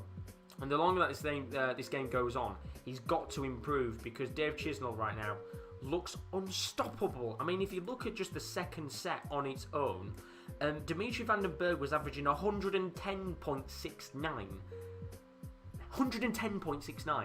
and didn't get anything from it. Dave Chisnall was averaging 113.69 and he was 100% on his doubles in that second set. He's having one of his best performances right now, Dave Chisnall, in a match. And as I said, let's not get too carried away, because there is a long, long way to go in this match before it is done and dusted. And if Dimitri Vandenbergh can get his finishing going, then I do think we'll be on for a bit more of an interesting game to see what happens. And whether Dave Chisnall can continue on being 2 sets up. But right now, the world is in Dave Chisnall's hands, and I have to say, if he continues on like this and he does go through to the next round, remember the winner of this does face Michael van Gerwen, and although Michael van Gerwen put a very good performance in against Joe Cullen, I think there might be a little bit of worries on his hands, because Dave Chisnall is putting in as good as of a performance in this game against Dimitri Vandenbergh, who I would probably think was a bookie's favourite with the way that Dimitri's been playing in this tournament so far. But don't count out Chizzy, because he's the 8th ranked player in the world. And we said earlier, the fact that he's not won any of the major tournaments is a big shock. Maybe this could be the year to do it. Who knows? But right now, 110 average is bonkers from Chizzy, as both the players come back out onto the Oki to go into this third set. Remember, if you're new, as always, do leave a like and subscription on the channel. It is very, very greatly appreciated as we do push towards 1,500 subscribers. We've got plenty more darting content to come. Remember, there's no darts on tomorrow, as it is New Year's Eve. The darts will be back on January the 1st. That's when I'll be back at 6:10 for 2 of the quarterfinals going on that day. It'll be first to 5 then on sets, so the games will be a little bit longer, which is always nice to see. But we're back underway now between Chizzy and Vandenbergh. And as he currently stands, Vandenbergh has got some work to do, and he's going to start off in this third set with a 140 to match Chisnall's 140 he got a moment ago as well. He's playing the perfect game, and in fact he's on for a 180 here with plenty of the board. Of course, with the way he's playing right now, he's going to hit a 180. Brilliant there from Dave Chisnall. There hasn't been a single leg so far of the match, as far as I'm aware, where it hasn't been won within 15 darts. Set 2 was won by a minimum of 14 darts. That is unbelievable and just shows the calibre that these two players are playing at right now. And whether that standard's going to continue, probably not. I think we'll see a little slip from both players like we saw from Joe Cullen yesterday. You can't continue in the same vein for the entirety of the match. But will it allow Dimitri Vandenbergh to come back in the match? We'll have to find out. But right now, Chizzy is on to get another leg to his name. He's at 1-2-1 with Vandenbergh 100 back at 2-2-1. So treble 17 needed here for a ball for Chizzy, and he won't be getting it. But he does get 85 to leave himself down at 36, and he'll get at least 3 darts at that double 18 with Vandenbergh back at 2-2-1. How much pressure is he going to be under though? The answer is not really any pressure, to be honest. Only 49, which means Chizzy's going to have 6 darts at the double 18. 2 darts at double 9 though. In fact, he's going to change it up here and go 10 double 4, and that's a great change of play from Chizzy. Changes his play there, goes for the 10 instead for his favourite double 4, and gets the first leg on the board of this third set. And he is steamrolling in this game as Vandenbergh gets a 180 of his own. And that's the 6th 180 of the match. Maybe a chance for a 9-darter for Dimitri Vandenbergh. Chizzy only gets 60, and that's a good chance here for Vandenbergh to capitalise on the mistake there from Chizzy. And there's a little reaction from Dimitri Vandenbergh, who he's got to fight in this game. Gets the treble 20. Gets another treble 20. Gets another treble 20. Here we go. Another 9-darter opportunity. And that's 7 180s in this match. And if there's a man I believe that could hit a 9-darter, it's Dimitri Vandenbergh. We've had 2 opportunities tonight at a 9-darter. Gerwyn Price had one of them. Is Vandenbergh going to go one better and get a 9-darter? No, he's not. He's going to hit the 20. And once again, it's another 9-darter situation where, in the end, we're not going to see a 9-darter, which is a shame. But Duijvenbode did win, Reese. He was 3-1 down and then came back and won 4-3. But we got a 140 here from Dave Chisnall. But Vandenbergh down at 44. He's going to get a chance to get a leg on the board here and make it 1 apiece. Gets 9, which means he's going to go 3. 1 down at double 16. Which he gets, and that's good for Vandenbergh. It's a leg on the board, and he's 1 apiece. And it's a big moment for Vandenbergh because he's not had many legs in the match, and there's going to be no reaction from Dimitri because he knows he's got a long way to go in this game before any hopes of a comeback. As Chisnall starts with a 93, and just a little bit of a drop-off here for Chisnall. I think that's not being harsh. I think it's just a little bit of a drop-off in terms of the scoring from Chizzy here. Question is, can Vandenbergh improve his scoring, which is going to be very hard to do when you're averaging 105. But he starts with 100 here, Vandenbergh. Remember, Chizzy's averaging 108, although he's on for a 180 here, and I said about a slip-up, but he gets 140. So Chisnall averaging 109, Vandenbergh averaging 105.37. Brilliant, brilliant. And Vandenbergh here on for a 180, which he gets. And the 180s are flying now in this game. As Vandenbergh increases his average to 107. What a game this is. I saw him go one down. I had no faith. The thing is, Reese, he's had 3 games now in this tournament where I think he's gone 2 sets down. And he went on to win out of 4 matches he's played. As Vandenbergh's on here to get himself a 177. Goes for the treble 19 and gets 19 to leave himself down at 82. Chizzy at 176 means that Vandenbergh's going to have 3 darts at 82 to take a 2-1 leg lead in this 3rd set, and he desperately needs this leg on the board. So bull double 16 here for Vandenbergh. Gets the outer ball, which means he's still got a chance at tops with 1 dart, and gets it. Much better from Dimitri on his finishing, and he's 2-1 up on legs, and this is a real crucial leg, because if he gets it, it'll be 2-1 on sets and things will be much more interesting as Dave Chisnall gives a nod of appreciation for Dimitri's finish. Lovely, lovely game this is, and I said it earlier before we finished the 2nd set that if Dimitri can finish a bit better, then we will see a much more tighter game, and if he can get that leg on the board, maybe Dave Chisnall will have a little bit of nerves into his mind as he gets 82 to start on his first 3 darts. Where are the boys? They're currently in the rooms. Currently in the rooms right now. They're not... I'd say they're not a massive fan of darts. They're not a massive fan of watching it. Rowan doesn't mind it, but they're currently in the rooms right now, chilling out. But Vandenbergh here on a 4-4-1. Gets a 60 to start. Chisnall on 4-1-9 here. So good chance for him to capitalise if he can get a few trebles on the board. Gets a treble 20. Gets a 20. Needs another one here for a 140. He'll go down to the treble 19 to get 137, which puts Chizzy down to 282. And this is a great pace for a game. Really good match this is so far. Vandenbergh, though, going to get a 140 to respond, and he gets himself down to 241. How can Chizzy respond to that 140 there as Vandenbergh gives a few nods of appreciation to himself for the 140? As Chizzy gets a 140 of his own to respond, you just can't seem right now to break Chizzy's throw. So Dimitri Vandenbergh at 242. Going to have to get a 140 here, which he doesn't, but 100 will do. And both players at very similar scores. Chizzy first, though, at 142. Got a chance to check out here. Gets 20. Gets 19, which means he will be coming back if Vandenbergh cannot check out the 141. Big opportunities here. Treble 20 needed, which he gets. Treble 19 for Vandenbergh. He went for the 15 route instead, which means he's not going to be able to check out. And Chizzy's back for the 52.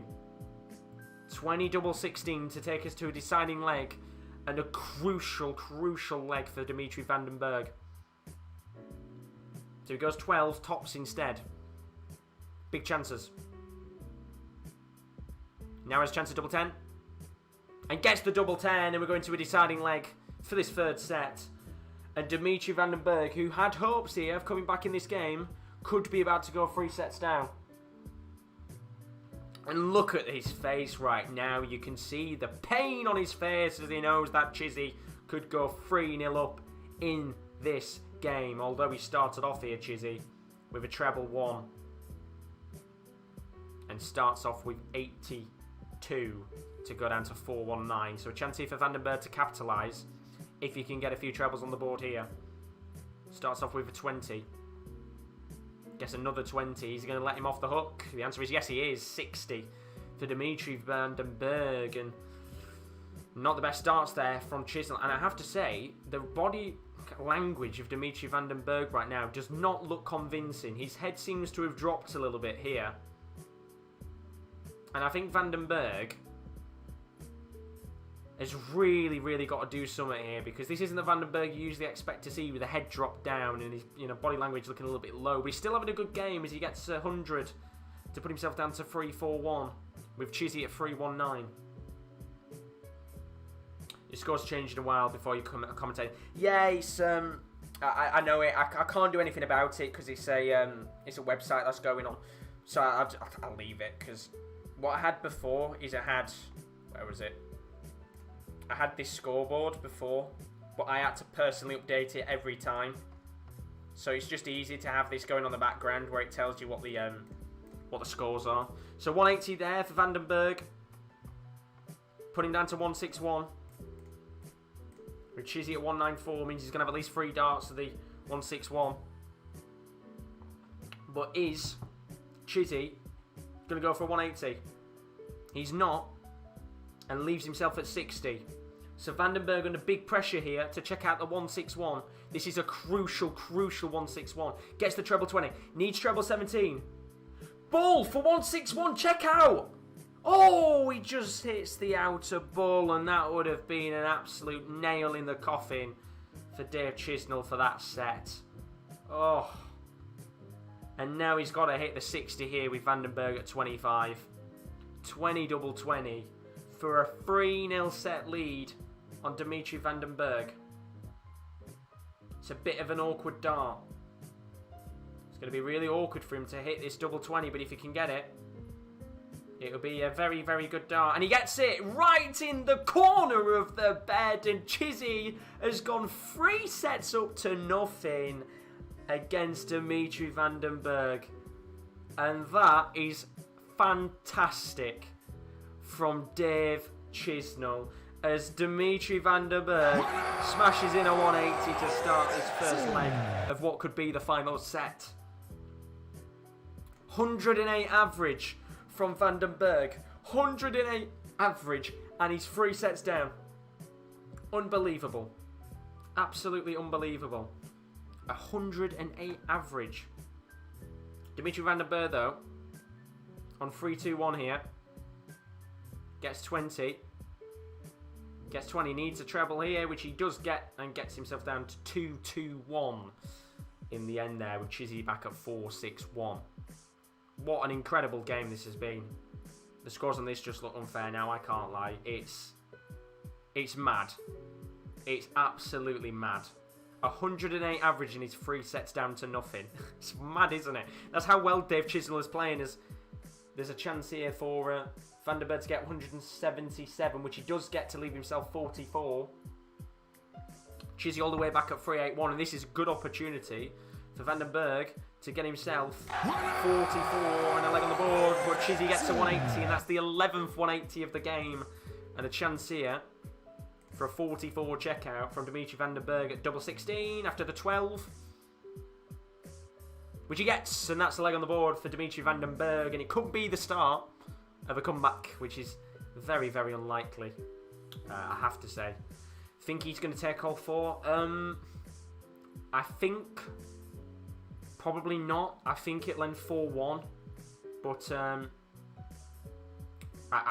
who knows? Who knows? With the way he's playing right now, he looks very, very hard to stop. But Vandenbergh here is on for a 180 and doesn't get it. It's a 140. I clicked the 180 there. It wasn't. It was a 140 to put himself down to 3-6-1. Chizzy here, getting 137 to get himself down to 283. What an incredible game this has been, honestly. Vandenbergh, though, gets 2 treble 20s. Surely not another 180. Oh, it is as well. It's another one. Get those 180s rolling. We might have not had as many as we did last night between Joe Cullen and Van Gerwen, but this is a brilliant, brilliant match. This is incredible. Vandenbergh is averaging 136.8 in this 4th set. Unbelievable. Gets a 20. This is an absolute brilliant game. It might not have as much drama on the line as it did between Van Gerwen and Cullen yesterday, but both players are playing out of their skin right now. Brilliant, brilliant matches. Dave Chisnall looks to get a 180 of his own, and he gets a 180 of his own. Unbelievable! Chucking 180s left, right, and centre. That's 13 now in the match. Chizzy down to 43, but Vandenbergh's on for a 95 finish here. Gets bull, 9, double 18, and he gets it for 2 legs on the board. And Chizzy has to win the next 3 legs, or else Vandenbergh is getting a set to his name for the start of what would be an unbelievable comeback if he could win 4 sets on the bounce. What a game this is. This is another match that I'm completely enthralled in watching. Brilliant, brilliant game, and it is games like this that you wonder why anyone couldn't bloody win darts. I bloody love darts even. Chizzy winning 3-0. He is indeed man with no name. But Vandenbergh is averaging 108 and still losing 3-0, which is mad. But he's going to have to win the next 3 legs now on the bounce, Chizzy. Vandenbergh at 4-4-3. Chizzy at 4-2-4. And who knows, imagine a 4-3 comeback. Like, that'd be nice. We'd have at least about another half an hour of darts, which would be good.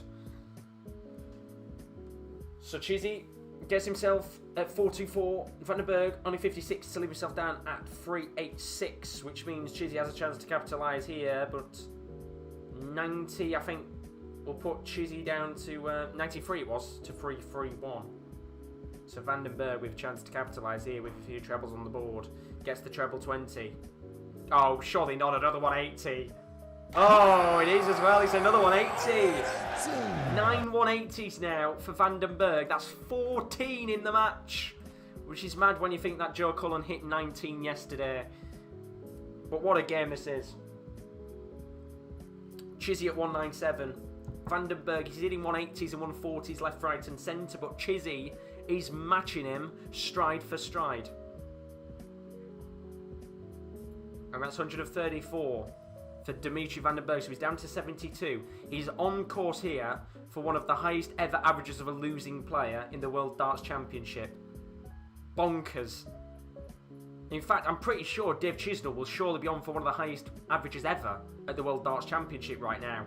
But 72 checkout here for Dimitri Vandenbergh, gets 16, gets 20, which means double 18 for a set on the board, and hold your hats, because this game is not done and dusted yet. We said about the fact that Dimitri Vandenbergh needed to improve on his finishing to get back in this game, and has a break come at the worst time? Possibly here, because all Chisnall's got to do is win one more set and he goes through to the next round. But Dimitri Vandenbergh gives himself a little fist pump there because he's back in this game, and if he wants to make the most unlikely comeback, he's got to win the next 3 sets on the bounce. It's been an unbelievable game so far, and we'll be back in a moment to talk about that set. But as it currently stands, Dave Chisnall 3, Dimitri Vandenbergh 1. Surely not. Are we going to have another incredible comeback? Back in a second.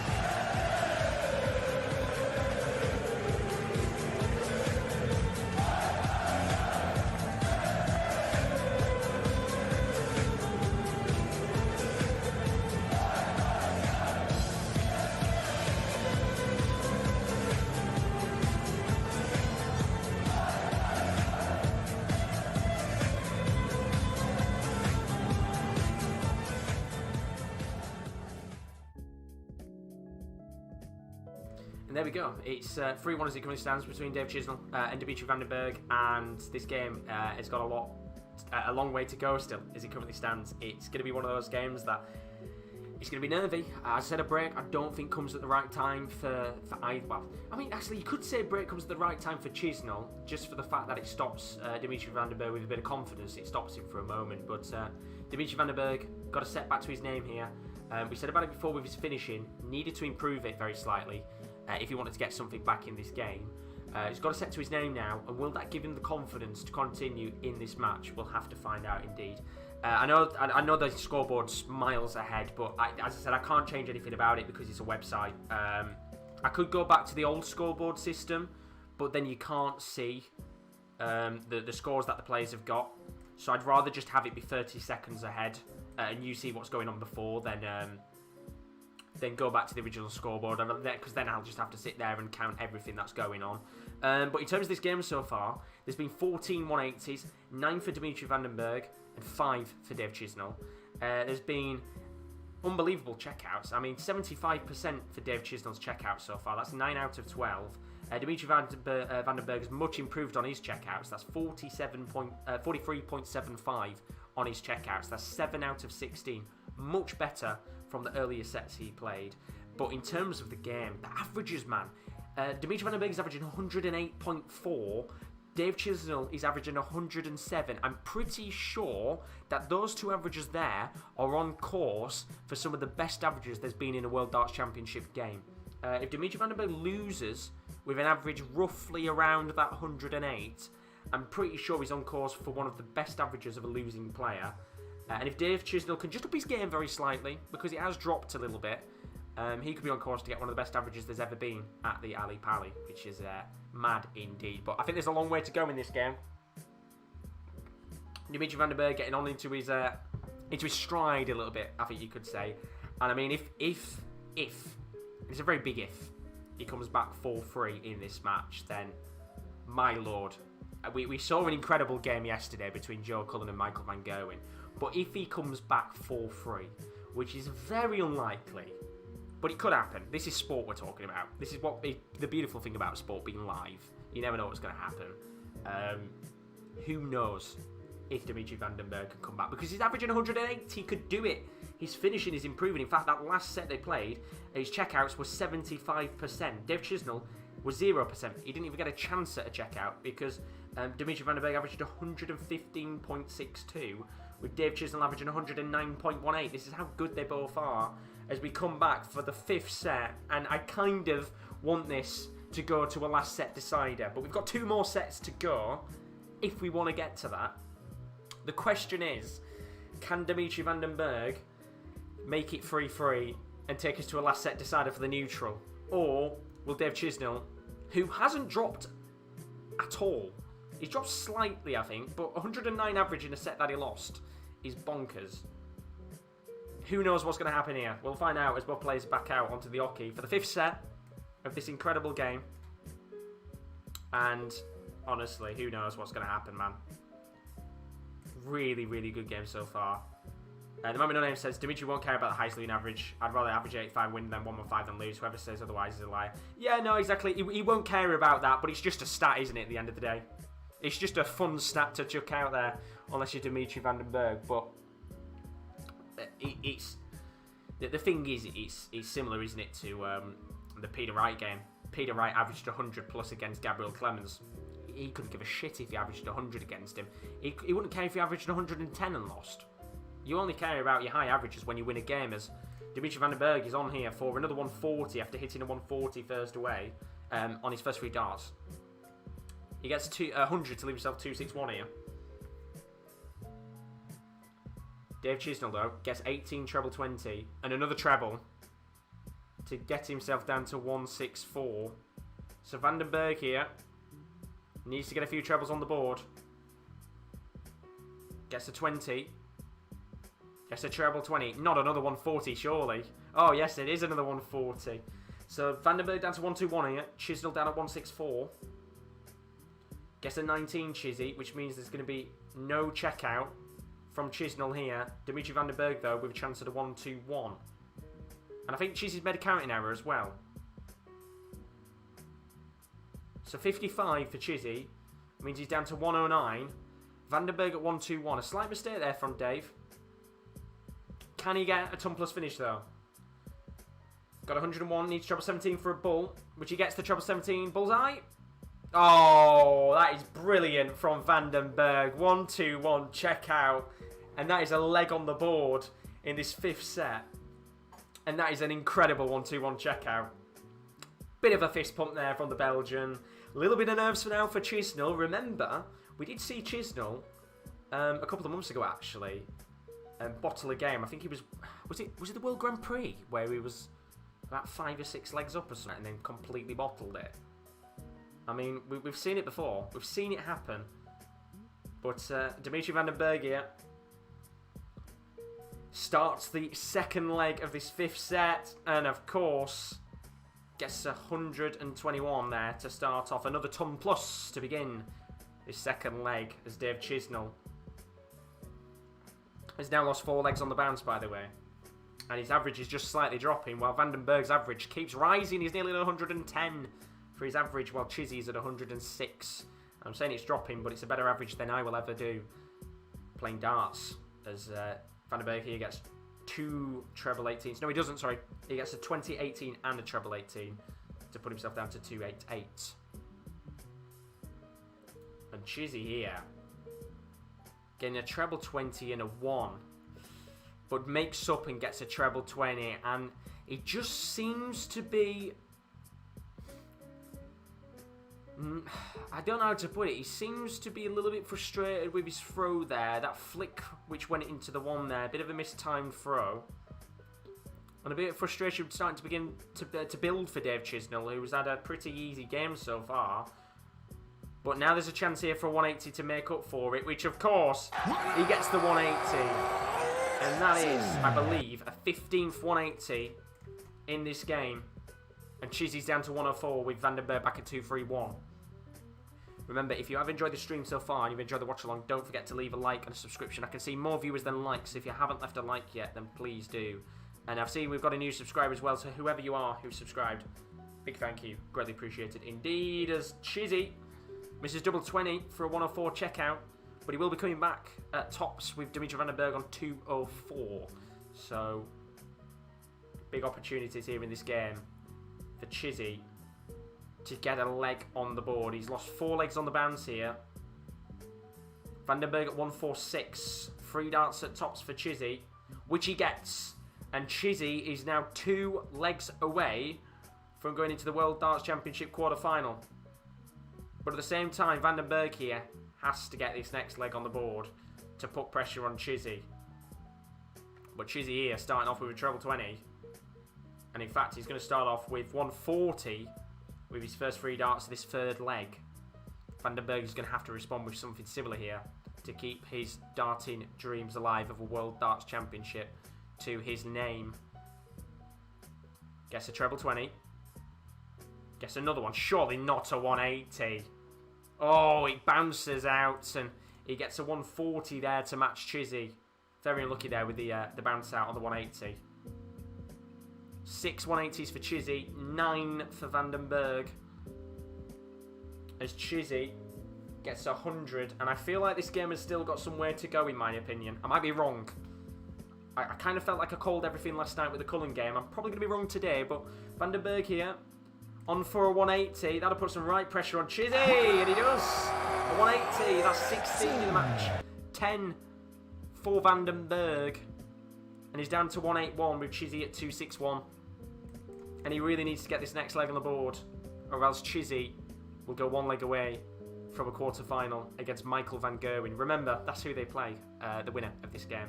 So, no pressure, Michael van Gerwen. Both players playing very, very well right now in a match which neither players want to win. Well, neither players don't want to lose, is what I wanted to say. I'm pretty sure they both want to win. they're in round 4, for God's sake. I'd be worried if they didn't want to win. So, Vandenbergh here at 124. Chizzy's got himself down to 120. And this is a big moment here for Dimitri. Just loosens himself up here. He needs treble 20, which he doesn't get. He needs treble 18 for bull, which he won't be getting, therefore means that Chizzy will be coming back for a 120 finish, which is a big moment in the game because Vandenbergh is down to double 16 if Dave Chisnall doesn't pounce here. Gets the treble 20. Big moments here because you need to make sure that your 20 isn't too low in the board. Not bad placing with the 20 there, which means double 20 for a 120 checkout to go 1 leg away from a quarter-final. And he's just trying to find the right position to chuck the dart in. He's kind of a bit awkward, actually. Slap bang in the middle of the 20. And he's going to go from the left corner here and try and squeeze it in like he did last time. And he's just a little bit too high, which means that Vandenbergh will be coming back at the double 16 for a 2-1 lead on legs. Big moments here. He's certainly improved on his finishing here, Vandenbergh. He cannot let it slip now if he wants to come back in this game. First dart, a little bit too awkward, but the second dart is in, and that's a 2-1 lead on legs. And now Chisnall, if he wants to win this game, has got to win the next 2 legs on the bounce, or else Vandenbergh is going to make it 3-2, and we get another set, which I think we all want. If you're a neutral, you're loving this game right now. It's an absolutely fantastic match to watch. It always seems to be the last game of the night tends to be a belter, and this one is turning out to be another belter, like the Van Gogh and Joe Cullen game yesterday, which is quite funny enough that the winner of that game plays the winner of this one, and they were both probably the better matches of the tournament so far. I think MVG would rather face Chizzy, as Chizzy unfortunately bottles when he faces MG, as he gets a 180 Vandenbergh. And that's a real perfect time to hit a 180. That's 17 in the match. And the perfect time to hit one. But Chizzy has a response of his own as he hits a 140. And I agree with you, Chris. I think he'd rather face Chizzy because, you know, Dimitri looks so good. Even in a game he's losing right now, he's averaging nearly 110. He's relentless. I think he's such a good player, Dimitri Vandenbergh. Such a good player. Honestly, love to watch him. But big moments here. Chizzy gets 100 to go down to 261, which isn't going to be enough with Vandenbergh on 256. So a good opportunity here for Dimitri to put some right pressure on Chizzy and get himself into a checkout position. Gets 220s, needs a treble, which he isn't going to get. And only gets down to 196, which means the opportunity is now in the hands of Chizzy. Gets 20. Then gets 17. And that is an absolute let-off for Vandenbergh there. Chizzy at 206 and Vandenbergh at 196. A little bit of nerves, I think, coming into play here. He needs a few trebles now. Starts with a 5, Vandenbergh. Then a 20. And a 19. And this could be a real good chance now for Chizzy to capitalise on Vandenbergh's last 6 starts. Didn't hit really any trebles there. Gets 20. Gets the treble 19. And gets another one. And that's a massive 2 treble 19s for Chizzy. So he's down to 72. But Vandenbergh has a chance here to check out 152. Needs 2 treble 20s, which he's not going to get. And therefore, he's only going to be able to leave himself with a decent checkout of 12. So, treble 20, double 16 here. Or 2 opportunities. He's going to go 12. 20, which means double 20 to get a leg on the board, and he doesn't get it, which means Vandenbergh has a chance at double 6 for another set, which is what we want, because as the neutrals, this game has been good and we want it to go to a last set decider. And Vandenbergh gets another set on the board. It's 3-2 and we get what we want. Still keeps his hopes alive in this game. And he's still got to get another set here. He's still under pressure. But he's not there yet. He's not there yet. You can see, you know, he celebrates there. Big celebration. A fair play to him. But he's still got another set to go. And I think that was the first real sloppy set that we had. Which is expected. The pace was never going to continue on for the entire thing at a relentless level. But now, Vandenbergh is 1 set away from a last set decider. Come on, give me this. That's what we want. Just saying, I called the comeback about 20 minutes ago. You did. You did. He needs to get another leg, though, here. He needs to get another leg. When he wins, I'm elite. Well, both players averaging 105 right now. Mad. Absolutely brilliant game this is to watch. Yesterday's was nail-biting, and I mean, this game could get nail-biting depending on what happens here in the next set, but it's one of these games where you just have to sit back and appreciate how well both of these players are playing, because neither player deserves to go out here. Chizzy's played great. Dimitri's played fantastic. But one of them is going to be going home in about 15-20 minutes' time. Who's it going to be? That's the question. So Chizzy at 320. And Vandenbergh at 330 here. Just struggling to hit some trebles right now, Vandenbergh. And as I say that, he gets 2 treble 19s to put himself down to 196. And I kind of feel like everything I say, they tend to not do. Maybe I'm jinxing it in a good way. Chizzy only gets 95 to put himself down to 225. Vandenbergh at 196 here, so can leave himself in a good position for a checkout. On for a 180, and of course he gets a 180. And Russ Bray doesn't want to call it, so I'll let George Noble call it instead. There we go. Chizzy here though at 225. Might get a 180 of his own here. Oh, of course he does. That's 19 180s in the match. So Vandenbergh down to double 8 here to get the first leg on the board of this 6th set. 1 dart at double 4. And he doesn't get it, which means Chizzy has a chance at 45. And I'm guessing he didn't expect to have a chance here. 13 double 16 to get a leg on the board and put Vandenbergh once again back in a position of real stress. He's gone 9 for double 18. Means he needs double 9. It's an awkward one. And he doesn't get it. He gets 14, which means Vandenbergh is coming back for double 4.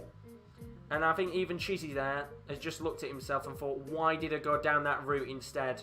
Hits 14 and leaves himself on double 2. So Vandenbergh here on double 4. You can tell the nerves are building right now, Reese. First dart misses. Second dart misses, but 2 good markers, you have to say. Surely you've got to get it. And he doesn't get it. And Dave Chisnall's coming back here for double 2. And you can tell the nerves building now. The nerves are building as this game continues to roll on. So Dave Chisnall here on for double 2. And you can see, I think both players are feeling the pressure right now. The exhaustion of a relentless game like this. He's going to tire you out as Chisnall tries for the double 2 and gets the double 2 first time. And it is once again a case of Vandenbergh chasing the game. He's been chasing it anyway, but... well, he's under some real pressure now, because if Chisnall wins the next set, the next leg, then it means that Vandenbergh is going to have to win 3 on the bounce, or else he's going home. Chizzy here, though, starting off with 81 to start. Might not be good enough here if Vandenbergh can hit a 140 or a 180. Starts with a treble 20. Gets another one. A 180 here would be perfect for him, but he'll go for the 177 instead, which is the perfect start either way. And he's on for a 9 darter potentially. Chizzy, though, gets 20, treble 19, and a 19, and only down to 3-2-4. So Vandenbergh here with a chance to run away with this leg potentially. Gets a treble 20. Gets another treble 20. Get the 180, and he gets a 140. So no 9 darter opportunity, but he's down to 184. Chizzy, though, here looking for a 140. Gets 134 to leave himself down at 190. And the pressure is on Dimitri Vandenbergh here. Gets a 20. Then gets a treble 19. And gets a 19. So Vandenbergh is down to 88 here. He's going to get at least 3 darts here. But what is Chizzy going to be on? And the answer is he's already down to 52. So Vandenbergh's got to hit this 88, or else Chizzy's got a chance to go 2 legs on the bounce. Gets treble 22 darts to double 13. This would be the perfect time to hit it. Vandenbergh. Oh, he gets it. That's perfect. He had to hit that because Chizzy would have no doubt probably put it away. And that is a real moment where Dimitri Vandenbergh, I think, can just breathe a sigh of relief that Chizzy didn't get a chance to go 2 legs up and 1 away from a quarterfinal. Really, really good there. And it's a little celebration from Vandenbergh. He knows he can't celebrate too much because there's so much of this game still to go. But what a nervy game this is. It's another game where I'm sweating, man. It's so nervy to watch. As Vandenbergh starts with a 58 here. Chizzy, though, can he capitalise on the 58s that Vandenbergh got? The answer is partially can with a 98. He really, once again, needs to get the next leg on the board, Vandenbergh. You do not want to give Chisnall a 2-leg advantage over you. Vandenbergh gets 96 to go down to 3-4-7. The winner of this plays Michael van Gerwen. So what a game that's going to be, with both players playing incredibly well. But Chizzy here, what a time to get a 140. He's down to 263, and now he's asking Dimitri, can you match that 140? And the answer to that is, oh, yes he can. 140 for Dimitri Vandenbergh, and he's down to 207. And now it's Dimitri Vandenbergh asking questions of Dave Chisnall. Can you match the 140 of mine? And he can't. as he only gets 57. And this is a real chance now for Dimitri to take advantage if he can get a few trebles on the board. He gets a treble 20, a 20, and gets a 140. And how about that for some pressure on Dave Chisnall? Because Vandenbergh's going to have at least 3 darts here at the 67. Remember, if you have enjoyed this stream so far, don't forget to leave a like and a subscription. It is very greatly appreciated if you do leave a sub on the channel as we push towards 1,500 subs. But Vandenbergh here, on for a 67 checkout, gets the 17, gets the 18. So 1 dart at double 16, and he doesn't get it. And it hits the 8, which means Chisnall now with a chance at 72 to go and get himself a 2-leg advantage over Vandenbergh. Remember, if Vandenbergh doesn't get a chance here, he'll have to win the 2 next legs on the bounce. So gets 20. Chisnall needs tops here to go 2-1 up on legs. And he's left it in such an awkward position to hit tops with the dart so high up on the 20, and he misses it again, and it's the 3rd time I think in the match where he's gone for it and he's cocked it up, which means now Dimitri Vandenbergh with an opportunity at double 12 to have that 2-leg advantage. How's your nerves? How's your bottle, Dimitri? Double 12. First dart is a great marker. Second dart is a great marker, and he doesn't get it with his 3rd dart. And Chizzy's now coming back for double 10. Oh, this is big opportunities in this match. So Chizzy coming up for the double 10 now to get himself a leg on the board and 1 away from the quarterfinals. Can he do it though? Can he keep his composure? Because the finishing has certainly gone a little bit poor recently. He's got 1 dart at double 5. And he doesn't get it, so Dimitri Vandenbergh is coming back for double 12, and he didn't even expect it. He was walking all the way down the podium, or the catwalk, whatever you want to call it. It feels like a bloody catwalk, but Dimitri Vandenbergh here on for double 12. And this is where the finishing has really started to come into play. The nerves have kicked in. It's so much drama right now. What a game this is. It's a double 12 for Dimitri Vandenbergh. First dart is a good marker. Second dart, he doesn't get it. 1 dart at double 6. And he doesn't get it! He doesn't get it! Which means Chisnall is going to have 2 darts at double 2. And I think Chisnall probably never expected to be in a position to even come back for the 5. So he's going to have to get 1 double 2. Dimitri Vandenbergh once again just walking past the podium, and that is an awkward dart. But can he get the double 2 here? First dart misses. It's an awkward dart, but I think he'll get it. And he will. Big dart from Chizzy. And he's 1 leg away from the quarter-final. And it looked a little bit awkward there, but he had the right side of the bed to be able to put that dart into. And he smacked it right into the middle of the double 2. And now Dimitri Vandenbergh has got to win 2 legs on the bounce, or else he's going home. And Chizzy has got the break of throw here. Not the best start though from Chizzy, who starts with a 60, which means Vandenbergh has to get a 100 plus here. What a nervy game this is. He starts with a 20. He gets a 1 and gets an 18, and only 39 for Dimitri Vandenbergh. And well, you thought there for a second that Chizzy let him off the hook and Dimitri Vandenbergh's let him off the hook himself, but Chizzy here only gets 59, so another chance for Dimitri Vandenbergh to capitalise. He's going to have to get 100 plus. To be honest, a 140 minimum in my opinion here. Gets the 20. Good marker though for that treble. Gets another 20 and does get 100 there, and it's a little fist pump because he knows how crucial that is to keep in close contact with Dave Chisnall as this game continues on. 20 and 2 treble 19s for Dave Chisnall. So 1-3-4 for Chizzy puts him down to 2-4-8.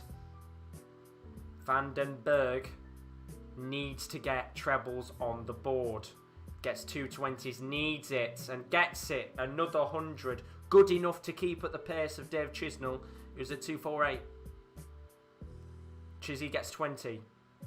Then another 20. It's going to be really awkward to get it into the treble, but he does go for treble 18 and gets 97 to leave 154. And he's going to get a list of 3 darts at that 154, depending on Vandenbergh here, who has to get at least 100 in my opinion. And he gets 2 treble 18s and a 20. Brilliant from Vandenbergh there, who's down to 134. So 154 check out here to win the game. Gets 19, which means he won't be able to check out. But if he can leave himself on a good finish... Oh, it's not a good dart there. 19-13. And only 20, which means Chizzy will be coming back potentially at 102. Vandenbergh at 134. Treble 20 needed here. Which he doesn't get. And he won't be coming back either. But Vandenbergh only leaves 76. What a pressured game this is. So 102 for Chizzy. Treble 20, 10, double 16 to win the game. What a match this is. Gets 20. Goes bull. Double 16 to win the game with a 102 checkout. This would be brilliant. This would be like, I wouldn't say a champagne finish, but it'd be brilliant. And he gets it. What a finish that was. What a game that was. Another absolute belter of a match between Dave Chisnall and Vandenbergh. That's another one that will go down as a classic at the Ali Pali. Incredible game from 2 players that were feeling the nerves. They were feeling the tension as that game continued on, and we thought there maybe Vandenbergh was going to come back in that match after going, 4-1 down. He got another set on the board to make it 4-2, but Chizzy in the end wins that game 4-2. What a game. Absolutely fantastic match to watch once again. I mean, the averages there. Dave Chisnall averaging 101.76 and Vandenbergh averaging 102.17. And Chizzy has got a brilliant game coming up against Michael Van Gerwen. No pressure, mate. Putting a great performance like that. But yeah, what a brilliant win for Dave Chisnall. 2 players who were in classics. That was Michael Van Gerwen and Dave Chisnall coming up against each other in the next round of the World Darts Championship. So it means that in the next round, the quarterfinal, Michael Van Gerwen will be taking on Dave Chisnall and Gary Anderson will be taking on Dirk van Duijvenbode. 2 brilliant games in that side of the bracket. And then the other 2 quarterfinals, Krzysztof Ratajski takes on Stephen Bunting. 2 players that probably cannot believe they've made it there and got opportunity to go all the way. And the Gerwyn Price takes on Daryl Gurney. That's going to be another good game considering how good Daryl Gurney has been playing in the World Darts Championship so far. But what a game that was overall. Let's talk about the stats of that match. As I said, 200 plus averages from both players. There were a total of 19 180s in the match. 12 for Dimitri Vandenbergh and 7 for Dave Chisnall. 50% on checkouts for Dave Chisnall, that's 13 out of 26, and 31.43% for Dimitri Vandenbergh, that's 11 out of 35. Just what a brilliant match overall. And Chisnall, both players, fought their way in that game, tried their hardest. You have to give credit to Dimitri Vandenbergh, who really gave Dave Chisnall a bloody tough game there, but ultimately in the end, it was Chisnall who held his nerve, came out on top, and gets a fantastic win and gets to face Michael Van Gerwen in the next round. What a game that's going to be. 2 players who were in thrillers coming up against each other in the quarterfinals. But that is it. That is it for tonight's World Darts Championship action. And that is it for 2020. That was the final action of 2020, the World Darts Championship. I hope you guys have enjoyed it. It's been a fantastic year of darts, to say we've had a crazy pandemic going on in the background.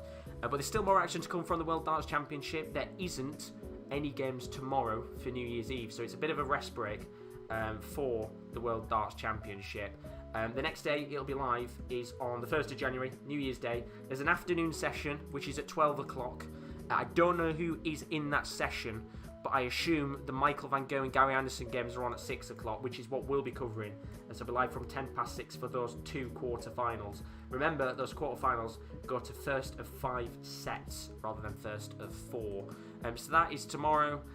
Then on Saturday, we'll have the semi-finals, which are best of 11 sets. That's first to 6, with the final being first to 7 on the Sunday, January the 3rd. But that's still a few days away for now. But as for now, I hope you enjoy the stream. Once again, if you do, as always, do leave a like and subscription if you enjoyed tonight's watch along. I will be back on January the 1st for the the quarterfinals. But as for now, I hope you have a fantastic rest of your 2020. Enjoy your New Year's Eve. Don't get too wasted and have a fantastic time. I'll be back 6:10 on January the 1st on New Year's Day. And in fact, I can tell you the order of play. It's Gerwyn Price, Daryl Gurney, and Michael Van Gogh and Dave Chisnall, which are the games I'm going to be covering. So 2 very good games there indeed.